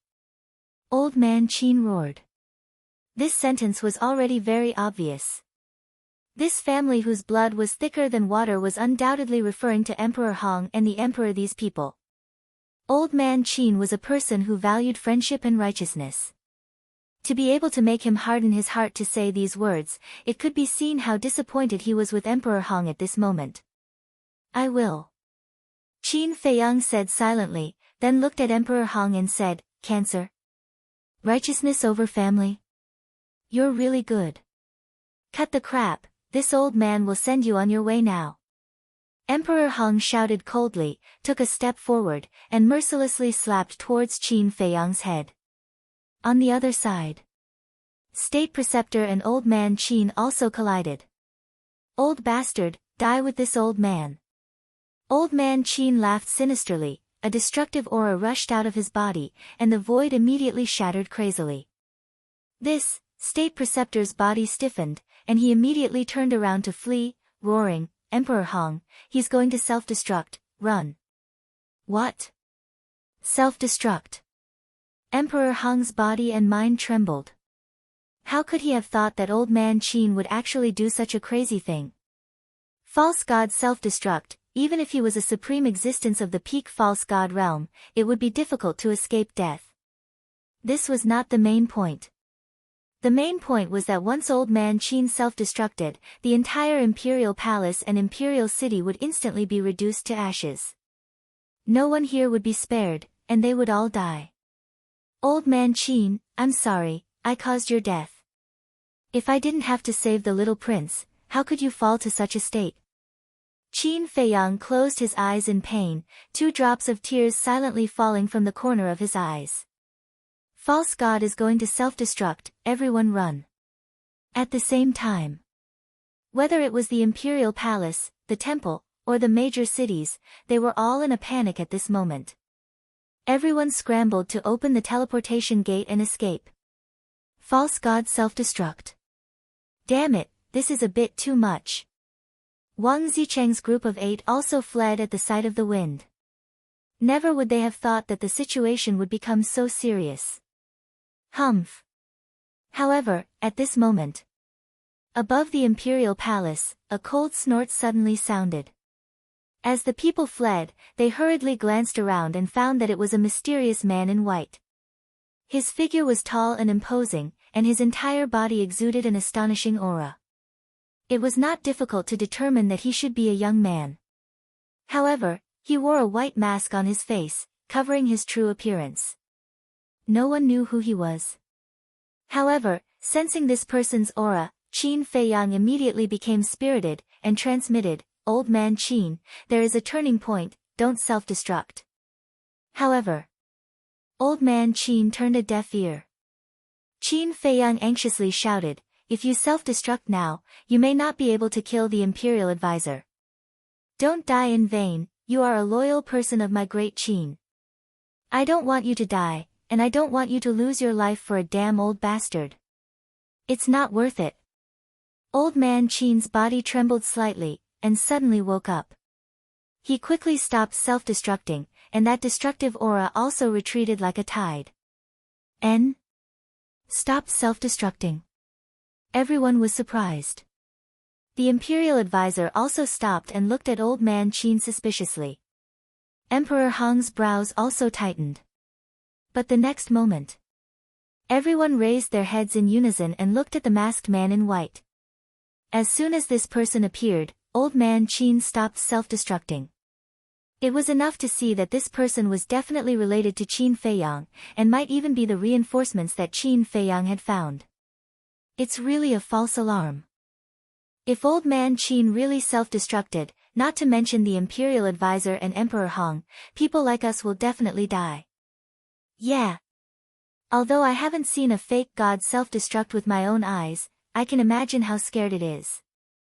Wang Zicheng's group of 8 also heaved a sigh of relief. Their clothes were soaked in cold sweat. This was too crazy. Chapter 14:18. The white-clothed man stood proudly in the air, his body as straight as an iron pine, his thick black hair fluttering in the wind, his clothes fluttering. He was like a god descending to the world, his eyes filled with a hint of arrogance that looked down on all living things. Swish! Under everyone's gazes, he took a step forward and landed beside Qin Feiyang, looking at the imperial tutor opposite him. Qin Feiyang sent a sound transmission, "Big cousin, aren't you consolidating your realm? Why are you here?" That's right. This person was the Lu family's monstrous genius, Lu Jiajin. Although Lu Jiajin was wearing a mask, his voice did not change at all. Therefore, Qin Feiyang recognized him at once. "Not long after you left, second grandpa sent me a message, saying that you would definitely cause a ruckus in the imperial palace. He was afraid that something would happen to you, so he asked me to come and help you. Fortunately, I came in time, otherwise, my great Qin would have lost a loyal person." Lu Jiajin thought. Qin Feiyang smiled bitterly and sighed, "Second grandpa really knows things like a god." Lu Jiajin smiled, looked at the imperial tutor and said coldly, "I don't want to talk nonsense with you, immediately withdraw your pressure, or else I will flatten your imperial city." This was a completely commanding tone. "Impudent." Emperor Hong was furious. Lu Jiajin said arrogantly, "So what if I am impudent? I have the capital to be impudent, because as long as I am willing, I can destroy your great Qin empire in an instant." Domineering. Everyone's hearts trembled. Who was this, to actually dare to show such an arrogant side in front of Emperor Hong? Emperor Hong's face was as gloomy as water. So lively. Suddenly, another mocking voice sounded. 2 figures flew out from the space-time gate, flying above the imperial palace like lightning. Lu Xingqian. Mu Changyun. Emperor Hong's gaze turned, looking at the 2 gloomily. This is not good. The imperial tutor muttered, ignoring old Qin, quickly rushed to Emperor Hong's side, looking at Lu Xingqian and Mu Changyun vigilantly. Seeing this, old man Qin quickly flew to Qin Feiyang's side. Lu Xingqian chuckled and said, "I just received news that someone is bullying Qin Feiyang, so I came to see who has the guts to bully this Lu Xingqian's brother." Lu Xingqian and Qin Feiyang have such a good relationship. Have they already reached the stage where they call each other brothers? Everyone was shocked. First, there was an arrogant and mysterious man. Now, there was Lu Xingqian leading reinforcements. Qin Feiyang's backer was not simple at all. Emperor Hong said in a solemn voice, "This is my great Qin's family matters. You all don't have the qualifications to interfere. You hurt my brother and I can't intervene. Do you think you're the god of creation?" Lu Xingqian laughed disdainfully. He glanced at Lu Jiajin curiously, then looked at Emperor Hong and said, "Didn't you hear what this brother said just now? Immediately put away your tortoise's might, or I'll get angry. If I get angry, your great Qin will really be finished." Emperor Hong glanced at Lu Jiajin and Lu Xingqian, his expression uncertain. Lu Xingqian raised his eyebrows and said, "Looks like you have to force me to make a move. Changyun, immediately go and call your big brother out of seclusion." "Yes." Mu Changyun responded respectfully. He smiled coldly at Emperor Hong and turned to rush towards the spatial gate. Mu Changyun's big brother was naturally Mu Changfeng. The 2 brothers were both supreme existences at the peak of the false god realm. Damn it! Emperor Hong clenched his fists and quickly withdrew his pressure. Lu Xingqian laughed mockingly and said indifferently, "Come back. He's still tactful. There's no need to alarm your big brother. Hearing this, Mu Changyun turned in the air and landed beside Lu Xingqian. Emperor Hong swept his gaze across the group of people and said gloomily, "Can you all scram now? We don't dare to leave now. You're too despicable. What if you attack Brother Qin again after we leave? Don't make any promises to us. We won't believe you. Because of what happened before, the people below have already told me. You clearly agreed to Qin Feiyang's conditions, but in the end, you went back on your word. You even said that you would place righteousness above family. Such a hypocritical thing, only a shameless old thing like you can do it. So, your credibility with us is already zero." Lu Xingqian mocked. "Then what do you want?" Emperor Hong said angrily.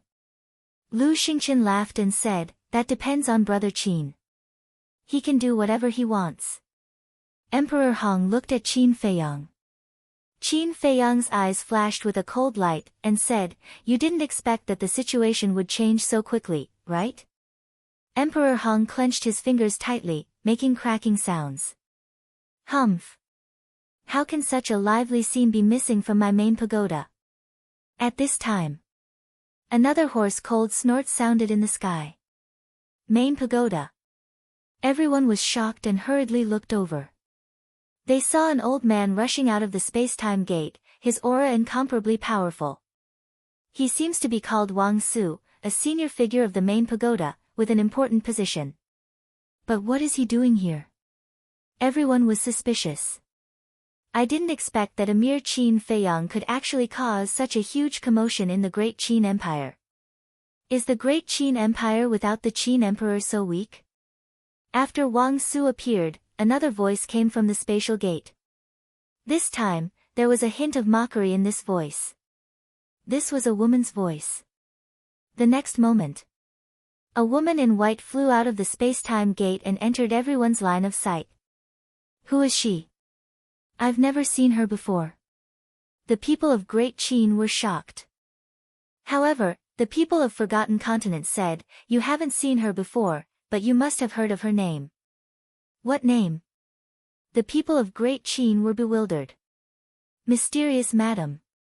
The people of Forgotten Continent said. What? She is the Mysterious Madam. What is she doing here again? Could it be that she's here to settle the score with Qin Feiyang?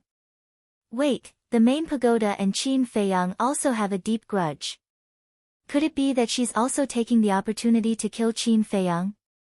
Everyone whispered to each other, discussing animatedly. High up in the sky, Wang Su looked at the mysterious madam, a cold light flashing in his eyes. The mysterious madam said, "You'd better not look at me like that again, or else I'll dig out your eyeballs and feed them to the dogs." So arrogant. Even the senior figures of the main pagoda are not in their eyes. They are indeed as lawless as the rumors say. People muttered. Humph.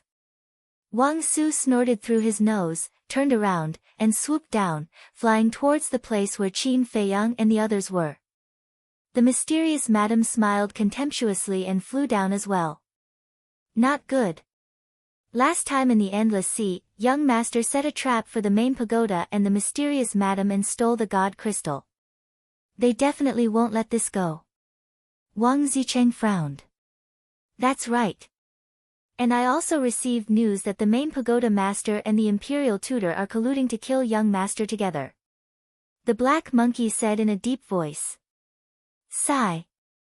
Indeed, before the first wave has subsided, another wave has risen. Young master's situation will probably be even more dangerous than before. The 8 of them were all worried. They really wanted to help. But facing the main pagoda, the mysterious madam, and a colossus like Great Qin, they wanted to help but were powerless. At the same time, seeing the mysterious madam and Wang Su appear one after another, Qin Feiyang's heart sank. Let's not talk about Wang Su first, let's talk about the mysterious madam. He understood this woman quite well. She was a person who would not take revenge. The most important thing was, behind this woman, in addition to the teacher of the Miss of the Dragon Phoenix House, there was also a peak false god that even Mu Changyun was afraid of. Swish! Wang Su and the mysterious madam descended one after another. The mysterious madam immediately looked at Qin Feiyang, the anger in her eyes undisguised. Qin Feiyang couldn't help but panic in his heart and said, "Big cousin, this woman is not a good person, let's retreat." Lu Jiajin nodded. But the mysterious madam knew Qin Feiyang too well, and instantly saw through Qin Feiyang's plan, and said coldly, "Boy, if you dare to move, I will slaughter the people of Great Qin." Qin Feiyang's eyes trembled. He never doubted what the mysterious madam said. The imperial tutor looked at Qin Feiyang coldly and said, "Emperor Hong, the situation has reversed, and it's on our side." "What do you mean?" Emperor Hong was surprised. "The main tower and that woman have a deep hatred with Qin Feiyang, and they also have a grudge with the Mu family. So I concluded that they must have come to help us this time," the imperial tutor secretly said. "That's really good news." Emperor Hong was overjoyed. Looking at the mysterious madam and Wang Su, he cupped his hands and said with a smile, "This old man is the son of the Qin Emperor, Qin Hong." The mysterious madam glanced at Emperor Hong and said, "Since you are the son of the Qin Emperor, you are also Qin Feiyang's elder, but why did you make such a fuss?" "It's a long story.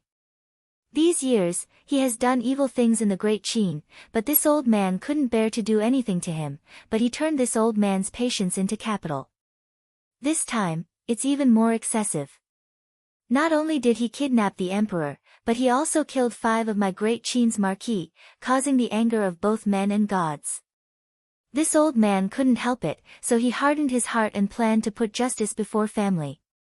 But who would have thought that he actually had so many henchmen? The existence of this child is really a shame of my Great Qin." Emperor Hong sighed. "This Qin Feiyang really deserves to die." The mysterious madam nodded, killing intent flashing in her eyes. Seeing this, Emperor Hong and the imperial tutor were relieved. Wang Su and the mysterious madam were here to kill Qin Feiyang. But at the same time, hearing Emperor Hong's words, old man Qin was unable to restrain his anger and roared, "Emperor Hong, please touch your conscience when you speak. The one who should touch your conscience and repent is you. You are the pillar of my Great Qin, but you are in cahoots with Qin Feiyang. Are you worthy of our trust in you?" Emperor Hong rebuked angrily. Old man Qin was mad with hatred. Qin Feiyang reached out to hold old man Qin down, and comforted him, "Don't talk nonsense with him, it's useless." The imperial tutor sneered, "Qin Feiyang, you didn't expect that the situation would change so quickly." Qin Feiyang glanced at the imperial tutor, looked at the mysterious madam and Wang Su, and said, "I will find a time to settle the grudges between you and me in the future, but for now, please don't interfere in the matters here." "Who do you think you are? If you tell me not to interfere, I won't interfere." The mysterious madam sneered. Wang Su did not speak, but his old face was filled with killing intent. Qin Feiyang's face was gloomy. The atmosphere at the scene gradually became solemn. Emperor Hong glanced at the 3 of them, his eyes flashing slightly, and said to the imperial tutor, "How is the strength behind Wang Su and the mysterious madam?" "Very strong. According to my inquiries, there are 3 false gods in the main tower, and the mysterious madam herself is a false god, and there is a peak false god behind her," the imperial tutor said. Emperor Hong thought, "Then with us, we can definitely fight with Qin Feiyang and the others?" "Yes. This is a once-in-a-lifetime opportunity. And if we kill Qin Feiyang now, we can also snatch the 3 kinds of pill fire from him," the imperial tutor thought, his killing intent rising. Chapter 14:19. Emperor Hong's heart skipped a beat. If he could snatch all 3 types of pill fire from Qin Feiyang's body, then this time Great Qin would have 3,000 people enter the miracle. Thinking of this, Emperor Hong's eyes flashed with killing intent as he shouted, "Do it!" The imperial preceptor had been waiting impatiently for a long time. Hearing Emperor Hong's words, he immediately attacked towards Qin Feiyang. "Really stubborn." Lu Xingqian smiled coldly and waved his hand. Mu Changyun, who was standing behind him, immediately rushed out and slammed his palm towards the Imperial Preceptor. Boom! The two of them each retreated a few feet, and then took a step into the sky. Without saying a word, they began to fight at the top of the clouds. Emperor Hong looked at Wang Su and the mysterious madam, cupped his hands, and said, "The two of you, since we are already allies, then I ask the two of you to quickly return and invite the experts around you to kill these black sheep." Finished.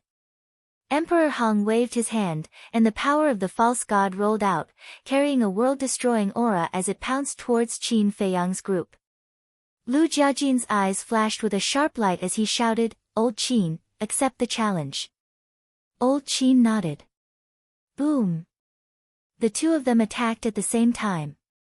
Two waves of false god power emerged, like two huge waves, sweeping through the sky and colliding with Emperor Hong's false god power. Puff! Old Qin and Lu Jiajin immediately spat out a mouthful of blood, staggered, and kept retreating. Qin Feiyang's heart sank. Lu Jiajin had just broken through to the false god realm, so he was definitely not Emperor Hong's opponent. As for old Qin, although he was a veteran false god, compared to Emperor Hong, who was at the peak of the false god realm, he was still far from it. Qin Feiyang looked at Lu Xingqian and said, "It seems that you have to go back and call Mu Changfeng to help." Lu Xingqian glanced at Emperor Hong, then looked up at Mu Changyun and the Imperial Preceptor who were fighting at the top of the clouds. He waved his hand and smiled, "No need." Qin Feiyang was bewildered. Lu Xingqian said, "Actually, Mu Changfeng has always been by my side. Just now, when I told Mu Changyun to go back and call him, it was purely to tease the Imperial Advisor and Emperor Hong." Ugh! Qin Feiyang was stunned. Had he always been by Lu Xingqian's side? Why didn't he see Mu Changfeng? But very soon, Qin Feiyang was suddenly enlightened. Mu Changfeng should be in Lu Xingqian's spatial divine item. Emperor Hong repelled Old Man Qin and Lu Jiajin with one move, and his confidence immediately soared. Looking at Qin Feiyang and Lu Xingqian, he said proudly, "As long as I don't give you the chance to call Mu Changfeng over, with this old man's and Imperial Preceptor's abilities, it's enough to kill all of you." Really? Lu Xingqian smiled playfully. Before he finished speaking, an old man appeared in front of Lu Xingqian out of thin air. Who else could it be but Mu Changfeng? Sure enough, he's inside the spatial divine item. Qin Feiyang muttered. How is this possible? Emperor Hong's face was filled with disbelief. Lu Xingqian sneered, "I, Lu Xingqian, have never done anything that I am not sure of. Since I will bring Mu Changyun here, I will naturally bring Mu Changfeng along as well." Emperor Hong said in shock and anger, "Then before, why did you let Mu Changyun go back?" "I was just teasing you, did you really take it seriously?" Lu Xingqian laughed mockingly, looked at Mu Changfeng and said indifferently, "You know what to do." Mu Changfeng nodded, looked at Emperor Hong and said, "A father's debt is repaid by a son. Today, you will pay for the sins your father committed." Boom! After he finished speaking, a monstrous killing intent shot out from Mu Changfeng's eyes. Damn it! Emperor Hong cursed, raised his head to look at Wang Su and the mysterious lady, and roared, "What are you still standing there for? Go back and call for help." However, whether it was Wang Su or the mysterious lady, they were both indifferent, as if they didn't hear anything. What's going on? Emperor Hong was bewildered. Qin Feiyang also looked at the two of them suspiciously. The mysterious lady glanced at Qin Feiyang, looked down at Emperor Hong condescendingly, and said indifferently, "Who said I would make a move?" Emperor Hong was taken aback, and said, "Don't you have a grudge with Qin Feiyang?" The mysterious lady said contemptuously, "I do have a grudge with Qin Feiyang, but I didn't say that I would help you kill him. It's you who thinks you're smart, who thinks that I'm your ally." This, for a moment. Emperor Hong's mind was in a mess. At the same time, when the Imperial Advisor heard the mysterious lady's words, his face also changed. How could this be? An uneasy premonition arose in his heart. He hurriedly pushed Mu Changyun away with his palm and landed beside the imperial advisor. He looked at the mysterious lady and said, "You're not here to kill Qin Feiyang, then what are you here for?" "Me?" The corner of the mysterious lady's mouth lifted, and said, "I'm here to protect him." "What?" Emperor Hong and the imperial advisor were dumbstruck. In the distance, Wang Zicheng and the rest also looked at each other. Qin Feiyang himself also had a look of astonishment. Lu Xingqian, Mu Changyun, Mu Changfeng, and Wang Su also had faces full of astonishment. Clearly, they did not expect that this woman was actually here to protect Qin Feiyang. Especially Wang Su and Lu Xingqian, 3 people. Because they all knew that Qin Feiyang had snatched the divine crystal from the mysterious lady's hands in the endless sea. Logically speaking, with the mysterious lady's personality, she would definitely find Qin Feiyang to settle the score. But now, she actually wanted to protect Qin Feiyang instead? What was this woman thinking? After the imperial advisor came back to his senses, he looked at the mysterious lady and said, "Didn't you say before that Qin Feiyang really deserved to die? Why do you still want to protect him? Deserves to die is one thing, and protecting him is another. In short, with me here today, no one can even think of hurting a single hair on his head." The mysterious lady said domineeringly. Everyone's heart trembled. This tone, this attitude, was enough to show that she was determined to protect Qin Feiyang. "What kind of trick are you playing this time?" But Qin Feiyang had an indescribable irritation in his heart. If it were someone else, he might not think too much. But this woman, he knew too well that she would never do anything that would not benefit her. But why? No matter how he thought about it, he couldn't figure it out. "What about you?" The imperial advisor looked at Wang Su again. Wang Su glanced at the mysterious lady, looked at the imperial advisor and Emperor Hong, and said, "This old man is also under the orders of the chief tower master to protect Qin Feiyang." What? This time, everyone was completely dumbfounded. The mysterious lady came to protect Qin Feiyang, which was understandable. After all, in the Forgotten Continent, the mysterious lady had repeatedly helped Qin Feiyang. But why did the chief tower also want to protect Qin Feiyang? What was going on here? Why did all the super forces suddenly stand together with Qin Feiyang? In the distant void, Wang Zicheng and the others were also dumbfounded. The big barbarian bull muttered, "Do you think that the young master paid a huge price to buy them off? It doesn't look like it. If the young master really bought them off, then he wouldn't have been so nervous just now." Wang Zicheng shook his head. Then what's going on? The chief tower master is such a hypocrite, how could he let go of his grudges to help the young master? Did the sun rise from the west? The 8 of them were puzzled. Not only them, but the others also couldn't figure it out. However, everyone knew that the situation had completely tilted towards Qin Feiyang. The chief tower, the mysterious lady, the Mu family, and the mysterious masked man, the 4 forces had joined forces to protect Qin Feiyang. Who? Qin Feiyang took a deep breath and temporarily put down the doubts in his heart. Looking at the imperial tutor and Emperor Hong, he smiled and said, "This situation is really changing rapidly. So quickly, it's leaning towards me again. Don't you think it's funny?" The two's faces were gloomy to the extreme.